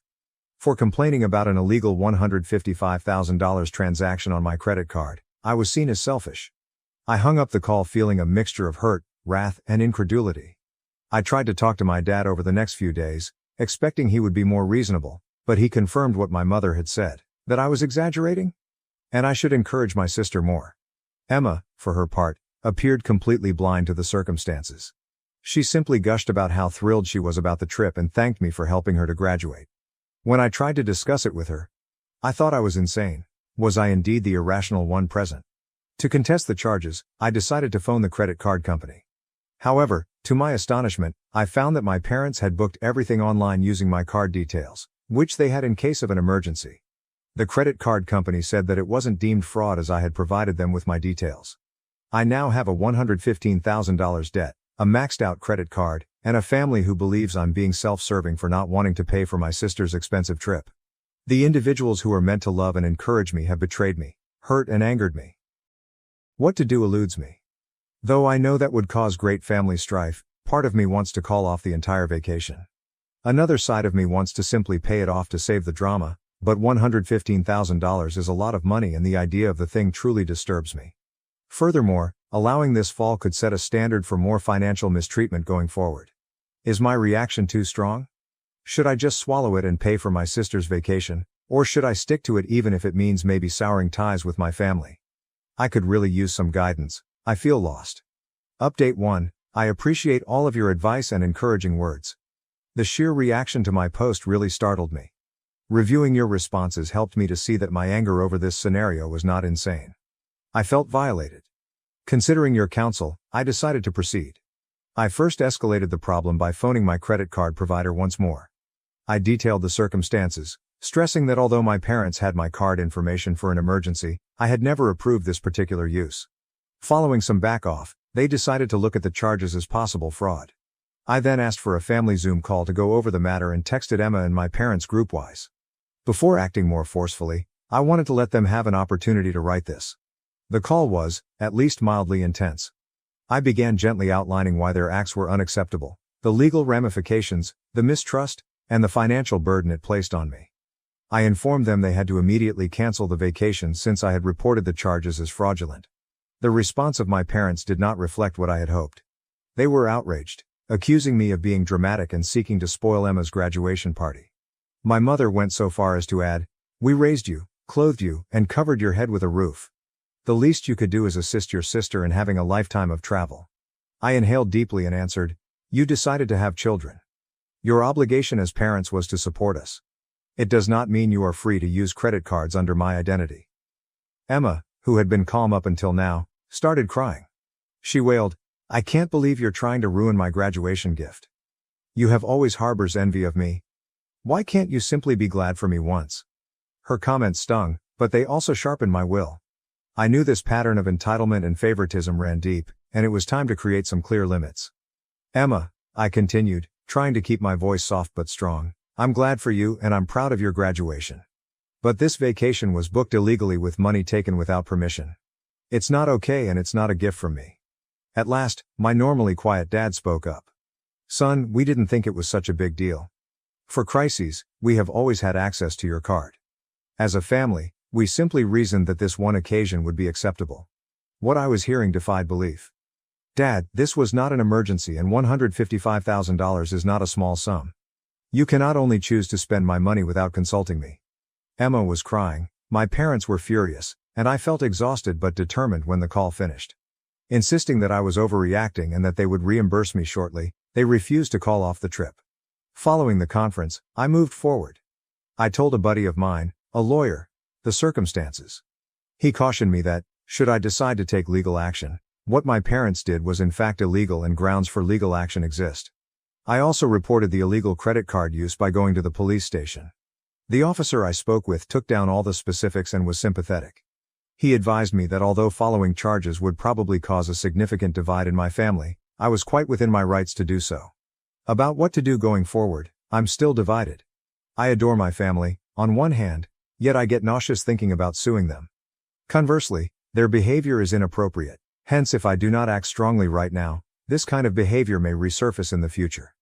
I have chosen to wait and see for now what results from the credit card company's inquiry. To stop any more illegal usage of my information, I also froze my credit. This whole scenario has let me know I had to set more rigid rules for my family. Though I've always attempted to be the peacekeeper, That is, to straighten things out and maintain everyone's happiness. I have let myself be repeatedly exploited in doing so. Though I'm hurt and outraged, I also feel an odd sort of empowerment.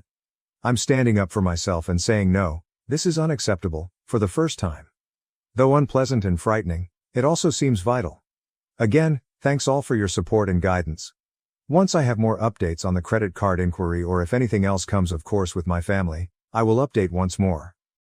Update 2. My previous update was several weeks ago and a lot has transpired. I wish to thank them once more for their help and guidance. Your remarks have been a lighthouse through this trying period. First, the good news. My credit card company's inquiry came back positive. They reversed the charges since they agreed they were illegal. Having that $115,000 weight off of my shoulders relieves a great deal. Now let's consider familial fallout. All hell exploded when my parents and Emma discovered the credit card dispute had caused the trip to be cancelled. Furious calls and texts swamped my phone. Saying I had destroyed Emma's life, my mother left an especially angry message labeling me a selfish, unappreciative son.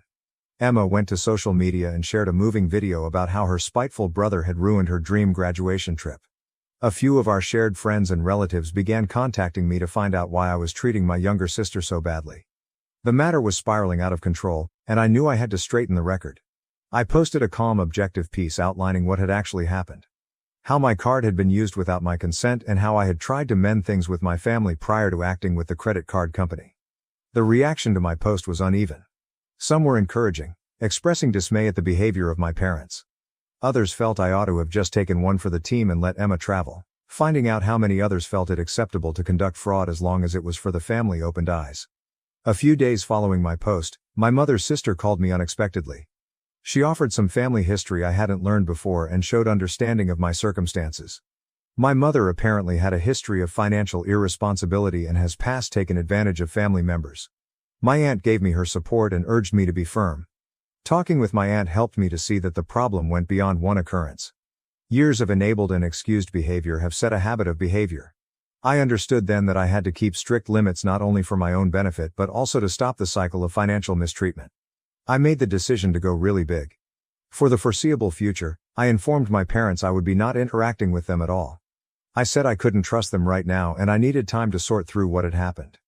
Emma also heard me say that although I loved her and felt good about her accomplishments, I wanted some distance from her too. Their responses were almost always unfavorable. My parents charged me with severing the family.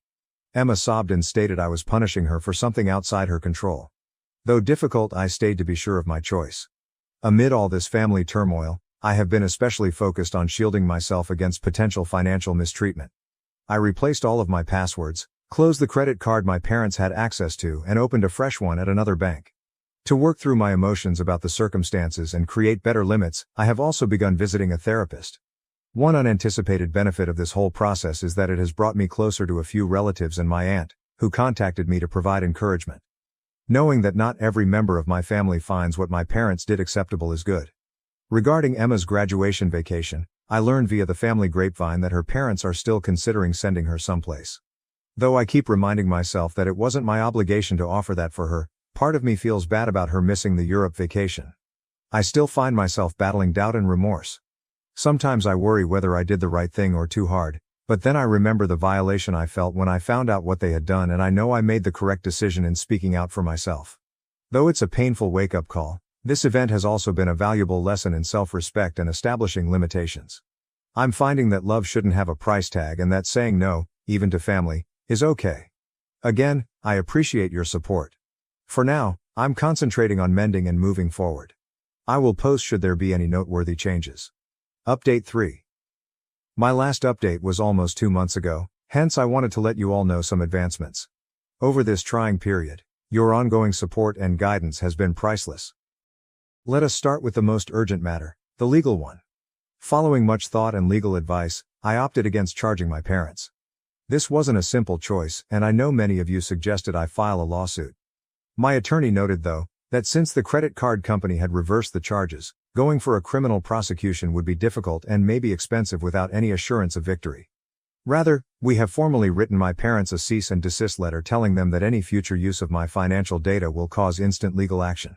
Now, on the family matter. The no contact period with Emma and my parents has been instructive and difficult at once.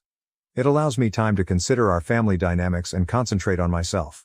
Having regularly attended therapy, which has been quite beneficial in helping me to process my emotions and create better limits, about 1 month into the no-contact period, Emma sent me an uninvited email.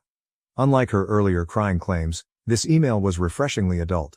She said she had given it much thought and came to see how mistaken our parents' behavior was. She felt bad about her first response and about not defending me. Emma said she had always known about the favoritism but had been too comfortable and afraid to question it. Though I was cautiously hopeful by Emma's email, I decided to go gently. Since then, we have had a few phone calls. From what I can see, she is actually attempting to grasp my viewpoint. She had earlier kept to herself some of her own experiences with our parents' financial carelessness. The aborted Europe trip seemed to be a wake-up call for her as well. Regarding my parents, they have been less ready to take accountability. From guilt-tripping emails to enraged voicemails, they have tried multiple times to reach me. One day, my mother even showed up at my apartment without warning, creating quite a disturbance in the corridor. Though it was tough, I stayed my ground and avoided interacting. The extended family dynamics have been conflicted. Some families have been encouraging, especially my aunt who first got in touch. She is now a great friend and ally. Others, using the "but their family" justification, nevertheless encourage me to reconcile with my parents. For my own mental peace, I have had to cut ties to some of these cousins. Positively, nonetheless, this circumstances has resulted in some unanticipated personal development. Spending the time and effort I used to manage the drama in my family has helped me to concentrate more on my own life and aspirations. I have started a new pastime, photography, and have been spending more time with pals that honor my limits. I have also made some really important financial choices. I started establishing a stronger emergency fund and have been more generous to my retirement funds. The value of financial freedom and stability has been really emphasized by this whole experience. Last week brought one especially fulfilling event. At work, I got a promotion accompanied by a significant wage raise. I might have felt obliged in the past to tell my family this news and the money gained. This time I celebrated privately with a small group of close friends, glad of my achievements free from guilt or obligation to share.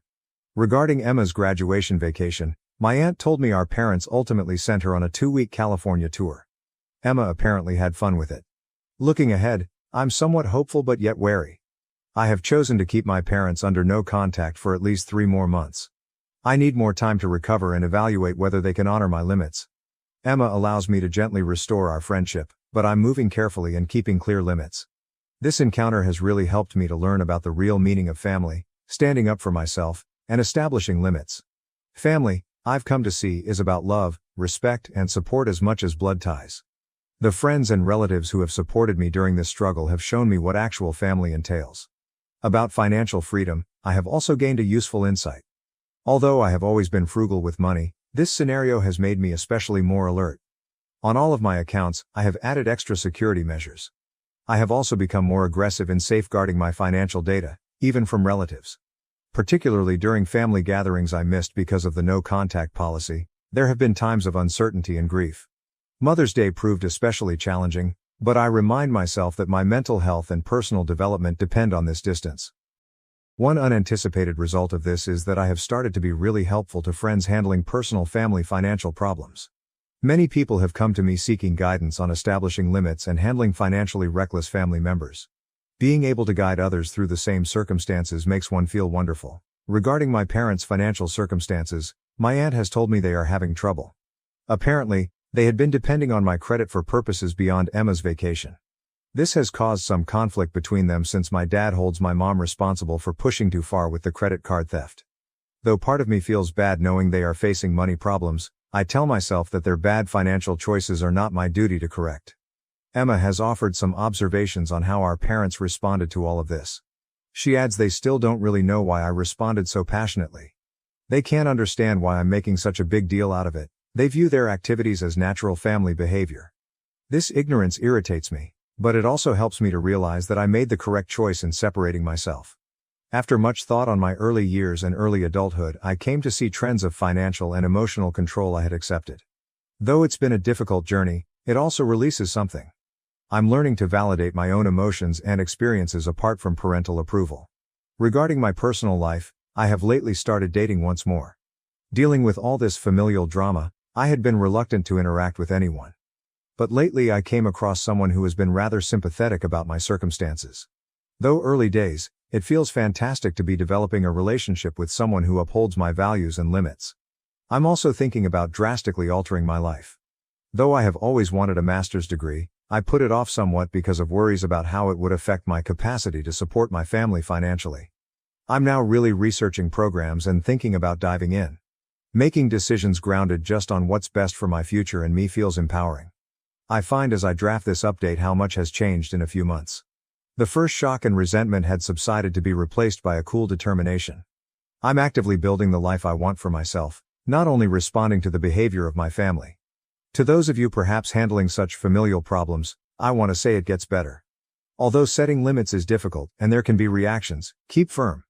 Your rights include those to guard your mental health, money, and personal belongings. Again, I appreciate all of your support on this trip. Your guidance and support have been a lifesaver. Though I'm not sure what the future holds for my connection with my sister and parents, I know I will be fine whatever comes of it. Right now I'm stronger, more certain of myself, and ready to meet whatever lies ahead. If there are any major changes, I will notify once more.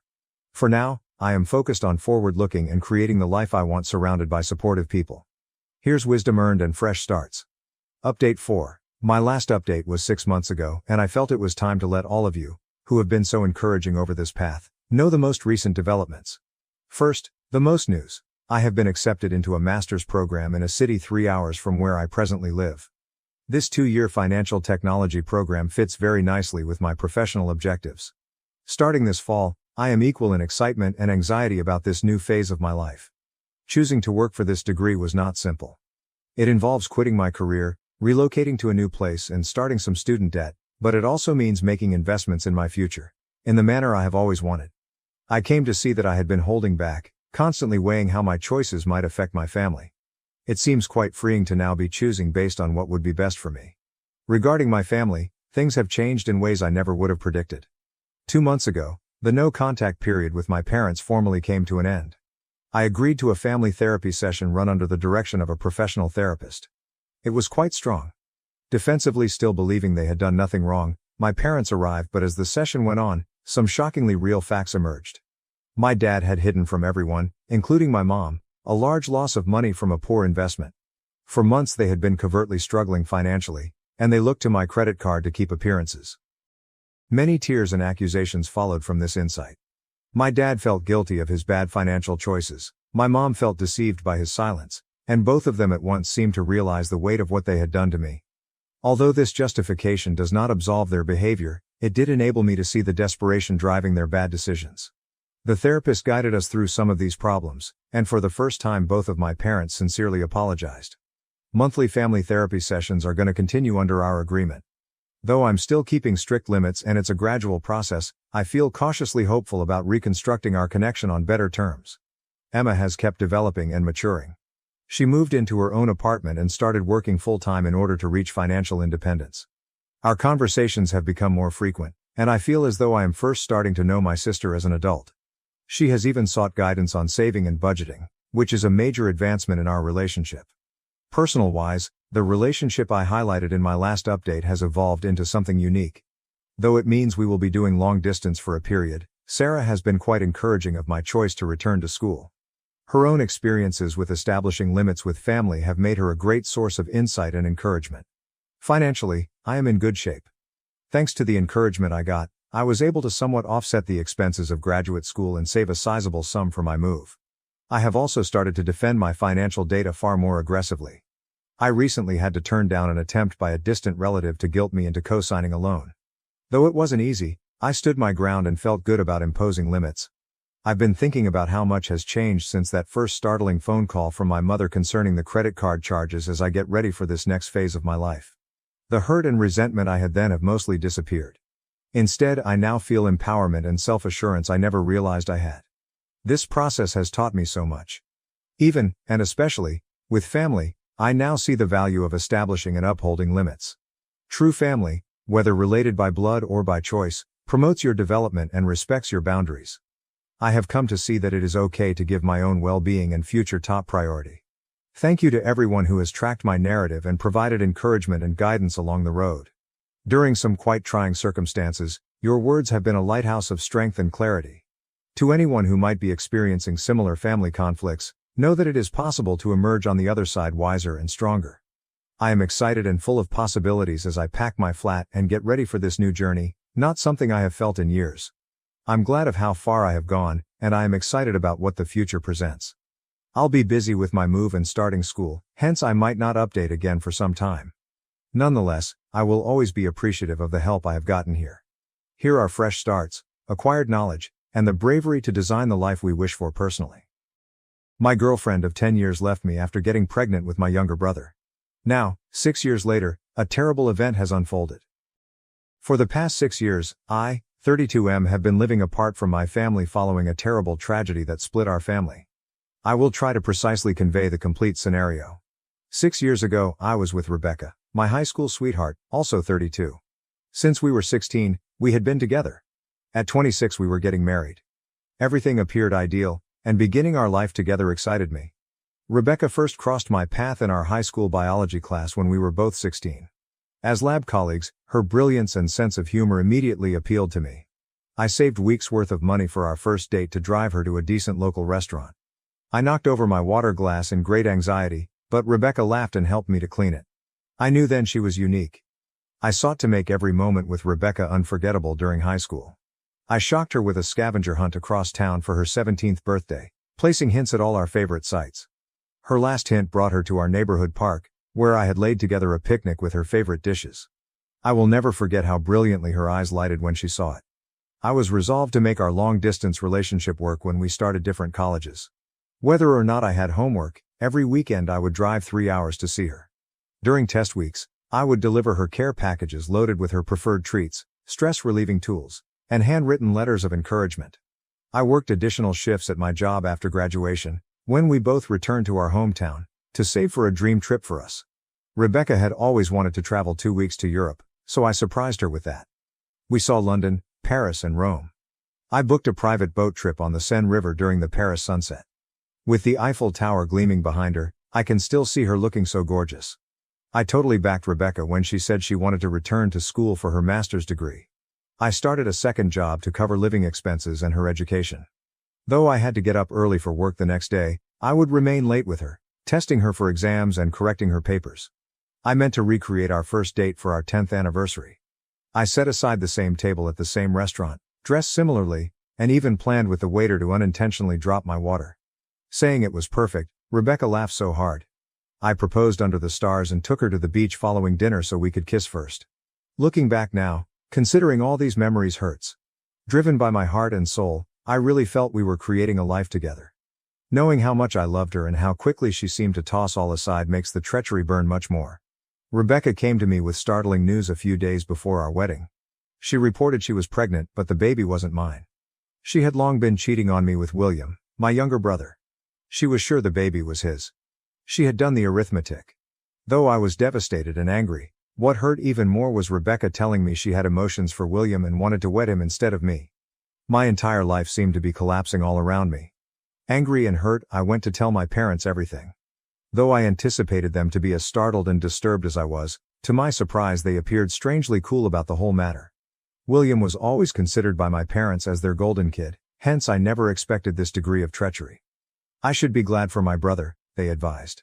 Even more thrilled about being a grandma, my mother totally ignored how I would feel about the circumstances. What I was hearing stunned me. It felt as though in a moment my whole family had turned against me. The individuals meant to be supporting and loving me were advising me to simply accept this great betrayal and pretend as though everything was normal. Unable to handle the treachery from not just Rebecca and William but also my parents, I had to make the tough choice to leave. I packed, relocated to another city and cut off all communication with each of them. 6 years ago is when that was. My father phoned me a few times throughout all that year, but those exchanges were always tense and awkward. William, my mother and Rebecca never contacted me at all. Not even knowing the name of William's child, my own nephew, as best I could, I tried to move forward with my life. Though I struggled to trust after what occurred with Rebecca, I concentrated on my profession, established new acquaintances and even began dating once more. Still, I was gradually reconstructing my life away from the suffering and betrayal of my past. Then a few days ago, out of the blue, my mother called me urgently. Her name on my phone screen astonished me given all this time. She seemed angry when I responded and said William had suffered a horrible accident. Now he was paralyzed and helpless of working or looking after his family. Hearing this news set me in a range of feelings. Hearing about William's accident surprised and depressed me. Even with all that happened, he remained my brother. But another side of me felt enraged that this was the reason my mother was suddenly getting in touch after 6 years of no contact. Her words next infuriated me even more. She informed me the family needed me. She specifically wanted me to return and act as William's child's father figure, supporting Rebecca in running the family while William healed.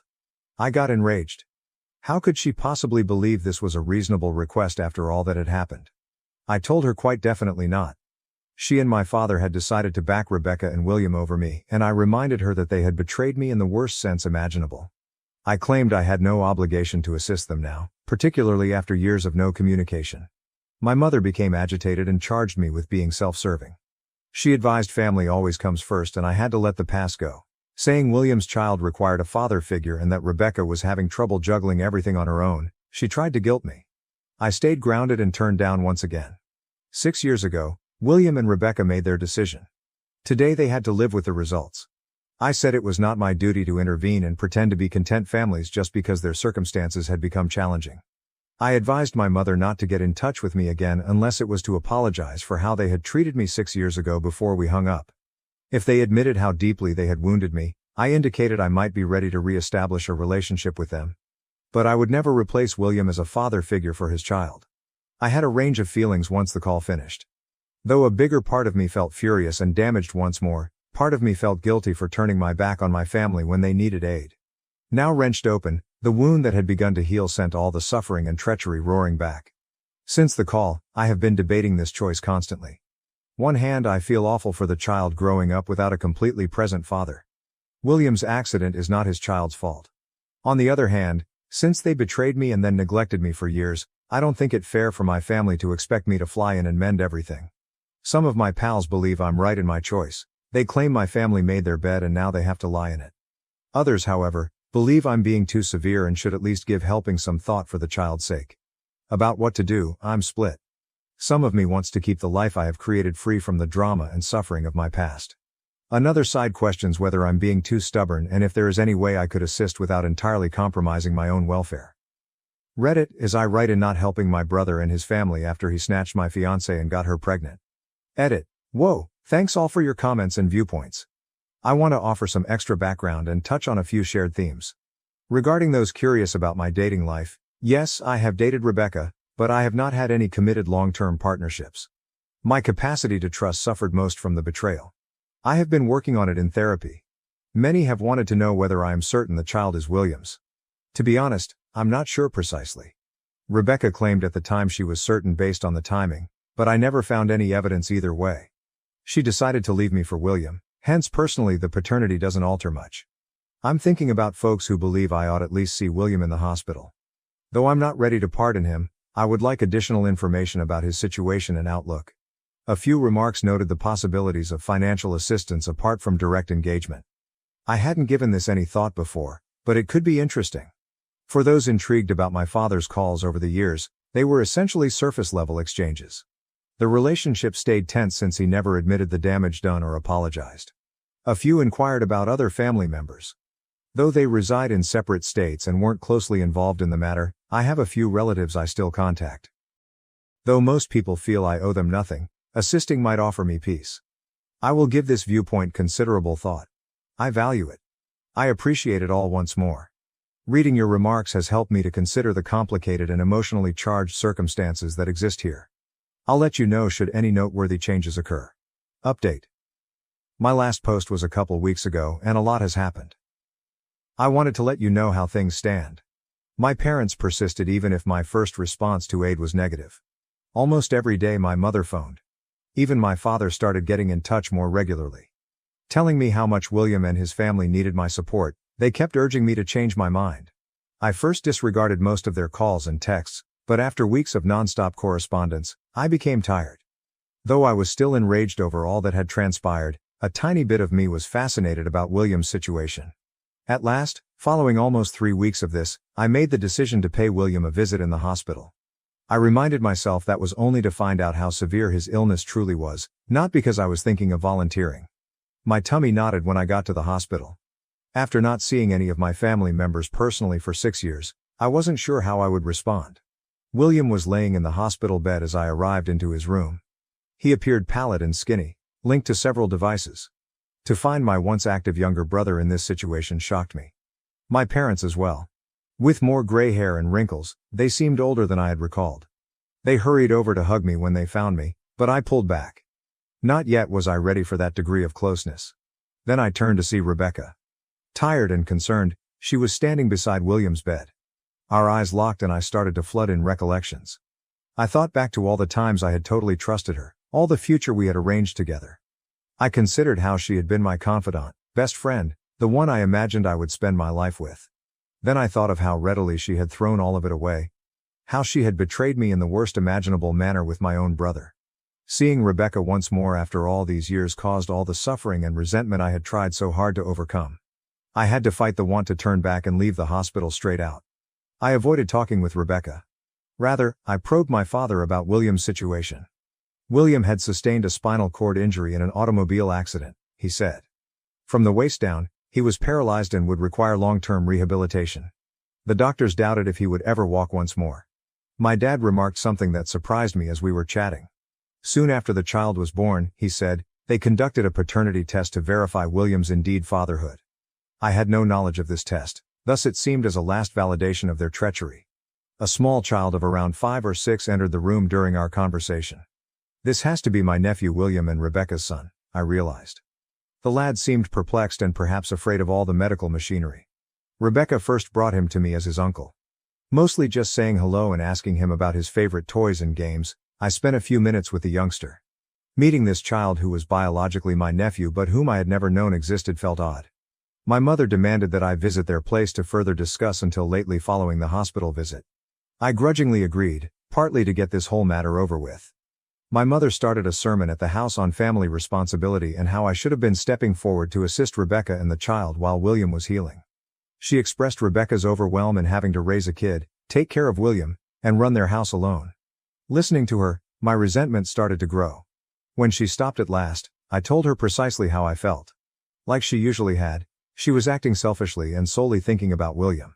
She had not once asked how I was doing or shown any interest in my life over the past 6 years, I pointed out in all her calls and during this entire chat. She seemed to have come out to me solely because she needed something from me, not because she really cared about mending our friendship. Even after William had deceived her so terribly, I stated it stung that she appeared more worried about his welfare than she ever had about mine. Saying that of course she loved me, my mother tried to defend herself, pointing out that William's position was an emergency. She stated, I had a duty to help, as the healthy brother. I inhaled deeply and told her my ultimate choice. I responded that although I could not give up my own life and peace of mind to assist William's family, I felt pity for his situation and for the difficulties they were confronting. I said I wasn't ready to give up all of the years I had been constructing a new life for myself, working over the trauma and betrayal they had given me. I told her I might be ready to see them once more in the future, but only if they were ready to own how much they had offended me and begin to re-establish trust. I made it plain that this connection would not call for my filling in for William or serving as a father figure for his son. My choices infuriated my parents. They said I was forsaking my family when they most needed me, that I was selfish, but I insisted. 6 years ago they supported William and Rebecca above me, therefore making their choices. Now they had to deal with the results of that choice. I informed them before I went that, while I was open to remaining in touch and maybe working on our connection over time, only if they could respect my limits and show real interest in my life, not simply what I could do for them. That evening's drive home brought a range of feelings. Particularly considering William's son's growing up with a crippled father, part of me felt bad for not assisting more. Still, more of me felt relieved. At last I had spoken up for myself and established reasonable limits with my family. I came to see that although family relations are vital, they do not grant anyone permission to mistreat you or exploit you. Years of mending from their treachery had gone, and I wouldn't be ready to relive those scars just because they suddenly felt they needed me. My parents have phoned a few times in the weeks following that trip.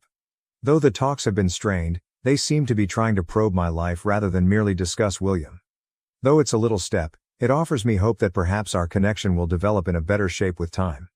Right now, I'm mostly concerned with my own life and welfare. Reconnecting with my family has brought up emotions that I have begun seeing a therapist again to work through. I'm also putting myself into my work and hanging out with buddies who have helped me through all of this. Though I'm not sure what the future holds for my family, I am sure I made the best choice for me.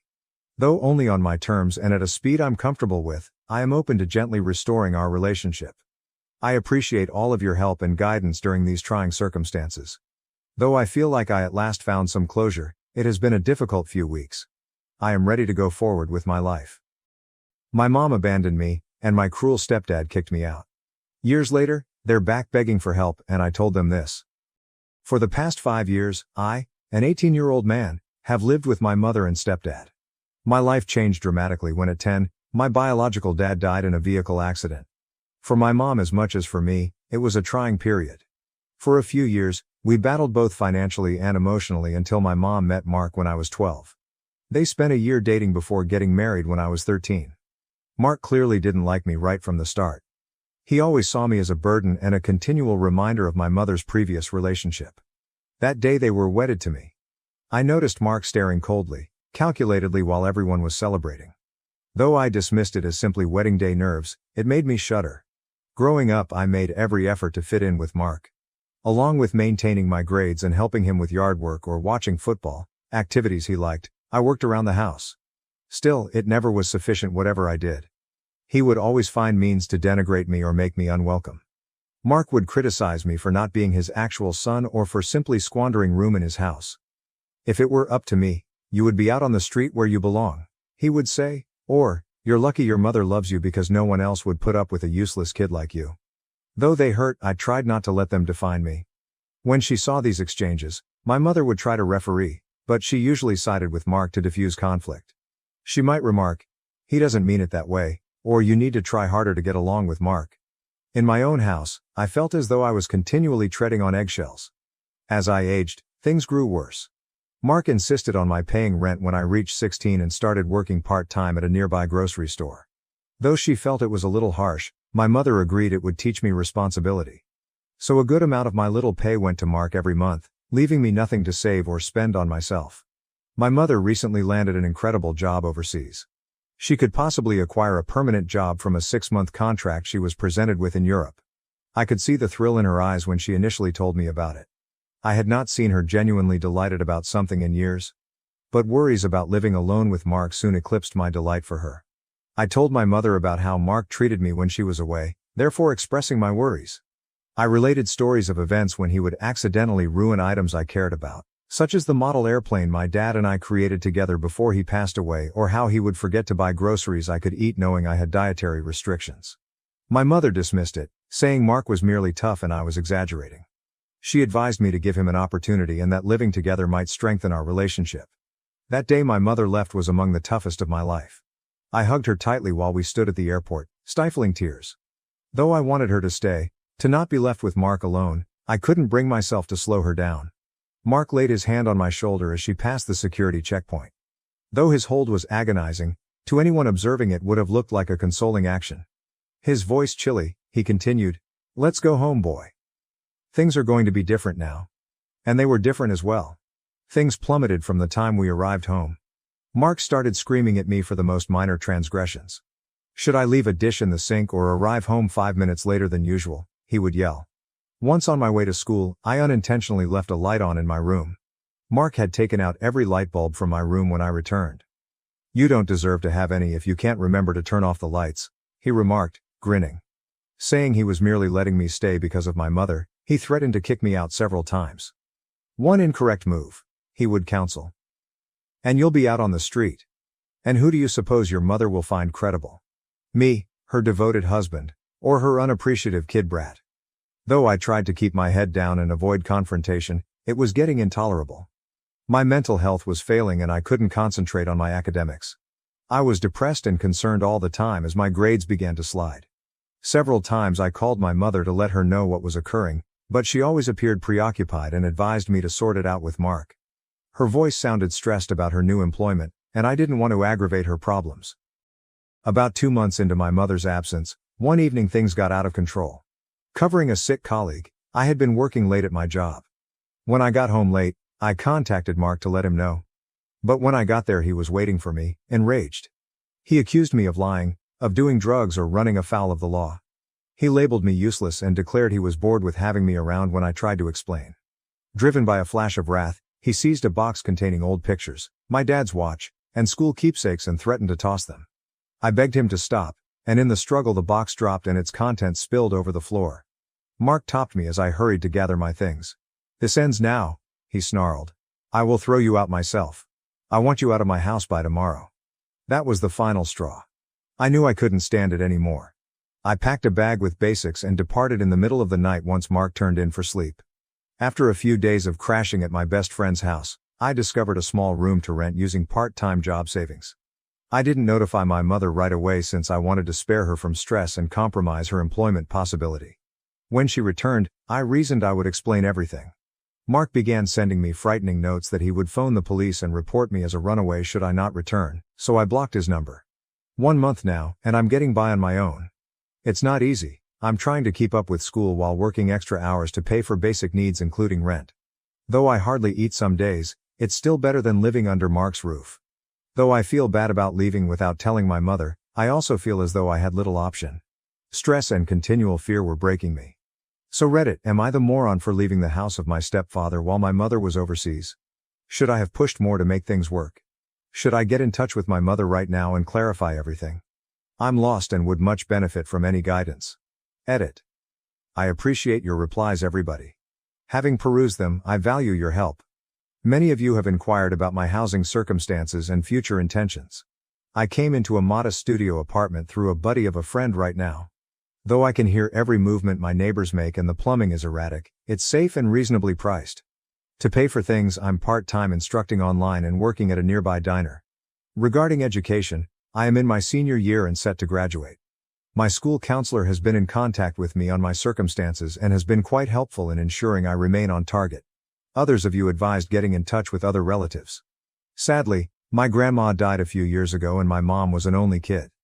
After his death, my dad's side of the family lost contact with us.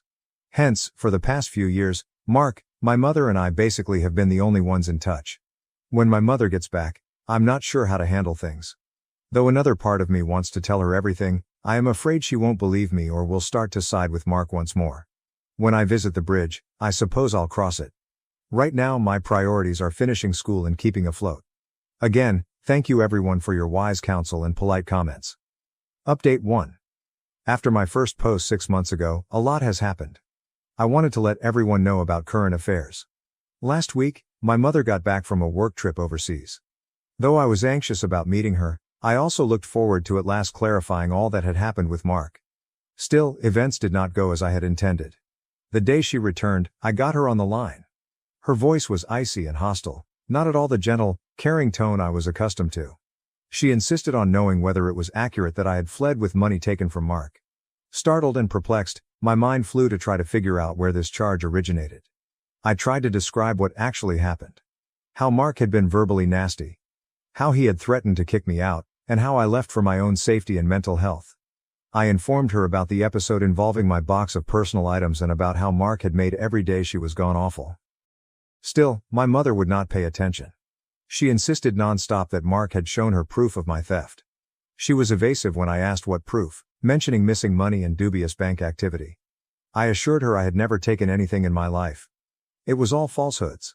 She appeared to have her opinion already formed, even though I reminded her of how honest I had always been with her and how hard I had worked at my part-time job to help the house. To enable us to have a face-to-face conversation, I pleaded with her to meet personally. She accepted under some coaxing, but Mark was with her when we met at a neighborhood cafe. My heart dropped the minute I saw him. Though he looked sad, I could see the triumphant gleam in his eyes. Mark presented me with a show of worry and disappointment. He concocted a story about how he had tried his best to look after me while my mom was away, but that I had grown rebellious and begun pilfering money to pay for a party life. He discussed how he had spotted strange withdrawals from their joint account and how he would have noticed cash missing from his wallet. I stumbled. Though he told it so convincingly, every word he spoke was a lie. He even claimed to have fictitious bank records and invoices proving I had been taking money. Though I'm not sure how he made them, they appeared real enough to mislead my mother. He discussed his attempts to approach me about it, but I had fled instead of dealing with the fallout. I tried furiously to explain my side of the narrative and defend myself. I described how I'd been struggling to make ends meet in my tiny apartment and how I'd been working extra shifts to help myself. I mentioned to them the evenings I would have gone to bed hungry as I cannot afford rent as well as food. I begged my mother to remember how I had always been conscientious with money. How I had never given her any cause to question me before. But Mark had obviously been working on my mother for several weeks prior to her comeback. Her belief of me as a troubled, unappreciative child who had seized advantage of her absence was shaped by his poisoning of her against me. He presented himself as the victim, a worried stepfather limited to helping his wayward stepson. Seeing the sight of disappointment and wrath in my mother's eyes was the worst of it. She said she had trusted me to behave while she was away and she couldn't believe I would treat her this way. She accused me of trying to assign blame and fabricating falsehoods about my loving stepfather when I tried to explain about Mark's behavior. Her voice breaking, "How could you do this to us?" she asked. "We gave you everything, this is how you reimburse us?" Her comments ripped right through, each one like a physical blow. Her own son Mark seemed to me incomprehensible as she believed him over me. My mother informed me at the meeting that she wanted time to consider what to do going forward. If she didn't trust me, she stated she cannot have me back in the house. I watched Mark comfort my mother by putting his arm around her shoulders as they exited the eatery. I got queasy looking at it. I kept trying to get in touch with my mother throughout the next few days, hoping she would listen to me free from Mark's influence. She either answered with brief icy texts instructing me to quit lying and take accountability for my behavior or ignored my calls. I was quite hungry. Hoping they may be able to talk some sense into her, I contacted a few of Mom's friends. Alas, it appeared Mark had also gotten to them. They all told me how let down they felt of me. How they couldn't believe I would have stolen from my own household. My mother finally sent me a lengthy text message stating she had decided it would be better if I stayed away from home. She claimed she needed time to get through everything and that she felt rather let down in me. She advised me not to get in touch for a little while. I felt crushed. Along with losing my house, I had lost my mother, the one I considered to be always on my side. Mark had turned her against her own son by totally controlling her. The next several weeks blurted together. Trying to forget the huge void in my life where my family used to be, I pushed myself into work and education. Often lying awake at night, I struggled to fall asleep and found myself wondering what I could have said better to make my mother believe me. I replayed the talks in my mind. My grades began to slide once more, and I ran the danger of not graduating. It took a worried teacher dragging me aside to get me out of my slide back. She questioned what was wrong when she observed my alterations. Hesitantly at first, I told her all. She thought of me surprisingly. She assisted me in contacting a social professional and a school counselor capable of offering me tools and assistance. Their assistance allowed me to get back on track with my academics and even obtain some extra financial aid to cover living expenses. I'm now figuring out my next moves. Working as hard as I can to support myself, I am still in my little flat. I have contacted a few reliable teachers at the institution who have been encouraging and guiding me through independent finishing of high school. About the future, I'm terrified, angry and wounded. My mother's treachery aches especially, and there are days when the loneliness feels unbearable. But I also want to prove Mark mistaken and show my mother the truth at last. Though I have not given up hope totally, I am not sure if our connection will ever be the same. Right now, I'm mostly planning for college and finishing off high school. Though it won't be simple, I am resolved to lead a better life for myself whether or not my family supports it. I appreciate your support of my original post everywhere. I would really appreciate any guidance on how one might go from here. How might I recover from this betrayal? When I feel so alone, how can I design a life for myself? Any advice would be appreciated. Update 2, 5 years later. My last update 5 years ago and my life has altered drastically. I wanted to let others know what had happened and obtain some viewpoint on a most recent development. After high school, I threw myself into my education and job. Though I still felt the loss of my family hard, I turned that suffering into will. Majoring in computer science, I secured a scholarship at a state institution. I balanced several part-time jobs to make ends meet. Freelancing web design, working at the university library, and even weekend pizza delivery. Though it was demanding, college also released me. Living with Mark, I felt free from the continual anxiety and terror that had dogged me for the first time in years. To help me through the pain of my past, I began visiting a therapist and befriended people who grew to be like family. After graduating with honors, I found work directly out of college at a bright tech startup. Though I worked long hours and under great pressure, the work was challenging and I loved that challenge. Being appreciated for my work ethic and abilities felt fantastic, something I hadn't lately experienced. I have ascended in the company during the last 3 years. Originally a junior developer, the higher-ups were drawn to my commitment and creative ideas. Within a year, I was elevated to team lead. Lately, I was assigned lead developer for our primary offering. Our startup recently attracted a sizable investment, which sent us into the major tech industry ranks. Along with stock options that might be quite valuable should the business keep expanding, this brought a sizable pay rise for me. For the first time in my life, I am comfortable as well as financially steady. Along with moving into a decent apartment and even beginning to save money for the future, I bought my first car. I never spoke with Mark or my mother during this period. Particularly during holidays and events like my college graduation and career promotions, it was difficult. There were evenings when I would lie awake wondering whether my mother ever considered me, whether she ever regretted choosing Mark above me. But I concentrated on starting a new life for me and assembling a selected family including mentors and close friends. Out of the blue last week, I got a call from an unidentified number. My response caused a hush, then I heard a voice I hadn't heard 5 years ago. Mom was it. Her voice sounded worn out and desperate, nothing like the confident, loving mother I knew from my early years. She informed me Mark and she were having money problems. Mark apparently had some poor investments, and their property was about to go under foreclosure. Mark has been unemployed for the past year since his company he worked for filed for bankruptcy. They were drowning in debt after devouring their savings. My mother said she was sorry for all that had transpired years ago. Her voice broke as she said she had come to see Mark had controlled her over time. She admitted she had been carrying guilt for years and she regretted not trusting me. She asked whether we might get together to try to heal our relationship and to go over things. I froze. I had dreamed of this for years, my mother recognizing the truth and reaching out to re-establish contact. Now that it was occurring though, I experienced a rush of emotions, optimism, resentment, grief, and residual betrayal. After a protracted silence, I decided to see her at a cafe, the same one where we had our confrontation 5 years earlier. It startled me to find Mark and my mother there when I got there. With her grayed hair and worried lined face, my mother seemed older and exhausted.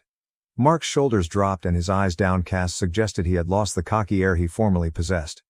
More specifically, they said they were months behind on their mortgage payments and that the bank threatened to seize their residence. When his company closed, Mark lost his career. Even now, he has struggled to find consistent employment.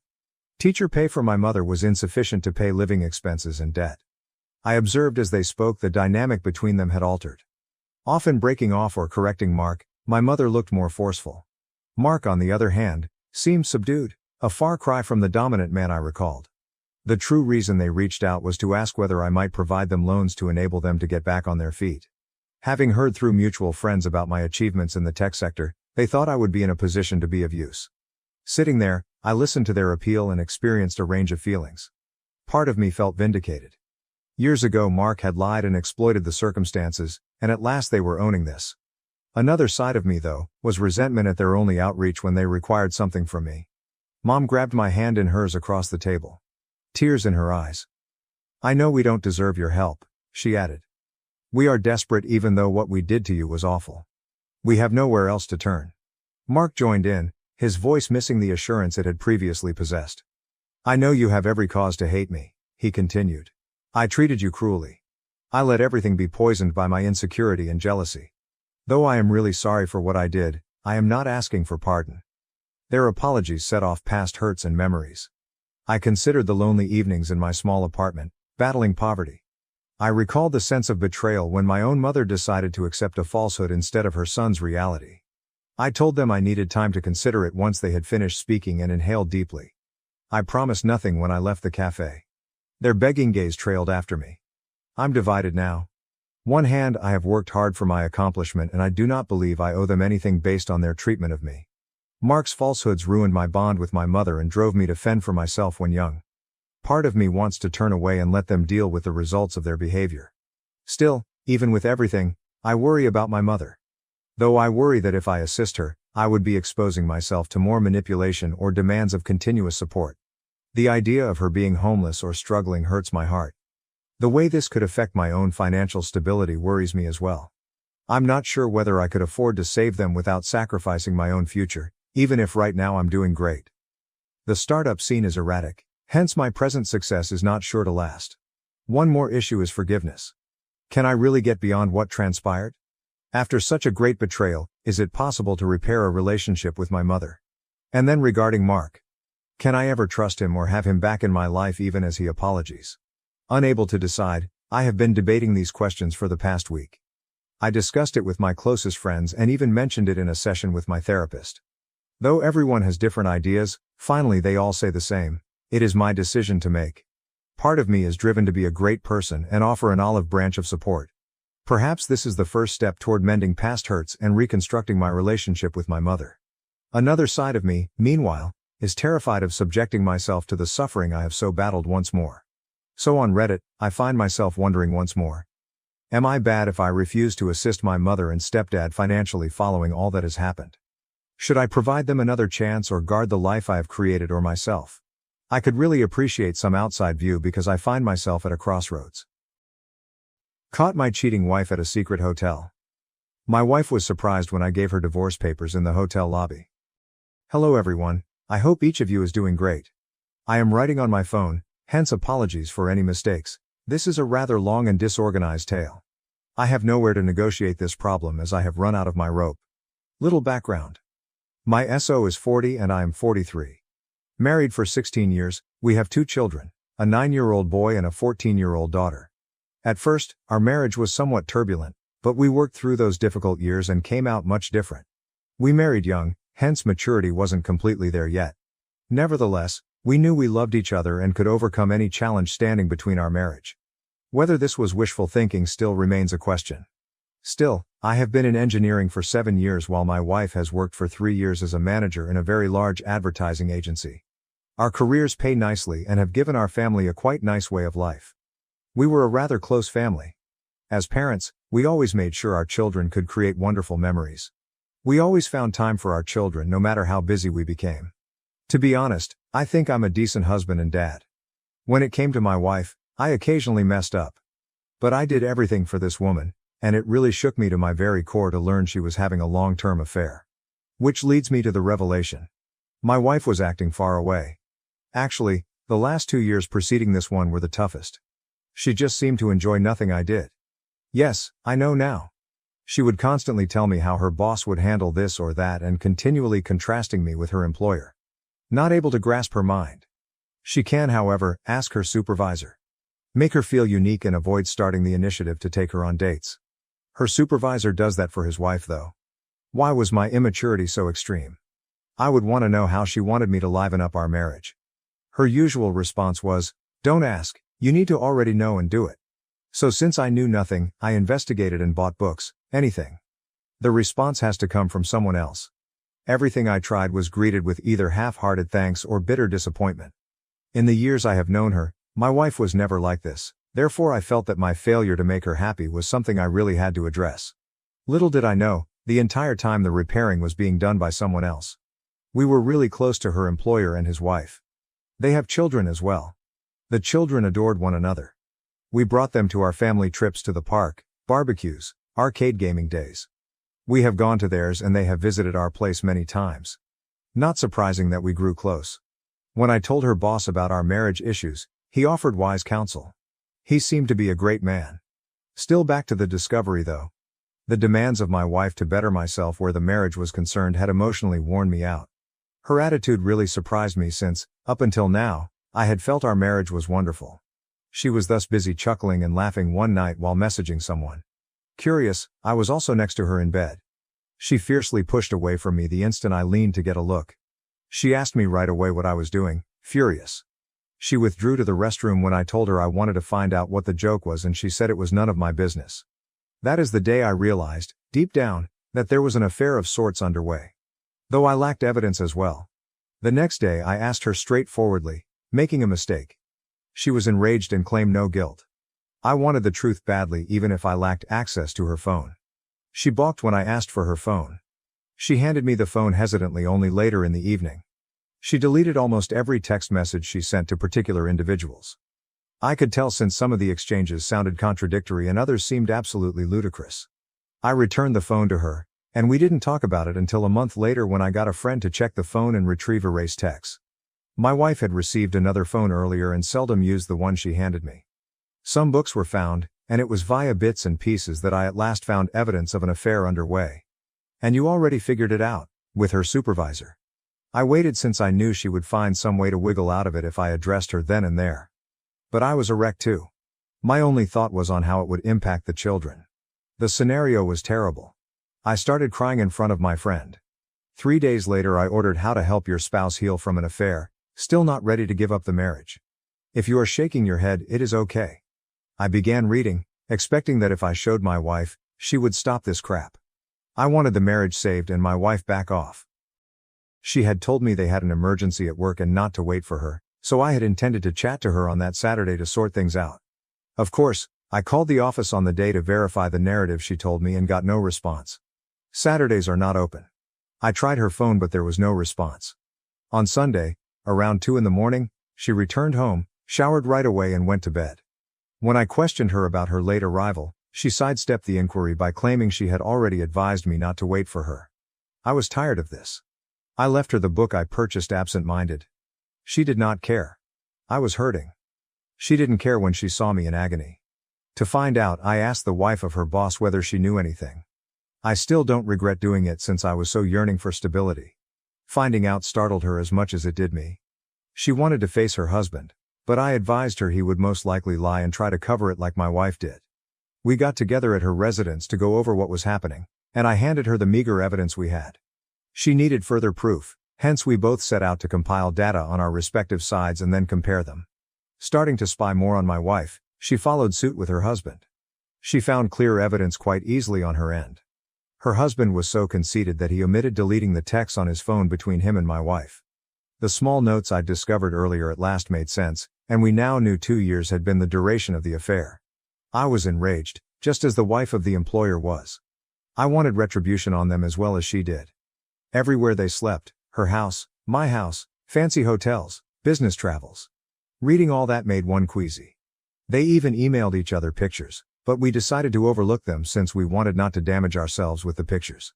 Though not an affair ourselves, we sought retribution. We both resolved that they could have each other if they so desired. About the same time, we each gathered divorce paperwork. We were dead set on it. We acted our part. Our husbands were unaware of what we knew. Our ducks were back then in a row, once more. This time, working with the wife of the boss, we knew exactly where and how they would be received.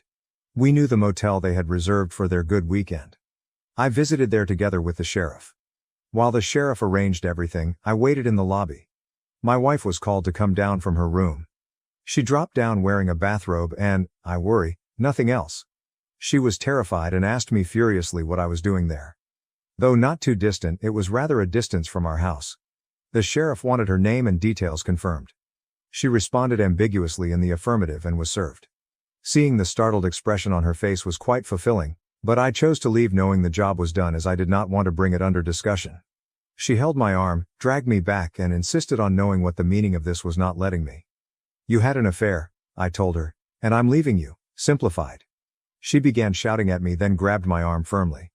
The sheriff had to intervene and order her to release me immediately. She told me she could explain, that I had the wrong notion, and that it was my fault. She started crying. I left fast to get home since I was getting enraged. When my wife told her boss, he fretted. According to what I was told, he hurried home only to find himself served. We gave them no time to straighten their heads. We blindsided them exactly as they did us. While hers might take some more time, my divorce will be finalized in a few months. On the divorces, both my wife and her supervisor have been battling us. Neither want to file for divorce. The reasons I have heard are that they never meant to leave their husbands, that it was only a purely sexual affair and nothing more, that people have worse indiscretions and still come out with a fantastic marriage, that they messed up and would like a chance to right things. What, I asked my wife, do you suppose the result of all this is? She said she is not that person anymore and said she was following the flow and behaved totally against nature. She is a moron, I told her. For not giving my wife another chance, others around me are labeling me horrible. Though they would want it if we stayed together, my children know what is going on, age appropriate, and they are backing me 100%. We still reside in the same house, hence my resolve is weakening along with the fact that my wife is reading the book I purchased and attending therapy. It's becoming more difficult to keep to my guns. She claims to be sorry and will perform all necessary actions. All I need to know is that she is sorry she got caught. She has labeled me as a sour, angry person unable to go past all the negativity. Later she apologizes for it, but I know that's how she feels. I still speak with the boss's wife, and my wife completely detests it. She believes the boss's wife is the reason I won't be giving us another chance or that I will be having a vengeance affair. Like she did with her boss, she has insisted on my starting no communication with the wife of the boss. She is nuts, I told her. We did nothing illegal, why should I now accept her points of view? See, I believe I finished. I respect nothing about her. She is still not ready to give up and is actively interacting with me about her ideas and procedures concerning the affair. I find them as justifications, hence I ignore her. She asks me to accompany her for therapy. I was thinking, hell no, as I have seen in numerous instances where the therapist blames the victim. She wants me to read books about infidelity with her. Given that we are likely to divorce regardless, what good is this? She is close-minded. She would not be able to control me with sex, I informed her. She says she just wants to show me how much she loves me and it's not manipulation. Correcting her, I responded, love me now, you mean? People around me, including my mother, are annoyed with me as they believe that mistakes are inevitable and my wife understands from her errors that she really loves me. I assured others I would never be someone's backup plan. Treating her the way I do makes me terribly guilty. Though there is hate involved, I still love her. Am I treating her unduly cruelly? She is trying quite hard, but I have no interest. Should I go back over the divorce? People say I should slow down. I shall regret it. I am moving too quickly. Yes, that is accurate. I'm not sure what is actual from what is not. Edit. I appreciate all of you spending time to answer my predicament. After reading all of your comments, some of you address some really pertinent issues. I will talk with my wife right now. Though I will keep you informed, I believe divorce is the best path for my children and myself. Reading from here has been beneficial. Update for the narrative. Alright, I'm back once more. I'm trying a second time since I have been receiving emails requesting an update. Appreciate your concern, folks. I would want to clear certain things since I can see your curiosity. First of all, right now my wife and I find ourselves in a type of decent state. Not because we are reconciling. No, I am still divorcing her. Taken down by the automod, the previous update I uploaded thoroughly described our circumstances. The brief story is that my wife is still hankering after another opportunity and is acting accordingly to acquire it. I won't give it to her as her affair was far too long for me to recover. Should it have been a one-night stand, the narrative might have been different, but 2 years is simply a slap on the face. I love her still and am not a monster, hence I have attended a few therapy sessions with her. One session was really excellent and let me see that my wife really regrets it. She has been trying pretty darn hard, but she has not been flawless in how she managed the aftermath from her affair. Her anger at me for constantly contacting the boss's wife and her fear of a vengeance affair made the second session a catastrophe. We argued a lot later since I refused to do what she requested, which was no communication with the boss's wife, therefore it was the angriest I had ever gone through this whole situation. That was settled after I assured her there wouldn't be a vengeance affair. Though I know I owe her nothing, she is still my wife until our divorce, hence I still want to keep my word. I have been visiting a couple of more meetings with her merely to observe her improvement. This therapist is indeed an individual and marriage therapist. I'm not attending these meetings since, deep down I want to save our marriage. If only I could watch my wife's development personally and help if necessary. I'll gracefully step away following the divorce. Still leaving her husband is the wife of the boss. Her husband is still contesting her on the divorce.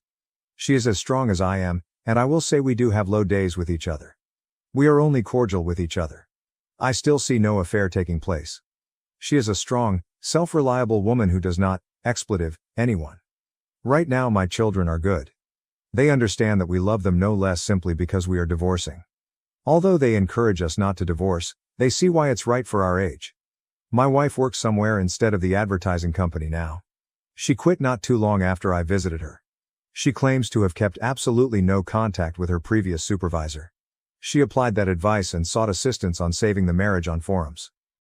After seeing my wife work her butt out to be a better person, I can see the appeal even though initially I didn't understand why people stayed with adulterers. She's not a monster. She's simply flawed and made terrible decisions from which she is learning improvement. She has extended to me everything under the sun to give another go. Not sure I have it in me either. I feel more at peace the closer a final divorce seems to be. She recently begged to have a chance following divorce, and we had a lengthy conversation about this. She has extended a postnup offer. Although I wasn't totally against it, it would be a somewhat long road for her to travel for me to even consider as an option. She seems really eager, but honestly I don't see how that would help any of us. Mostly driven by a momentary feeling of justice, I want this divorce. Without compromising myself to the level of an adultery, this is the only justice I can obtain. After I told more about my wife's affair, my mother and I made up. Today, she's rather angry with my wife after finding out the specifics. I'm not sure how I would negotiate one. Rant. Affair for revenge? Alright, I wanted not to write here until my divorce was finalized, but right now I'm just annoyed and really want to rant. Like many of you, my wife is terrified about a revenge affair. The straightforward explanation is that I still get in touch with and see the other woman I betrayed. Against the other betrayed partner, my wife feels somewhat insecure. Is that how it is spelled? Younger, a model, quite beautiful, and runs a profitable company as the other deceived partner. It makes my wife suspicious that I would yield to temptation and cheat on her in return. The nerve of her to deliver me the two wrongs don't make a right lecture still astounds me. She isn't wrong of course, and I never intend to follow through. Still, her hypocrisy bothers me. Like yesterday, every time I visit the other betrayed husband, my wife becomes somewhat depressed or very clingy. She has thrown herself at me several times to make sure I do not cheat on her back, but I'm not sure how many. Her advances are turned down, and that further aggravates things. The deceived have to struggle along and try to pick up the pieces while cheaters are thus selfish, just thinking about themselves and their suffering. Besides, our children still see their children. Although I never go to the other betrayed partner without my children, my wife still believes I have it in me to be as merciless as she was and sees every chance to attack the lady. Laughable. Expletive. OM is still residing in their vacation house and begs the other betrayed partner to bring him back. I am not going to lie. Seeing him suffer the repercussions makes me very happy. Given my degree of leverage on him, he has not tried threatening me. He has to cope with my ongoing communication with his wife. He makes sure I'm not around when he visits since he is allowed to see his kids whenever he wants but does not want to see me. To be honest, I pity the man. My wife has been really contrite lately. She has lavished me with love, which I just push aside. I'm not in a good frame of mind. Today is our therapy session. I feel like releasing all the suffering and hurt I have gone through thanks to her. My anger has become intolerable. Update. Well, here I am checking in. Not especially fresh to report to you folks. Only a few things have evolved though. Reviewing my conversations and postings helped me to see how wonderful this location is for helping people just like us. To help me to see my circumstances better, I have been reading a lot of material about infidelity. Still, during a recent therapy appointment with my wife, she asked that I give her a little more time to win me back. She had reason after reason why it would be a good idea for me to at least try and see if I could assist in restoring our marriage, not quite reconciliation yet.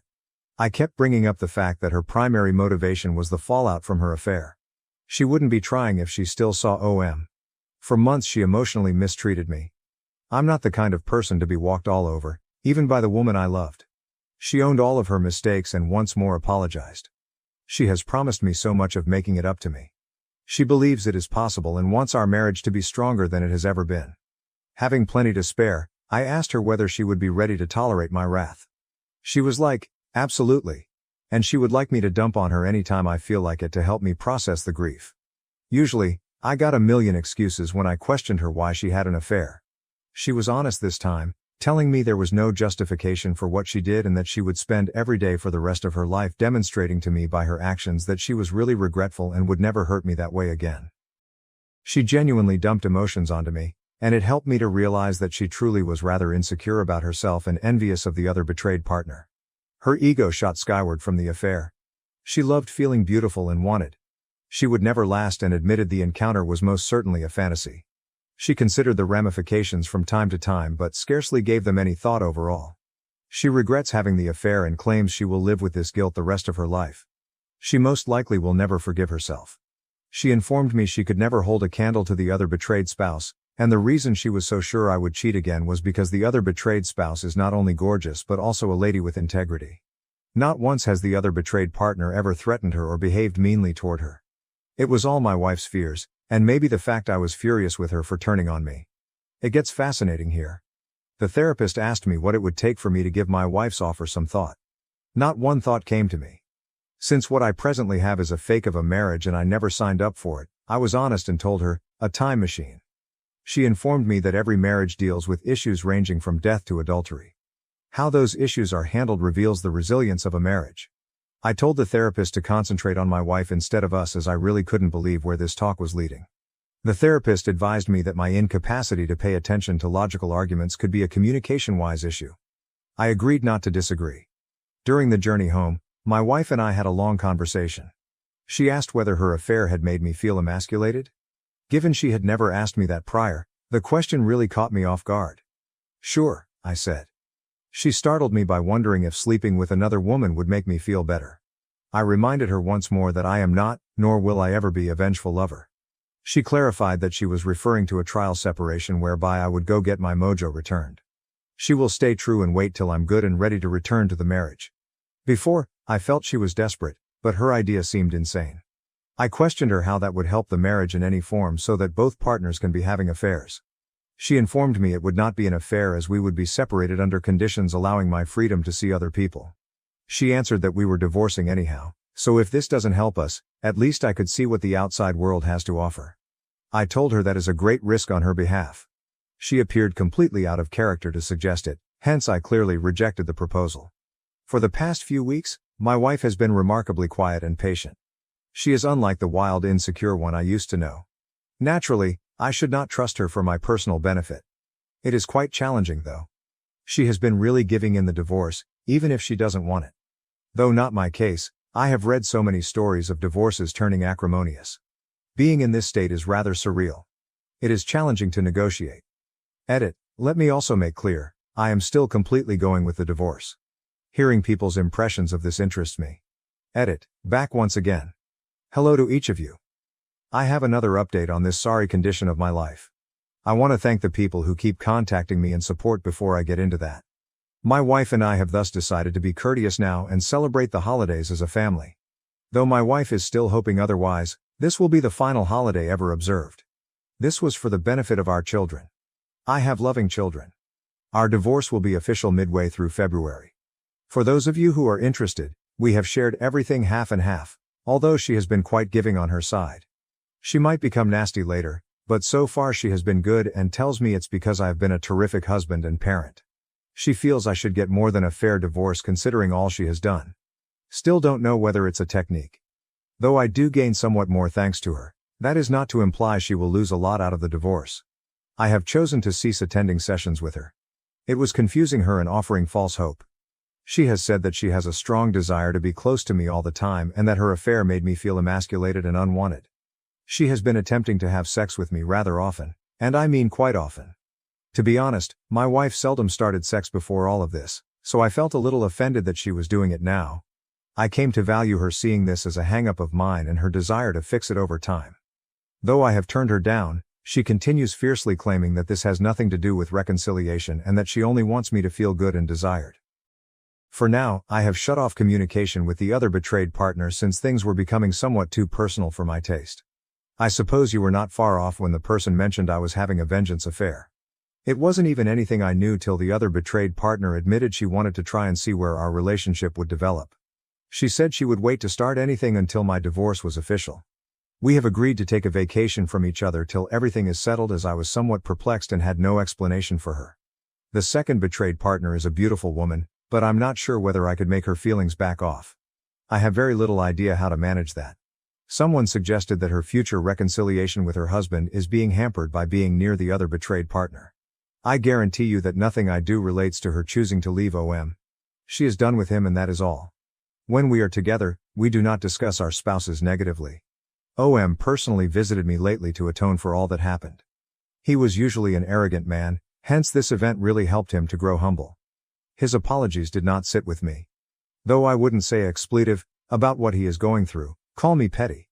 Is it alright for me to have sex with my wife even if we are not getting along? I do admit I miss having sex. I sorely miss the closeness and intimacy of it all. New lingerie, sexting, touching, letters, etc. My wife is eager and has been trying everything possible to start it, and sometimes I find it difficult to resist. Honestly, I just didn't care to know exactly where they had sex, so she even threw away, destroyed, and replaced everything that had to do with OM at my house without my asking her to. Switching off these emotions is difficult for me. Is this a catch-up? Am I the one being played? I wanted her here as it's less of a hassle until the divorce is finalized. Before someone says kick her out of the house, I've already tried that. Rant. At last I understand it. Though she was nothing but worthless, I felt I squandered all these years on a woman. Nevertheless, she produced wonderful memories and children. As a man, these things I will never forget and value greatly. I am going to do better than her though, and at last I realize I am better than her. People have come flooding in offering me guidance on how to handle this. I realize at last that I am deserving of better than her. She twisted me over, put me down, and made me feel less than when another man paid her any attention. She actually gave another man her all. It still shocks me that I'm at last realizing I am over her. She only now does all it takes to maintain me. She is now focusing her effort on us. She used to not care, however now she wants me to be happy. She now desires to be this daring sex partner for me. Though it was never amazing, I enjoyed our sex. I can now clearly see what I have missed. Her writings with OM let me know only the surface of the graphic nature of their trysts. Now, despite her past relative slowness, she wants to show me just how much she loves me. The lethargic sex tells volumes to me. While earlier it was all about giving her attention and providing for her at the same time, now she gives me space and is pleased and supportive of all I do. She now respects my bounds and surpasses them to add more. She now views me as the king I wanted her to see, but no. First I had to smother her off her pedestal first. She is the perfect woman right now, yet it seems transitory to me. She now tells me everything exactly, very open. She is quite honest as well, even if it may make her embarrassed or offended. Before, I don't believe I have ever seen any woman looking constantly ashamed on her face. She wishes this affair never had a place. She kicks herself quite a bit every day. When I am simply not responsive to anything she does, I can see the desperation on her face. She tries to cover it, but she seems so unhappy. Though occasionally I detest myself, to me it's necessary. Why cannot I consider this as a good thing? Why cannot I criticize her now for her actions? They exhibit regret, right? Many have LTAs and come out even more powerful than before. Why am I making decisions based more on feeling than on a point of mature objectification? While I enter another dubious relationship, someone else will end up receiving the better and upgraded version of her. When everything seems to lead to something decent for the future, why not strive for this? These are the lines I have been handed. My response is that I will not tolerate disrespect. Perhaps I was eager in the early phases of research, but I woke up from that fast. This is to respond to those who have routinely asked about my position and messaged me. This Christmas I will be spending it with my whole family and then moving away from my wife. To retain my wife's grip over me and go totally from the concept of her, I resolved to cease listening to the garbage I produced in my thoughts. Neither will I be giving us another shot nor dating her. We are done for good. My wife is not a villain, and that is the truth. She should be happy too, but it will never be with me. She has personally shown me that. When I absolutely hit rock bottom, I phoned the other betrayed partner today and promised her supper after the holidays for her support. She mentioned she would really like it. Although I know this isn't common, we truly helped each other all through this and I owe her thanks. I really didn't know before people started discussing how much I intended this with OBS. For the past few years, my feelings have been so twisted that the whole idea of another lady never crossed my head. And dinner is it, nothing else unless both of us really want it. But the closer the divorce approaches, the more I see I really have choices. One such alternative has been right there. Regarding OM, I have nothing to say about the man. Not a flying expletive. I will inform any woman as I do not believe I will marry once more. Though my divorce has not been particularly difficult, I am nonetheless losing a lot of money. Today, the whole concept of marriage seems to be a hoax. I apologize for just now being so cynical. Though I'm jaded, I want this essay not to insult anyone. I realized how little I got back after giving this lady my best years. Happy holidays, you won't be seeing me for some time. Update, formally divorced. It has been long since I expected. I did say earlier that I will be returning here for the final update. That ends. Formally, my ex and I have split ways permanently. It happened around 3 weeks ago. For the better part of several days following the event I mourned as though I had lost a loved one. That my marriage failed so spectacularly really affected me rather strongly. Ever since I initially found out about the affair, I never shed tears that strong.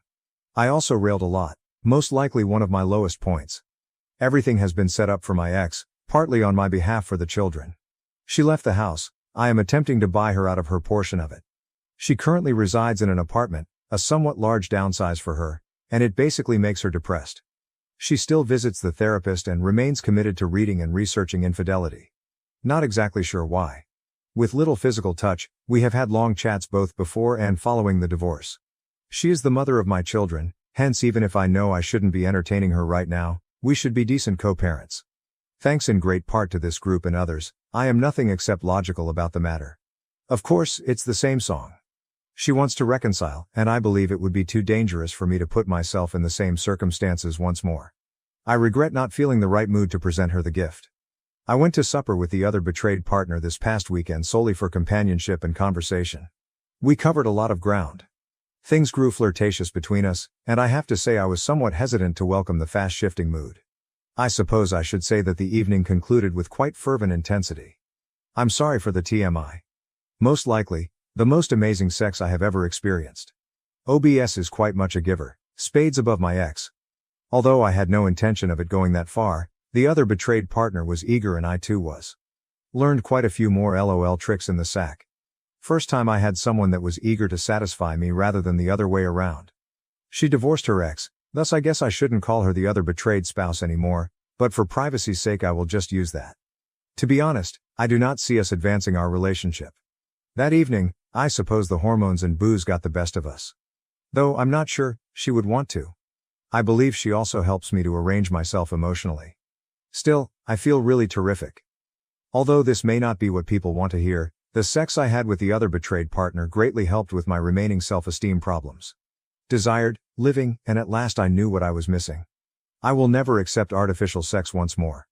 Knowing that I did not lose my morals and was not cheating made me more fulfilled. All things considered, I'm really pleased with how I handled all this mess. Though not flawless, I did the best I could. Though I did lose a lot of money in this process, I am most likely coming out really lucky compared to many BHS. But it was because I was ready to listen to those with knowledge rather than mindlessly wishing for the best. I will thus be eternally appreciative of you people. You and everyone who listened to me helped me to avoid even further losing my value. Summary. Respect you. Never, never tolerate disrespect from anyone else, not even from individuals closest to you. Everybody is entitled to a happy, contented relationship. Never accept your partner's leftovers. Every committed partnership should feature a satisfying and healthy sexual life. Do not accept it if your partner is not giving you their all but did so in an affair or before with someone else. Just state your discontent. I am not encouraging rape or sexual abuse. If your spouse is not ready to meet your desires, do not settle for dull sex unless both of you agree.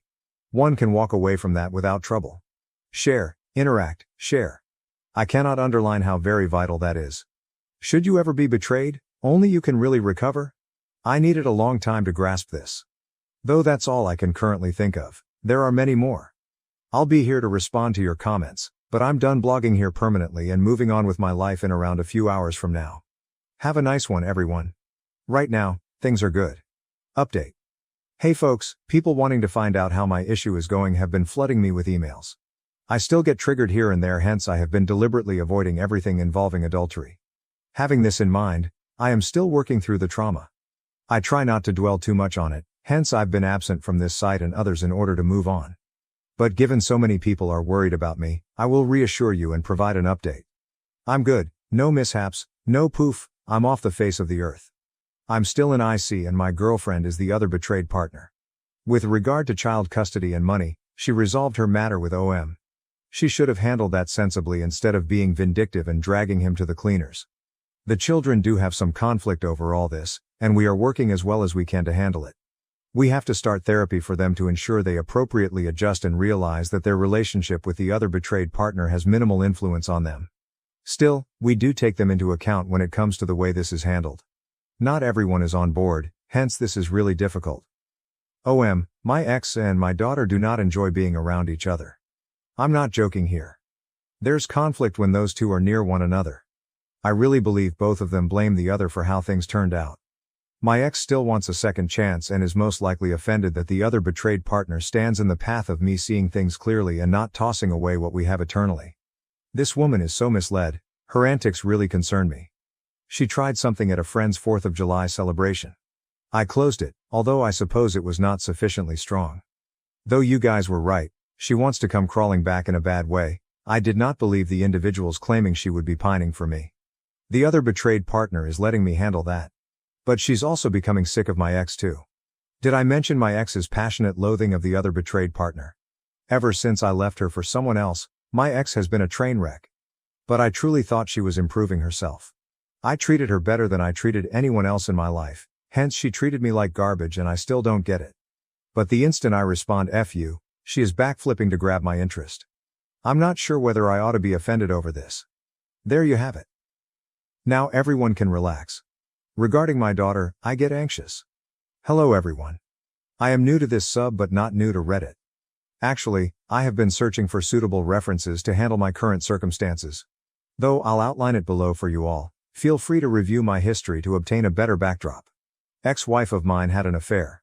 It ran for over 2 years. My ex-wife compared me to our OM a lot and was really nasty to me during this period. Our sex life was worse than it had been before, and at first I blamed all of my failings.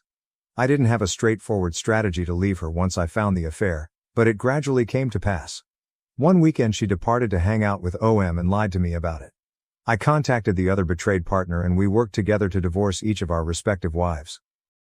The affair was revealed to our age-appropriate children during this process under a mommy broke a promise to daddy kind of conversation. Not specifics, only that we were heading our different directions but yet loved them very much. Though of course they didn't want the divorce to occur, which is also quite reasonable, they took it as well as anyone would want. Although my ex-wife has been relentlessly advocating for reconciliation, I wasn't there to provide her another chance. Understanding it wasn't about me, I forgave her and wanted to be done with the relationship. The divorce grew more expensive the closer it approached completion, although the financial harm was not too severe. I also have to say that the other betrayed partner and I began a gradual relationship immediately following the divorce. It was first like FWB, but these days it's far more serious. Had it not been for our mutual support during the aftermath of the affair, I most certainly would still be with my cheating ex, that or murdered myself, half joking. Still, I constantly chat to my children to find out how they are handling this. I strive to make sure our talks are honest. If they object to my relationship with the other betrayed partner, they can let me know so. I wouldn't be insulted since I want to avoid putting them in a position that would cause problems down the road. 10-year-old son likes OBS.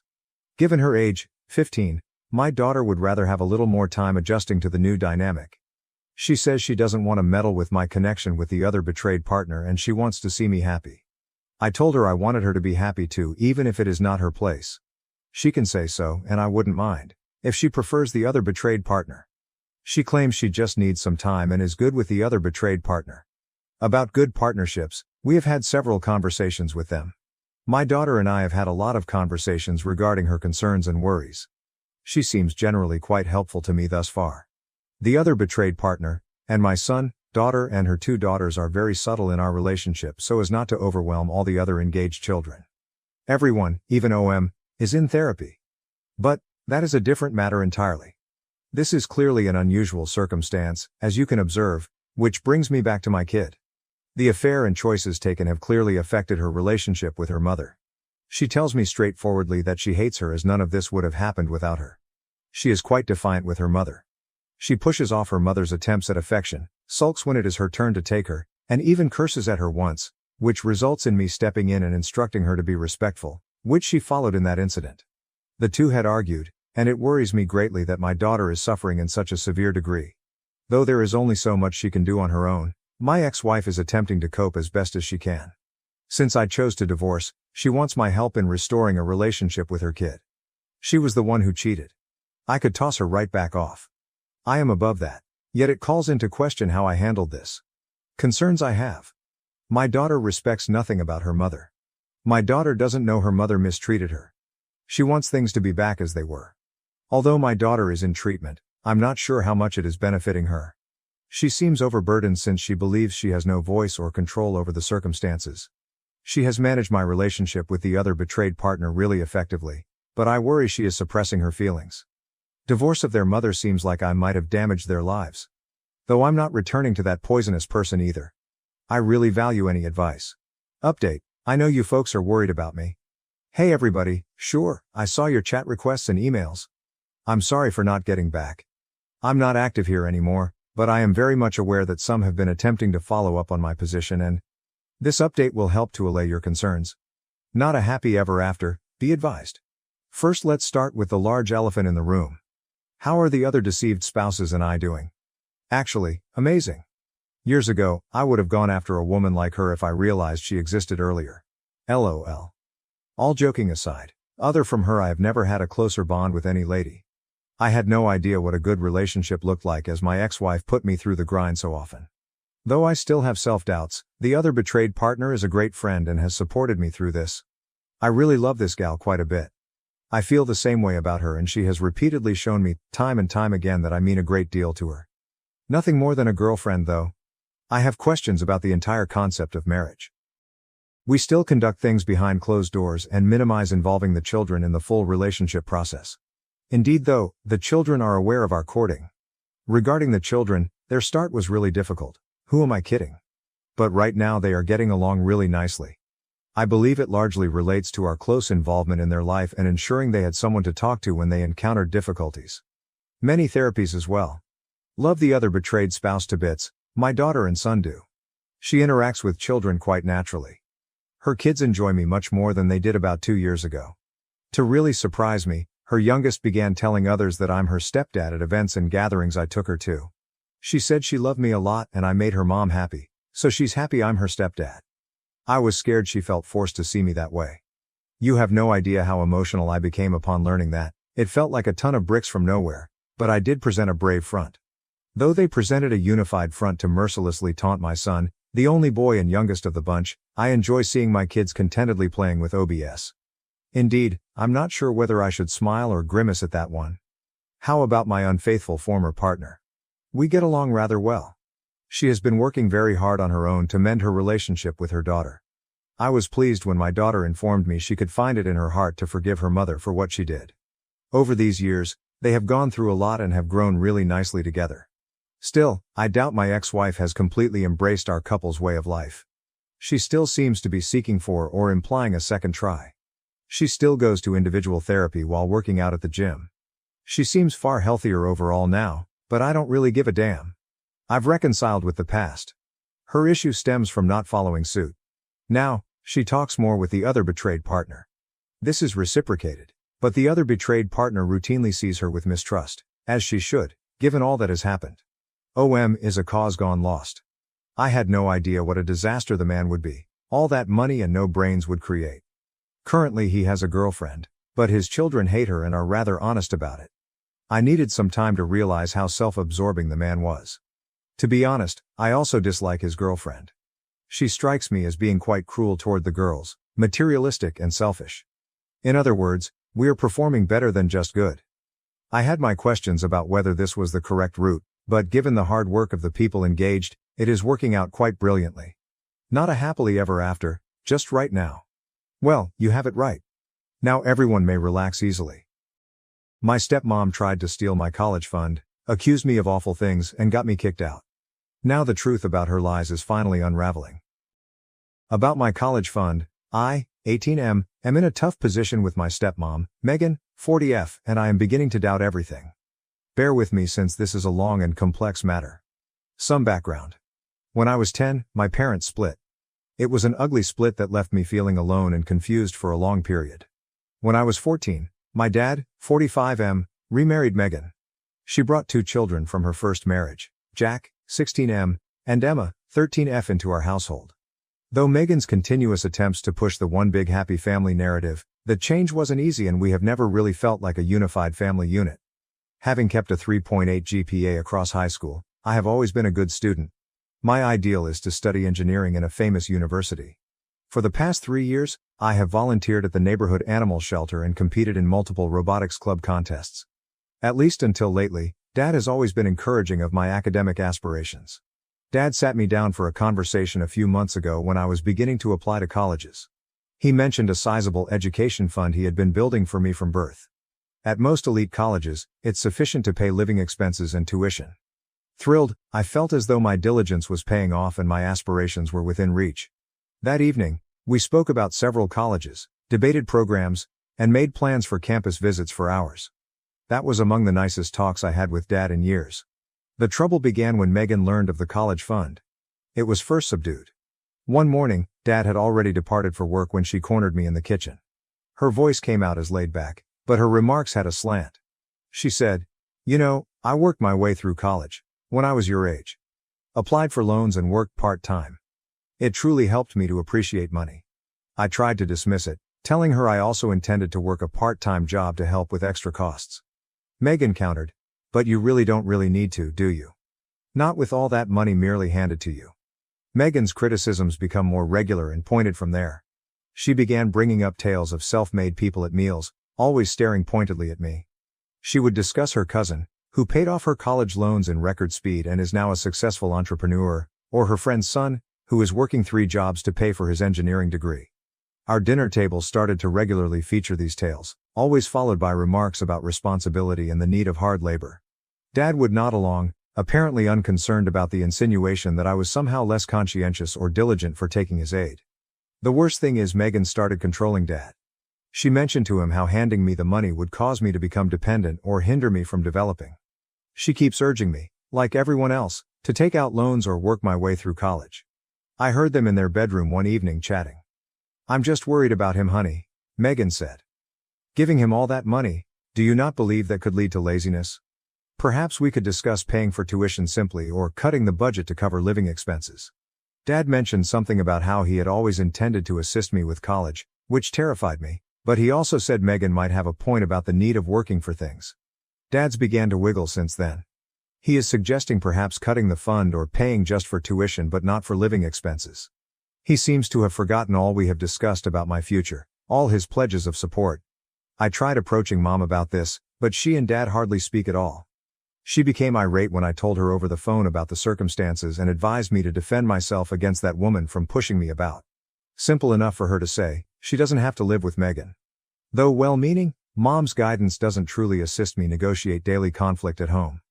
Things peaked last week when I heard Megan chatting to Jack in the kitchen. As I was walking to my room, Megan said, "Don't worry about college, honey. I'm trying to get some of your stepbrother's college funds sent toward your future. Given you and Emma won't, it is unfair that he receives such a big payout." What I was hearing defied belief. Megan not only sought to take away my education fund but also actively sought to donate it to her own children. The unfairness of it caused me to see crimson. I walked straight into the kitchen and approached her without thinking. Megan opened her eyes in astonishment. "Were you listening in?" she inquired. Too furious to give her any thought, I ignored her allegation. "You mean you're handling my college fund? Dad has been saving that money for me from my birth." Megan's face grew stiff. "I'm just making sure every child in this family receives fair treatment," she stated. "Jack and Emma won't have the same opportunity, thus it is not right for you to get such a huge amount." What I was hearing defied belief. "But it's not your money to distribute," I said. "Dad kept that for me long before you even started to show up." Furious, Megan responded, "Watch your tone, young guy. Right now you're quite selfish. Have you given your step-siblings' futures some thought? I thought I was losing it. Egotistical? For wishing to pay for my school with the money my dad saved. How can that make me conceited?" Megan opened her arms. A really conscientious adult would see the value of familial fairness. If money worries you, maybe you could look at community college. That would most definitely be a more humble, fitting decision. I froze. Her arrogance in suggesting made me furious. Jack only gazed at the floor, obviously uncomfortable, as I looked at him hoping for some support. "This is insane," I finally managed to reply. "I'm going to bring this up with Dad." Megan grinned and said, "Go ahead. But keep in mind, your father and I are partners. About what is best for this family, we decide jointly." I bolted from the cooking area. I had to explain what was occurring to Dad, but every time I tried to get him alone since then Megan has been there, hovering and guiding the conversation. The next several days were strained. Megan behaved as if nothing had happened, but her haughtiness set my wrath boiling. Always with a sharp glance in my direction, she would remark over dinner on the value of money, responsibility and not giving handouts. Dad looked completely blind to the currents of conflict. He would nod in time with Megan's remarks, sometimes adding his own story on the need of diligence. It seemed as though he had forgotten all our earlier talks on my future and all of his assurances of support. I got more and more alone. Clearly uncomfortable with the circumstances, Jack and Emma avoided me yet were reluctant to challenge their mother. Driven to maximize scholarship possibilities in case of need, I pushed myself into my college applications. One evening, I at last caught Dad alone in his study and said I wanted to chat to him about something. Dad turned from his computer, wrinkled brow. "What about, son?" I drew in a long breath. Megan has been voicing some opinions on the money distribution. Regarding myself, perhaps not utilizing it at all. We had a plan, I thought. Dad's look was difficult to decipher. He moaned. Your stepmoms raised some reasonable comments on responsibility and the value of working for things, he stated gently. Maybe we offered you the whole amount too quickly. I thought the floor was falling under me. But as Dad promised, I said. I've worked so hard, kept my grades, done everything you asked of me. Dad seemed tense. I know, son, we're proud of you, but Megan thinks, since when Megan gets to decide my future? I stopped, rage at last breaking through. She is not my mother though. She was not there during those years you were saving for my schooling. Dad's countenance grew stiff. Megan is my wife and a member of this family. She's right. More than your pledge to me? I questioned. The study door opened and Megan came in before Dad could respond. Is everything okay? She inquired. Everything's good, Dad remarked. Our conversation was only on college choices. Megan cracked a smile. Wonderful.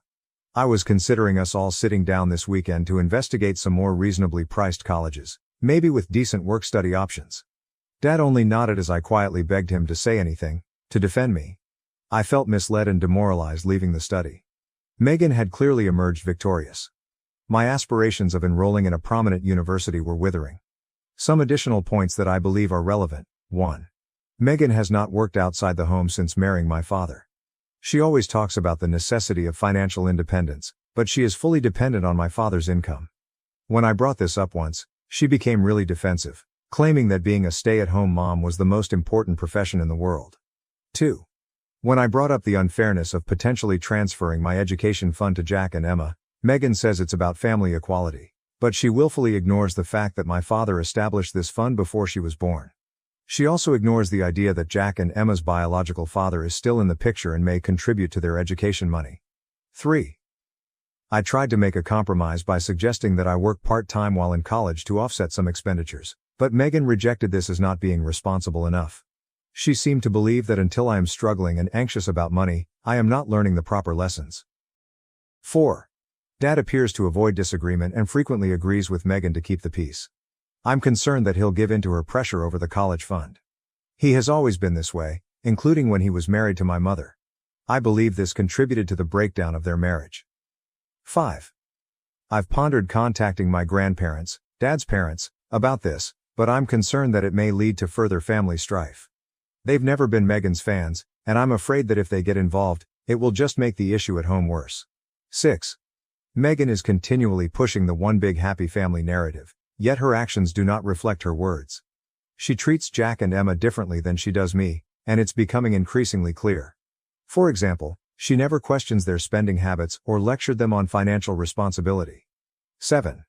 I'm beginning to wonder if Megan is so adamant about me utilizing the college fund because she wants to use it for something else, such as a large family vacation, home renovations, or paying for Jack and Emma's education. But I have no proof of this, only a suspicion. 8. Megan has started saying that I should be more appreciative for what she and my father have done for me. She talks about how much they've given to provide me a decent life, but in my opinion, it's my father who has made the sacrifices, not her. 9. I'm beginning to feel like I'm being gaslit.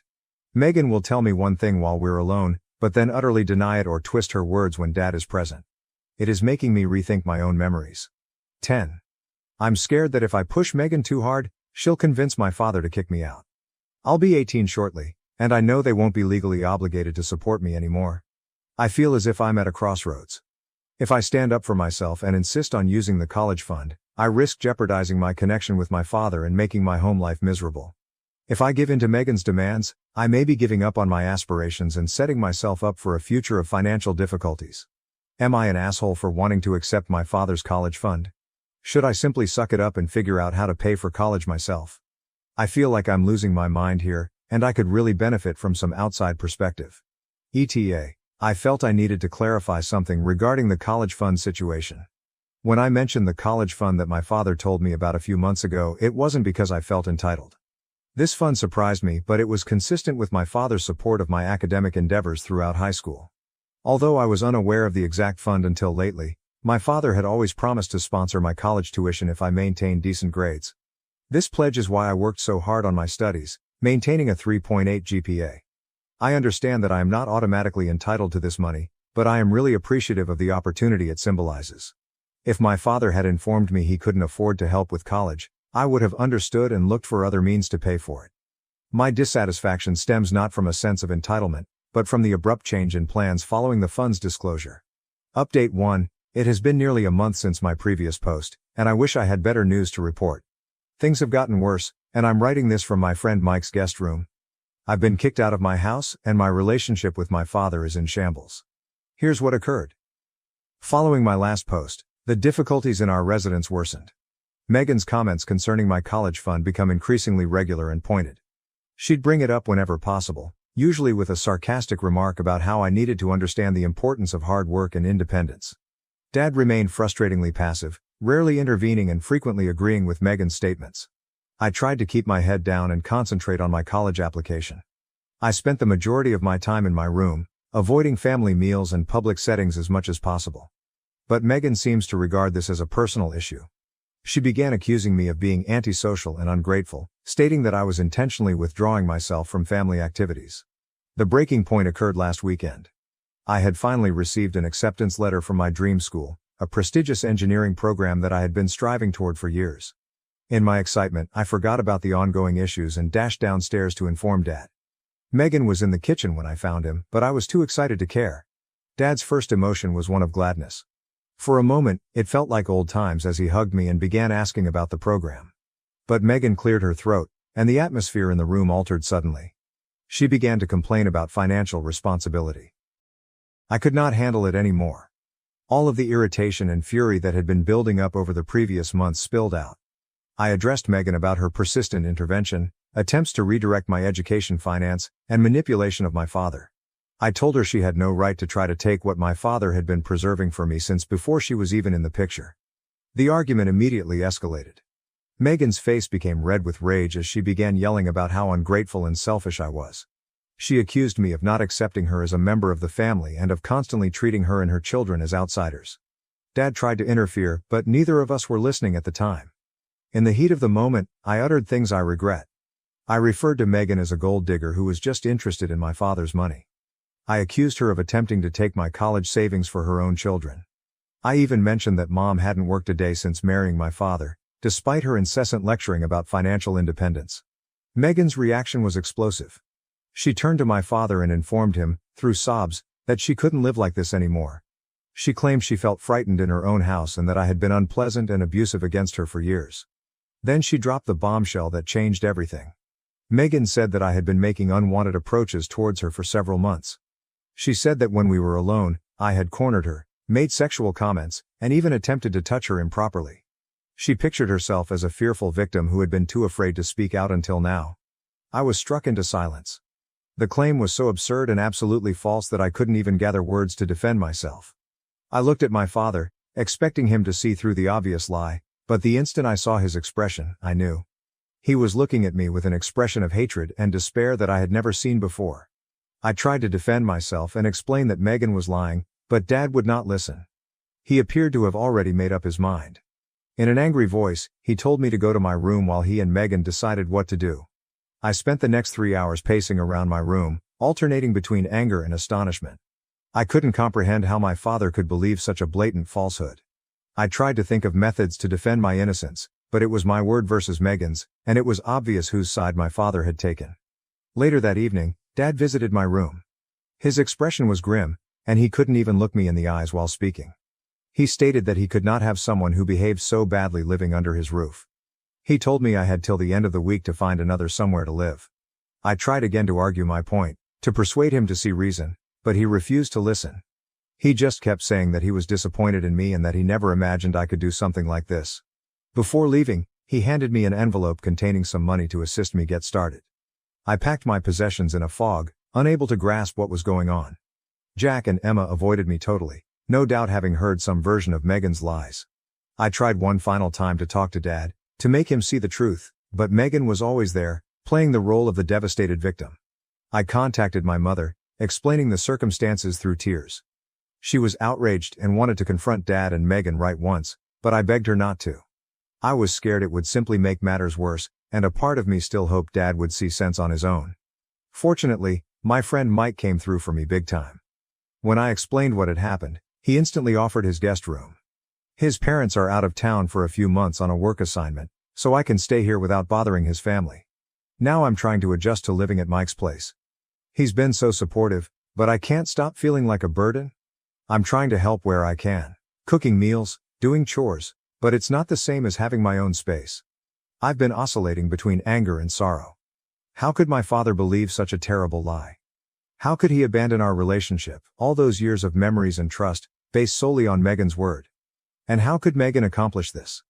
I knew she didn't like me, but accusing me of something so heinous, purposely destroying my connection with my father, is an act of cruelty I can't fathom. I considered visiting my grandparents, but I'm concerned about how they'll react to Megan's claims. What if they believe her too? I couldn't stand to see the same disdain and sadness on their faces. I've also contemplated going to the police to make a report about Megan's bogus claims, but I'm not sure how effective that would be. It's not like she's made these accusations in public or attempted to file charges, and I'm concerned that involving the authorities will further strengthen my father's trust in Megan's falsehoods. My mother offered to let me remain with her, but she lives in another state. Moving there would mean giving up on my dream school and the future I'd been striving toward for years. But I'm beginning to question if I have any other options. Megan's lies have damaged everything, and there appears to be nothing I can do about it. My father, the guy who was meant to know me better than anyone else and to have my back no matter what, has decided to think the worst about me without even giving me the opportunity to explain myself. I've been reviewing every conversation I've had with Megan, trying to figure out where this lie came from. Was it merely an opportunistic move when she saw how angry I was during our dispute, or had she been preparing for this for a long, waiting for the ideal time to get rid of me forever? Regardless, the level of calculation and brutality involved sickens me. I don't know what will happen to my college fund now. Will Megan offer everything to Jack and Emma? Will my father use it to pay for my dream school, despite the fact that he believes I'm a predator? I've been attempting to figure out my future moves. Mike assisted me in finding a part-time job at a nearby grocery store. It isn't much, but it will let me contribute to household expenditures and save some money for the future.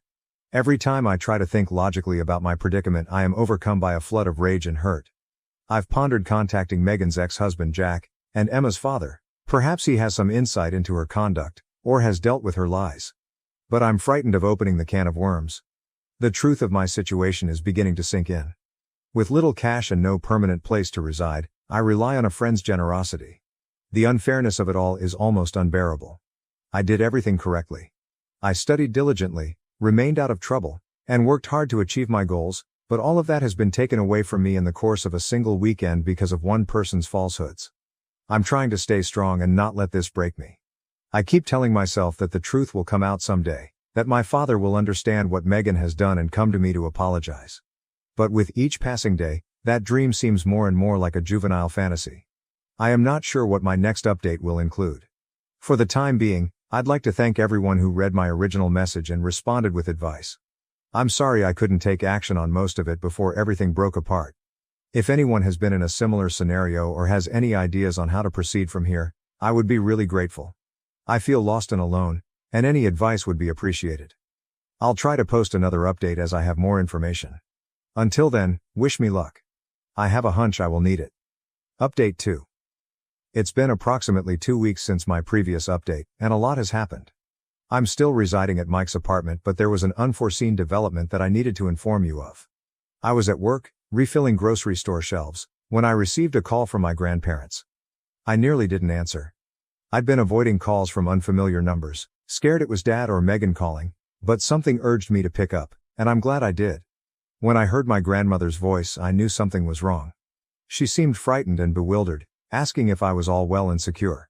I had no idea what was going on until she indicated that Dad had called and told them some troubling news about why I had left home. I became quite concerned that Megan's falsehoods had expanded beyond simply Dad. I asked my grandma what Dad had told them, and her answer confirmed my darkest suspicions. Dad had told them about Megan's phony claims, presenting me as a predator who was making unwanted advances on my stepmother. I felt terrible.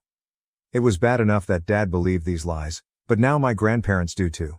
I couldn't bear the notion of them gazing at me with hatred and despair, like Dad did last night at home. But as my grandmother continued speaking, I recognized something. My grandparents were doubtful of Megan's charges, unlike Dad, who believed them right away. They knew me and had seen me grow up, and something about this scenario didn't sit well with them. That's why they called, not to condemn me, but to hear my side of the tale. For a while, I considered brushing it off, telling them it was all a mistake and changing the subject. I was so exhausted defending myself against these nasty lies. But then I realized that this could be my only chance to tell the truth and have someone in my family trust me. So I took a deep breath and told them everything. I started from the beginning, outlining the college fund and Megan's growing attempts to intervene. I told them about the arguments and Megan's plans to redirect the money to Jack and Emma. I explained the last argument and how Megan made up these horrible charges as she felt she was losing control of the situation. As I spoke, I could hear my grandparents' reaction shift, from astonishment to shock to fury.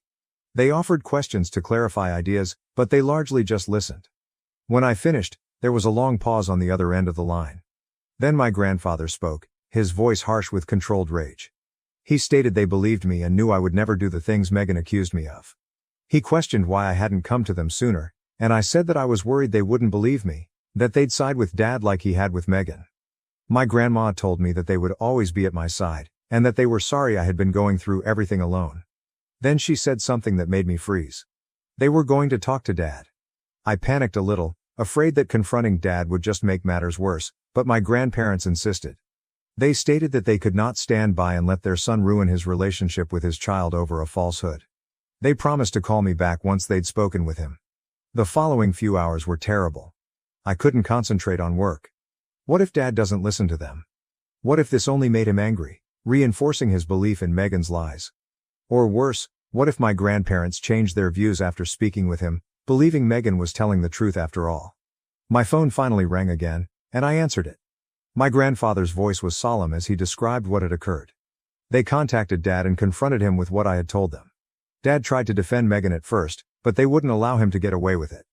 They demanded to know how he could believe such dreadful things about his own son, and how he could toss me away without even attempting to investigate. Apparently, the conversation became heated. My grandfather stated that for the first time in years, he had raised his voice at his son. He warned Dad that he was making a terrible mistake, that Megan was manipulating him, and that he risked losing his relationship with me forever. Then my grandfather dropped a bombshell. He informed Dad that if he didn't fix the situation, if he didn't at least try to listen to me and find out the truth, they would change their mind. All of their assets, including the inheritance Dad had always imagined would be his one day, would be transferred to me instead. I was stunned. I'd never considered my grandparents' inheritance, let alone how it may affect my future. To learn that they were willing to use it as leverage to persuade Dad to see reason was staggering. My grandmother then picked up the phone. She told me that they were completely behind me and would do anything to help me get through this. They offered to let me stay with them and help me figure out my college situation. They even promised to pay a lawyer if necessary to protect me from Megan's additional bogus charges. I was beyond grateful, but yet afraid.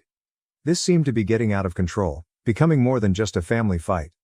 I asked them how Dad had reacted to their ultimatum.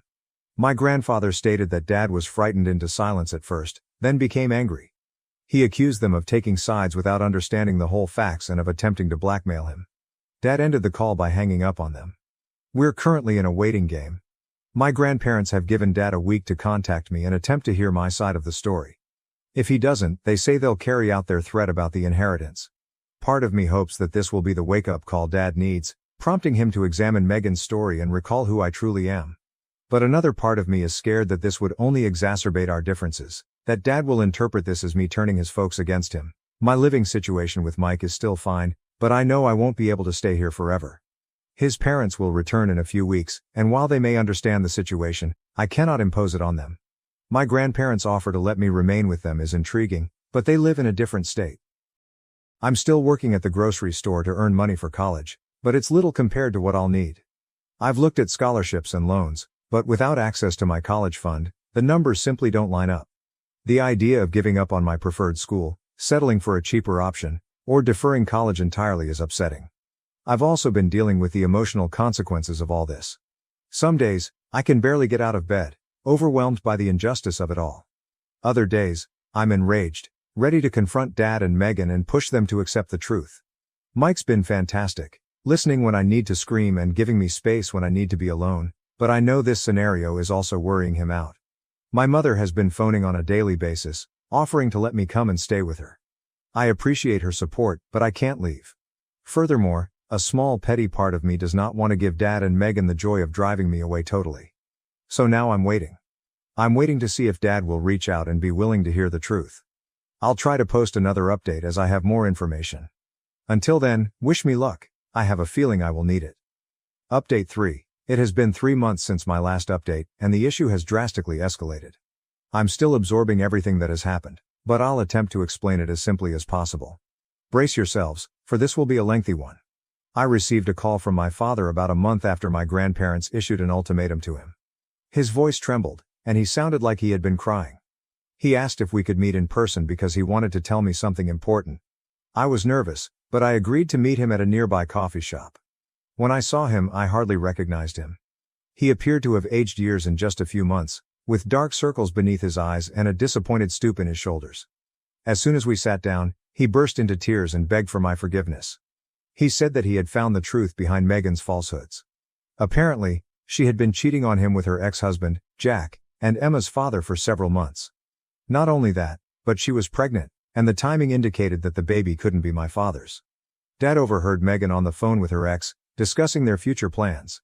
He didn't get the complete picture from that single talk, but it was enough to raise his suspicions.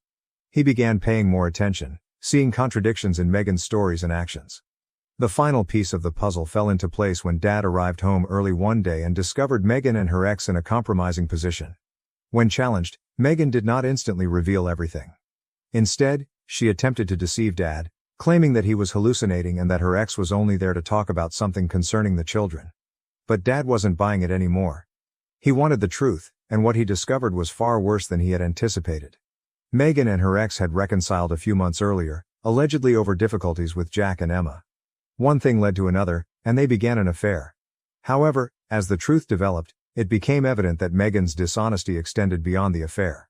She stated that she had been dissatisfied in the marriage for some time, feeling as if she had rushed into it without properly moving on from her previous relationship.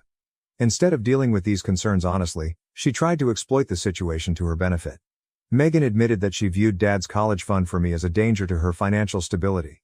She didn't have direct access to it, but she had been gently encouraging Dad to consider utilizing the money for other things, such as home renovations or family holidays. Her strategy was to progressively drain the fund while protecting her own financial position. The bogus accusations against me were part of the plan. Megan attempted to downplay her role in it, claiming that she had felt uncomfortable around me at times, but admitting to exaggerating and distorting incidents to cast me in a negative light. Her purpose was to create space between Dad and me so that I wouldn't interfere with her plans. When Dad confronted Megan with all of this, she did not even have the decency to seem embarrassed. Instead, she tried to create a fresh falsehood, alleging that her ex had misled her and that she was also a victim. She cried and claimed she had made a mistake, but she still loved Dad. But the play broke apart when her ex, enraged at being thrown under the bus, revealed Dad text messages and emails confirming Megan's willing participation in the affair and manipulation. Some of the conversations contained details about their future intentions, such as how they would manage the divorce and share assets. The cruelty of it all was overwhelming. Megan had not only abused Dad's confidence through the affair, but she had also deliberately worked to destroy his relationship with me and ensure her own financial future at our expense.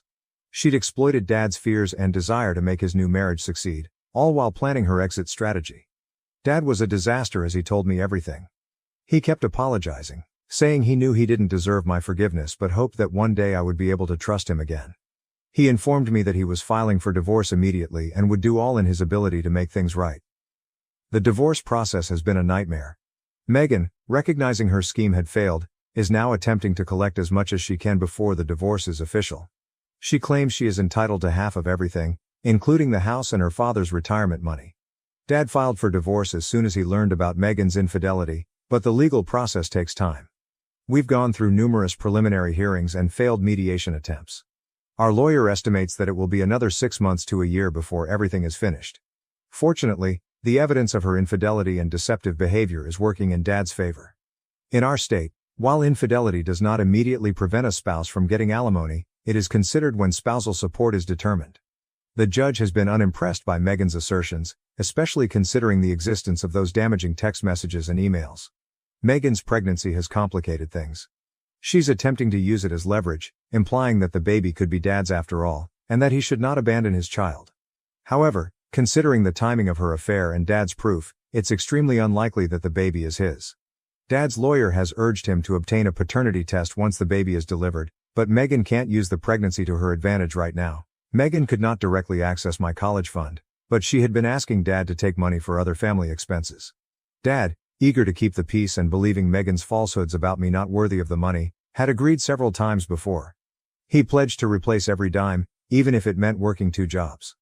The most annoying element is Megan's continued attempt to manipulate everyone around her.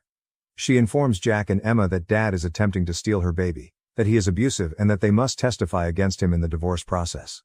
She's contacted family members, telling them about how she was misunderstood as a wife who made a mistake but deserves another opportunity. She even had the guts to contact me and cry, claiming that she never intended for things to escalate and that she was simply terrified and bewildered. She tried to persuade me that if I told Dad I forgave her, maybe we could all be a family again. The manipulation was so clear that it was almost funny, but it still left me sick to my stomach. Jack and Emma are stuck in the middle of a nightmare. They'd been spending more time with their dad recently, unaware that their parents were rekindling their love behind my father's back. When everything was revealed, they were devastated. They've contacted me and Dad, apologizing for not standing up for me and saying that Megan had also supplied them false information about me. Megan had informed them that I was jealous of them and attempting to undermine their relationship with Dad. She had convinced them that I was unstable and potentially aggressive, which is why they avoided me in the last 3 weeks before I went. Learning the truth has been devastating for them, and they are still trying to accept who their mother truly is. Dad has attempted to make apologies in every way he can think of. He has contacted my grandparents, thanking them for their support and apologizing for not listening sooner. He has volunteered to pay for therapy for me, understanding the emotional stress produced by this entire situation. He's even trying to make amends with my mother, admitting that his terrible decisions have placed an unfair burden on her. I'm still trying to digest everything. Part of me is relieved that the truth is out, that I've been vindicated, and that my father now believes me. But another part of me feels angry, mad that it took this level of betrayal for him to realize the truth, angry that I had to go through months of suffering and uncertainty because he couldn't trust his own kid over a lady he'd only known for a few years. For the time being, I've returned home and settled back into my old room. It is weird to come back here, knowing everything that has transpired. Dad and I are walking on eggshells around each other, unsure how to repair our connection. We're going to begin family therapy shortly, hoping to work through some of the hurt and mistrust that is built up. My college plans are back on track. Dad has pledged to do whatever it takes to get me into my ideal school, and I'm cautiously optimistic about the future. My grandparents have been extremely supportive, offering both emotional and financial assistance whenever needed. The legal battles are not done. Megan is battling tooth and claw for every dime she can obtain, prolonging the divorce procedures with unrelenting demands and allegations. Her counsel has attempted to portray her as a caring wife and stepmother who made a single mistake, but proof of her deceptive behavior is jeopardizing her case. Dad's lawyer has been advocating for a fair yet strong settlement. Megan's infidelity and intentional deception make it unlikely that she would receive the wealth she was hoping for. The judge seemed ready to award her merely the bare minimum necessary by law, which is a minor triumph in this disaster. There's also the issue of possible criminal charges. Megan's activities, according to the lawyer, may be considered fraud due to the extent of financial manipulation. It's a complicated legal matter, and Dad is still debating whether he wants to pursue it or just finish the divorce and go on with our lives. Megan's ex isn't getting off easily either. His involvement in the affair and subsequent manipulation has been revealed, and he is now facing legal consequences.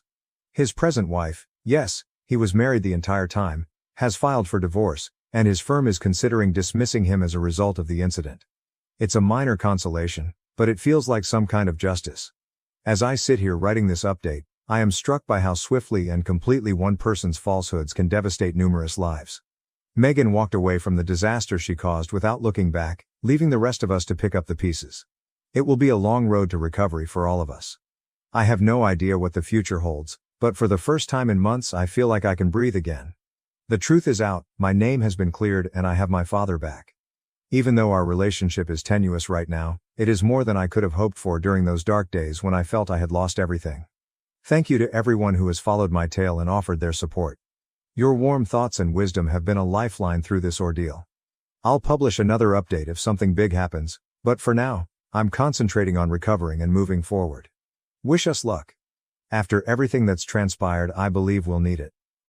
My wife got bored with me and secretly called her ex to come and F her. This is how I uncovered everything. Hello everyone, I've been lurking on this topic for over a year, but I can't keep reading and need some advice on my predicament. I would welcome any feedback. I'm 35 years old, and my 31-year-old wife stopped having any intimacy with me about 6 months ago, and I'm not sure what to do. We have 2 boys, one is 3 years old and the other is 1.5. We are also in the process of building a house. I don't like watching the world burn, and I like to take action as soon as possible to address any difficulties. So I started a talk with my wife to figure out what transpired. I asked her, why did you stop speaking to me, hugging me, and kissing me? Why did you get concerned about the contact of my hand on your body? Why did you stop having any type of closeness with me? She was initially reluctant to speak. There was a difficult cover to breach, but she eventually opened up. What I discovered is that I'm not enough for her. She's doing everything alone. Can't rely on me, and feels like she's wearing the pants around the house. She told me she makes all of the decisions and handles the kids on her own. She even stated, "You would be better alone." She mentioned that I'm an introvert, but not a diehard one, among other things. It was upsetting to hear, but I accepted her words. I assured her I understood her suffering and promised to improve my behavior so she wouldn't have to worry about it. I love her so much that I'd rather agree than start a fight. However, I have my own thoughts, which occasionally prevent me from sleeping. A major red flag led me to this group. Her accusations are false, in my opinion, yet I honestly believe I meet the standards of a good husband. I work from home for about 8 to 9 hours per day, but then I care for my boys. I play with them, feed them, take the older one swimming, put them to bed and so on. I can also get up in the middle of the night if necessary. Aside from caring for the children, I help with housework. I do the dishes, grocery shopping, and some cleaning, but she likes to clean because I am not as efficient. I handle the car and other aspects of our new home. I do a lot to make her life simpler, and I know it's difficult with 2 little sons. The truth is, I'm not someone who is constantly proactive. Some folks can't sit on the couch for more than 5 minutes without thinking about what to do next, what to mend, what business to start, or what duties to complete. Her father is like this, but I am not. Once the kids are asleep, the work is completed, and the house is cleaned, I prefer to relax by watching a movie or playing video games. I am also not the sort to start my own business. I am skilled in my profession and prefer to be instructed what to do in order to do my tasks successfully. There are plenty of people like that, and I'm not ashamed of it. I don't pursue a glamorous career. I don't imagine having millions in my bank account. I'm simply a regular guy, a good-looking one, who wants to have a healthy, happy family while earning a reasonable living. I knew she was having problems with that, despite having been happily married for 4 years and together for 5 years prior. The conversation happened in December. After that, I began to work against my personality, which resulted in some proactive effort, such as additional groceries and house repairs. Basically, not sitting on my butt in the evenings. There's no rest. She liked it, but it didn't improve her attitude toward me, so I had to initiate a second conversation. Given how she treated me, I questioned her from the outset. Do you want to save the marriage? She said, I don't know. It was difficult to swallow, but in order to proceed, I asked her, do you want to go to marriage counseling? She said, I don't know. I continued. It's not a moment to not know if our kids may have parents living separately soon. After hearing that, she agreed, and I needed to get a therapist. She showed no interest in that. During our conversation, she revealed to me several sad truths such as, I married you simply to impress my parents and married sisters so that we might have a large happy family with beautiful children. I married you because I was fascinated rather than in love. I also learnt that she had a meeting with her colleague clergyman to discuss our marriage. Anyway, I found a fantastic therapist, and we're approaching our 3rd session. We discovered that we have distinct love languages. I require touch, she needs work done. However, she hasn't touched me since we started counseling. No hugging. After the 2 sessions, I asked her whether she liked it and how she felt, and all she said was that she's uncomfortable sharing our personal information with an unknown stranger. When the therapist discovered we hadn't slept in the same room in 6 months, she was taken aback. My wife said that it is because she is sleeping with the children in the bed, and there is no room for me. The therapist responded that not allowing a husband in the bedroom sets a negative example for the children and that if there isn't enough room on the bed, go to IKEA and buy a single bed and install it next to the larger one. I did exactly that. I bought it, put it together, and am currently sleeping there. Funny thing is, I still feel like I'm sleeping alone. She's far to the left, The boys are in the center, and I'm far to the right. My wife's testimony has altered slightly since the beginning of the issue. She began to express her depression as a result of spending so much time at home with her children. She informed me she said all of those things because she was overly emotional, etc. I would never say anything like that to her under any circumstances, but I guess I had to trust her. She recently returned to work, and we hired a nanny. The only change in her conduct is that we began to communicate, but I am more than just her friend. I am also her spouse, and there is no intimacy. There are no signs that things will improve. She doesn't care about the next marriage counseling appointments, so I have to keep arranging them. She informed me she doesn't need sex and had only done it when I wanted it. I felt like an abuser. She was never into lovemaking. We had it once a week, which was okay with me. It could have happened more frequently, but it was fine. We've had sex twice this year, both out of pity. One was in early January to celebrate my birthday. Now it appears that I need to have a birthday to be laid.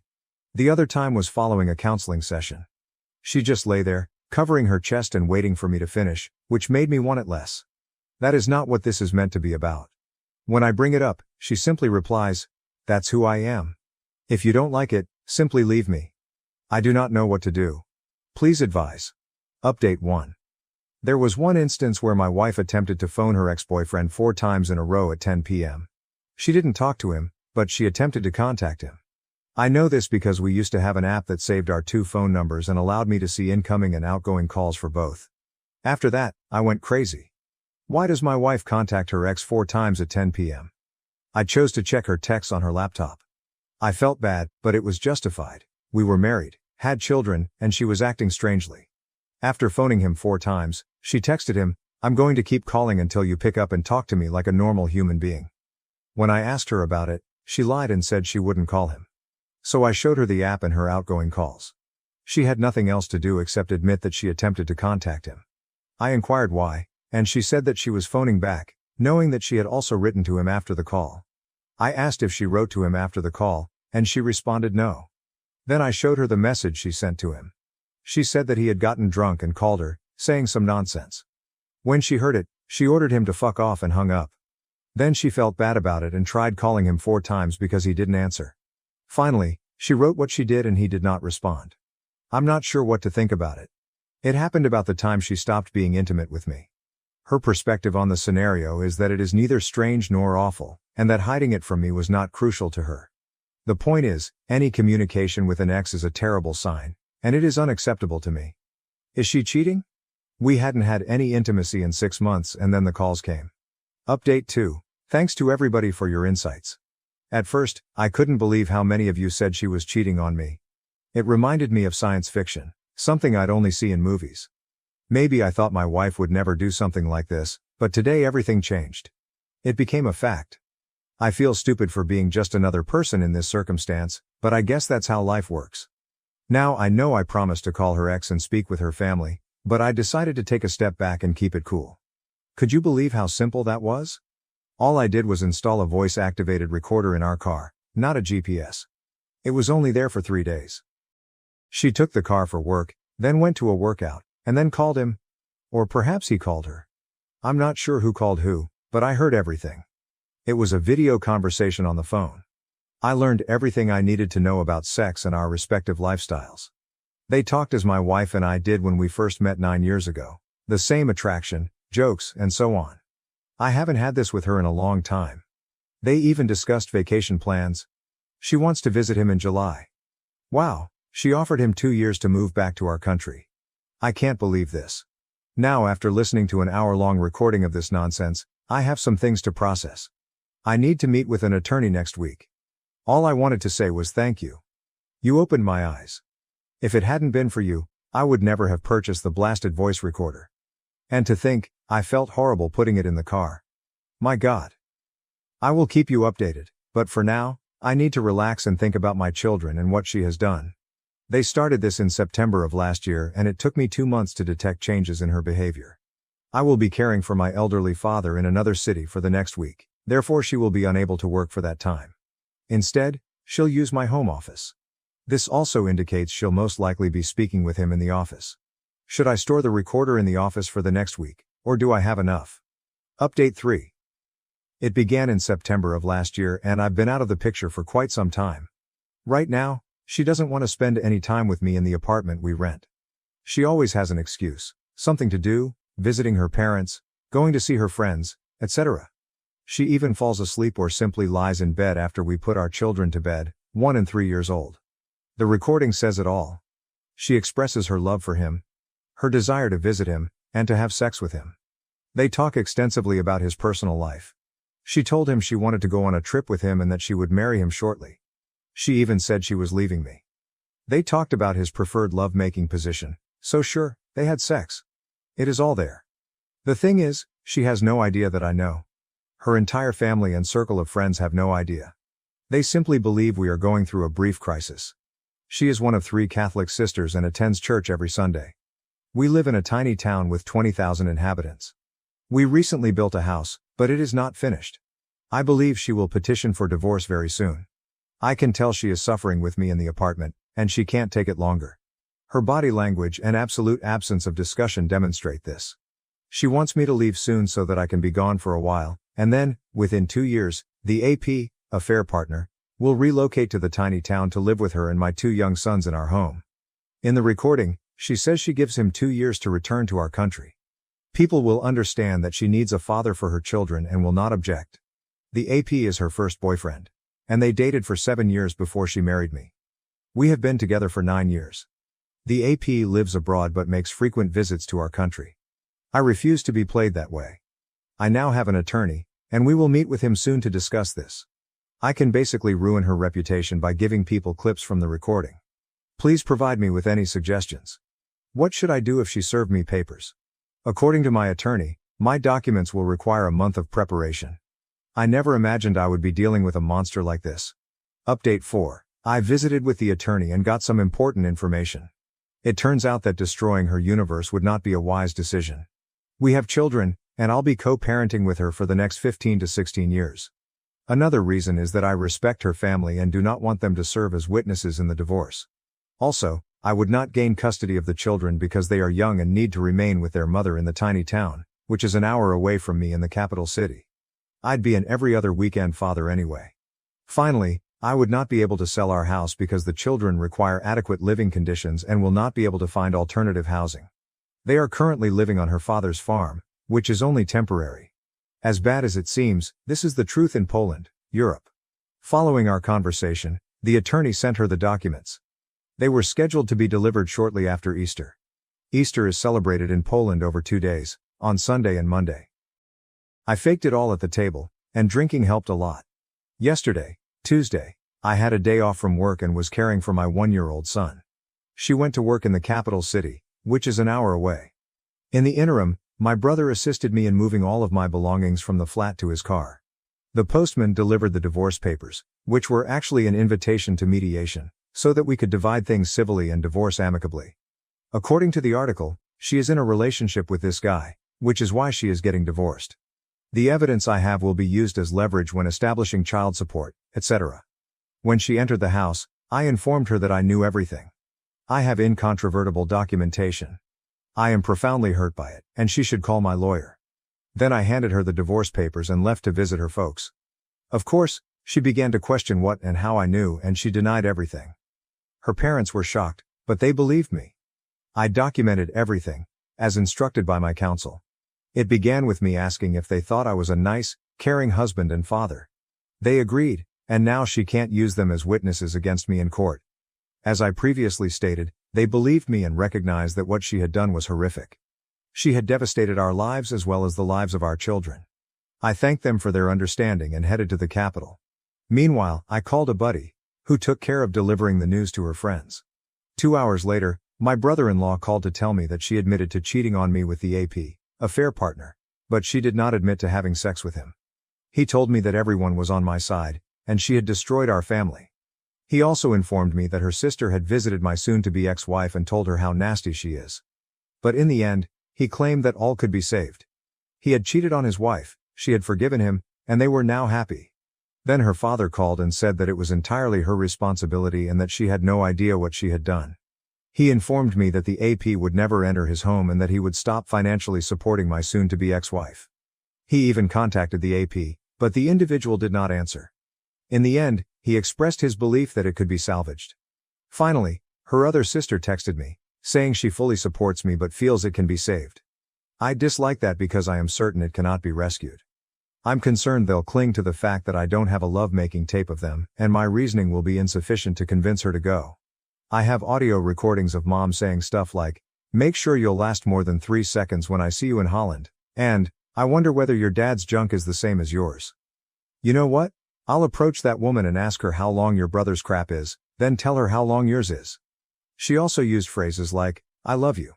I am planning to leave my hubby. Please record yourself and give me the video. Your favorite position is crappy style with a straight back, and I'm showing you what your life with me will be like. I'm giving you 2 years to relocate back here."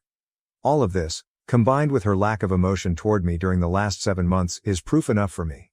Furthermore, soon after the incident, she informed me that she would never stop loving him. This is more than adequate proof for me. What are your thoughts? Anyway, as many of you have previously indicated, she is currently crawling back after her family confronted her with everything. She's sending me texts like, "I had no idea what I was doing. I can't picture life without you. I am deeply sorry for anything I have done. I'm waiting with the kids for your return." She also stated that she did not mean to inform me that she has always loved him. I'm not sure, they're making me feel like I rushed into the divorce since I don't have a real love-making tape. They do not know everything. All they know is that I have proof, but she won't acknowledge having sex with him. It's plausible because he's in Holland, but he may have seen her here. Update 5.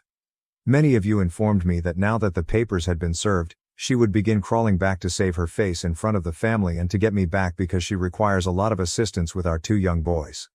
It happened, she began writing to me on Messenger, although not very frequently. All of the messages read the same: "I can't imagine my life without you. I love only you." She also sent images of our children and words stating, "We're waiting for you and love you very, very much." That is it. It has been 5 weeks and she hasn't contacted or visited me. She had numerous possibilities, including driving past my parents' house, where I currently live. Only Messenger texts appear infrequently. We also saw each other a few times while switching children, and she never tried to apologize or say anything, just a brief hi and bye. Her family began communicating with me much more regularly.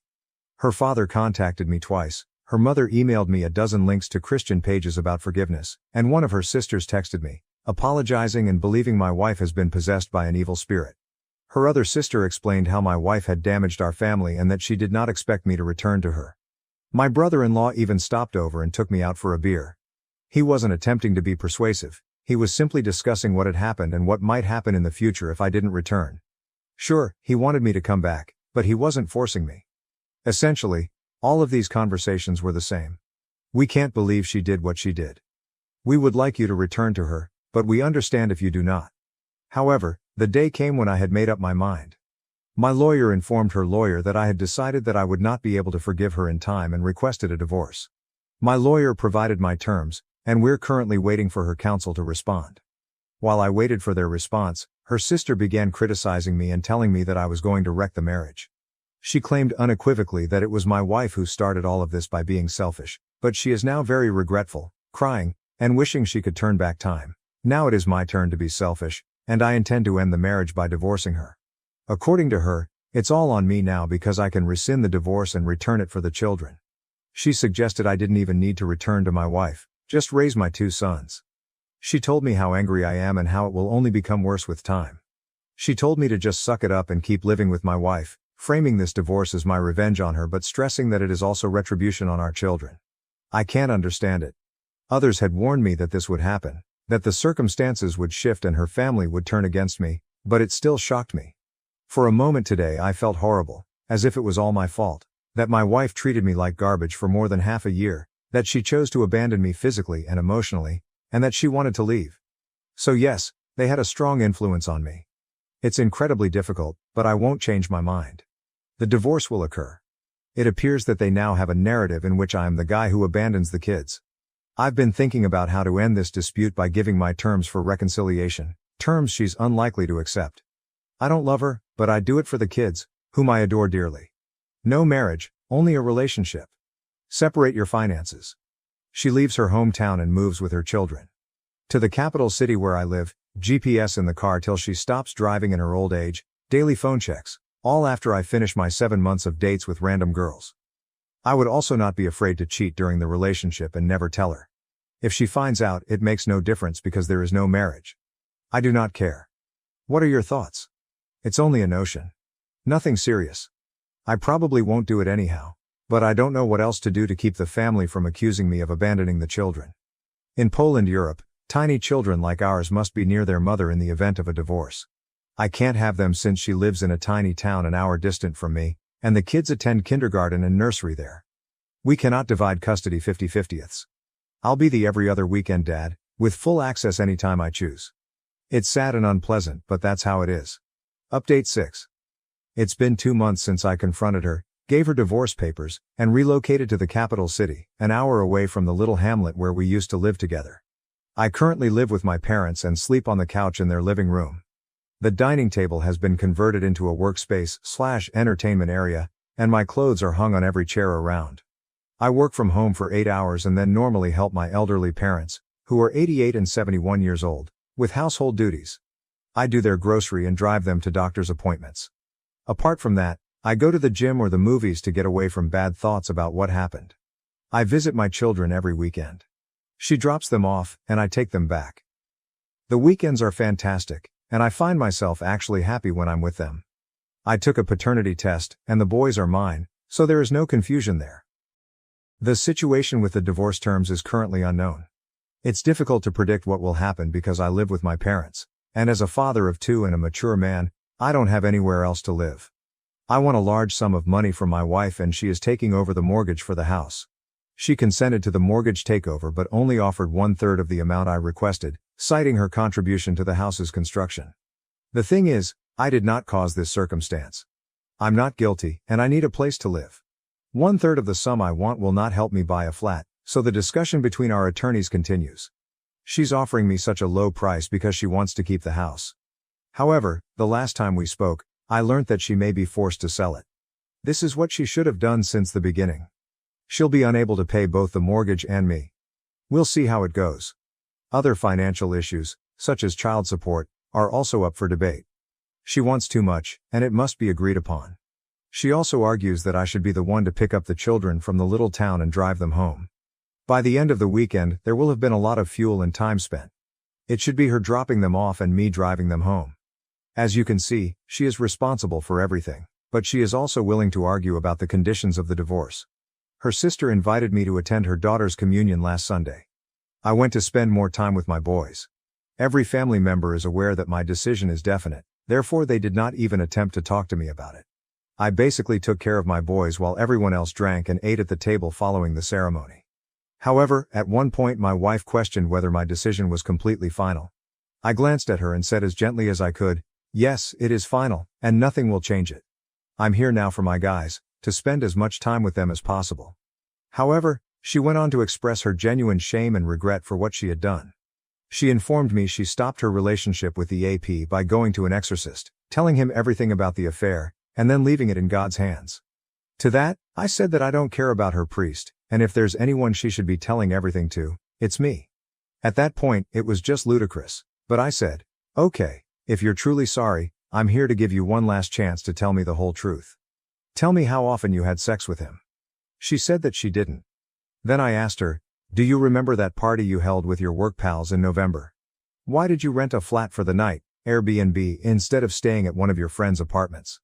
After hearing it, she went paralyzed and couldn't say anything except, "Why do you need to keep torturing yourself with it?"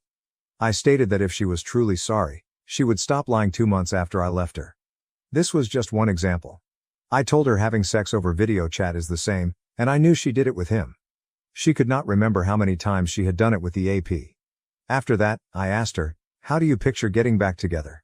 You start a conversation with me, then lie the next second.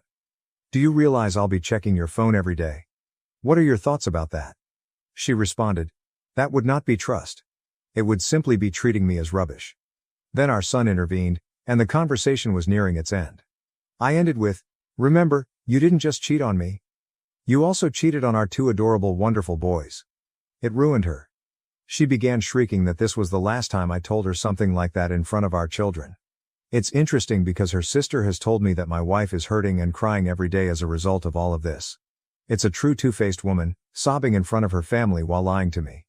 She even stated that if she wished, she would join the AP and her family. I couldn't do anything about it, as if I should be grateful that she broke up with him and is now in control of not being with him. So come on.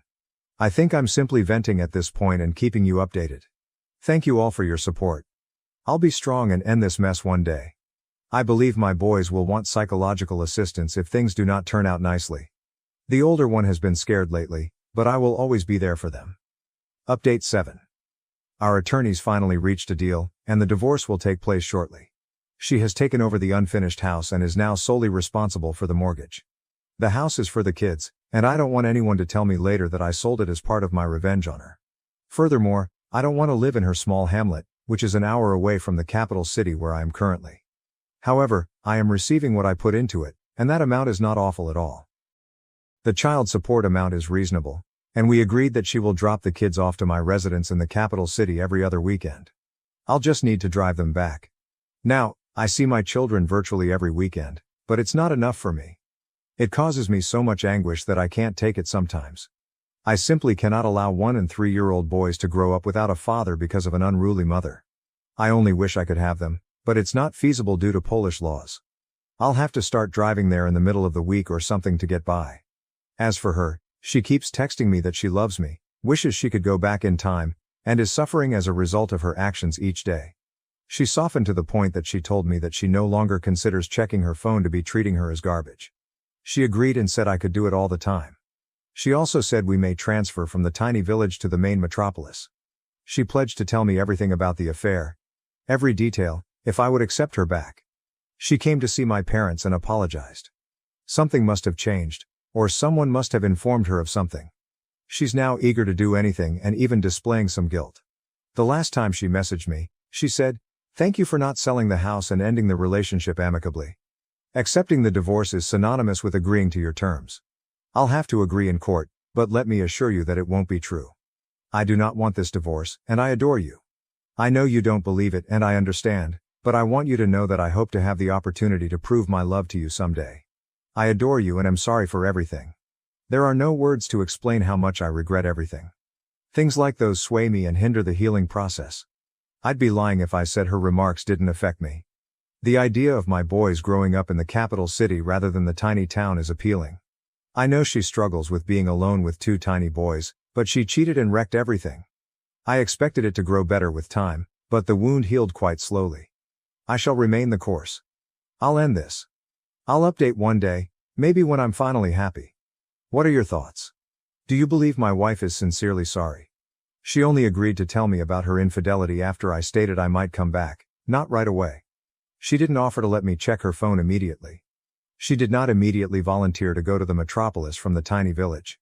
It took 3 months for her to demonstrate contrition. When she apologizes, she doesn't even contact or visit me. She does it over Messenger. Her entire family has now sided with her. Her mother calls me a narcissist, and her sister claims that I only want to profit from the divorce and leave a lady with 2 young sons. I paid a brief visit to my children yesterday, and she invited me to spend the night. Naturally, I left. I'd appreciate any insight. Update 8. D-Day was April 7th, and here's how I feel after nearly half a year. In such complex scenarios, the same questions must be answered on a daily basis. In my case, the question is if I still love her. Could I go back to her solely for the children? Do I want to return to her little village to complete building the house? Would I be okay with myself in 5 to 10 years knowing what she had done? The answer to all of the inquiries is a resounding negative at this point. That is it. Yes, I adore my children and wish I could spend every day with them, but I cannot. I want to love her, but I can't. Even though she wants me back. I wish I could have that family back, but I cannot. I want to forget everything, but I can't.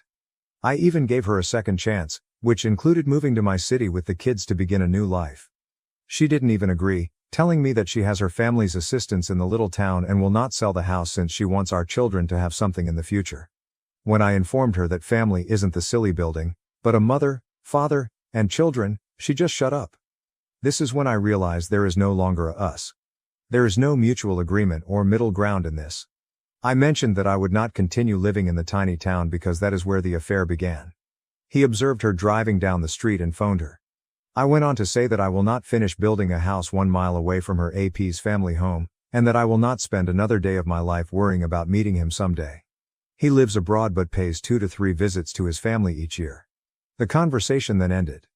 I despise the little town. She does not wish to live in the capital, that is it. Here's an example of how she approaches things. We agreed that I would take the money I put into the house and she would keep the building for the children. She now has an issue with this because there is a clause in the agreement that specifies she cannot sell the house until the children reach 18, adults in Poland. Otherwise, she will have to divide the money she would receive from selling the house evenly between herself and me. She believes this is unjust because she intends to build the house with her own money, and if it is sold, I would receive half of the proceeds from a far more expensive finished house. When I asked her why she would consider selling it, she explained that she cannot anticipate what her life will be like. I can't trust her at this point, so I'm considering just selling the building. I can't bear the thought of selling the house I bought for my children. Update 9. She sent me a message today asking for a response to her question. I'm asking you online because if I were to do it in person, we'd just shout at each other. You've told me who I am and what I've done, and you don't want to talk about it anymore. After all of this, do you want to forgive me, put the past behind you and start over with your family, or do you already know you don't and will never be able to forgive me, and you'll never return to us? Please think about it and let me know if you want our marriage back. What does this mean? I don't think she's in a position to demand that I be so detailed right now. I believe there is another person involved, and she wants to discuss the problem with me. I replied, I'm worth more than a messenger conversation, and we'll talk soon. I chatted to her. I laid forth my only 2 conditions for this marriage to last. Move to the capital city and cut all links with the AP and his family. The second is obvious to her, but the first is an insurmountable impediment.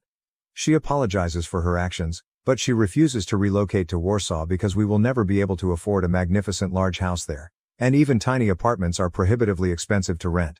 She claims that our children have it easy in the tiny town. She just pays the bills for the flat she presently resides in because it is her father's property. In Warsaw, she would have to spend 4 to 5 times more for a smaller flat, bills and rent. She also has enough friends and family to visit with the kids after work. That is all true. I see the children are pleased, and it is handy for her.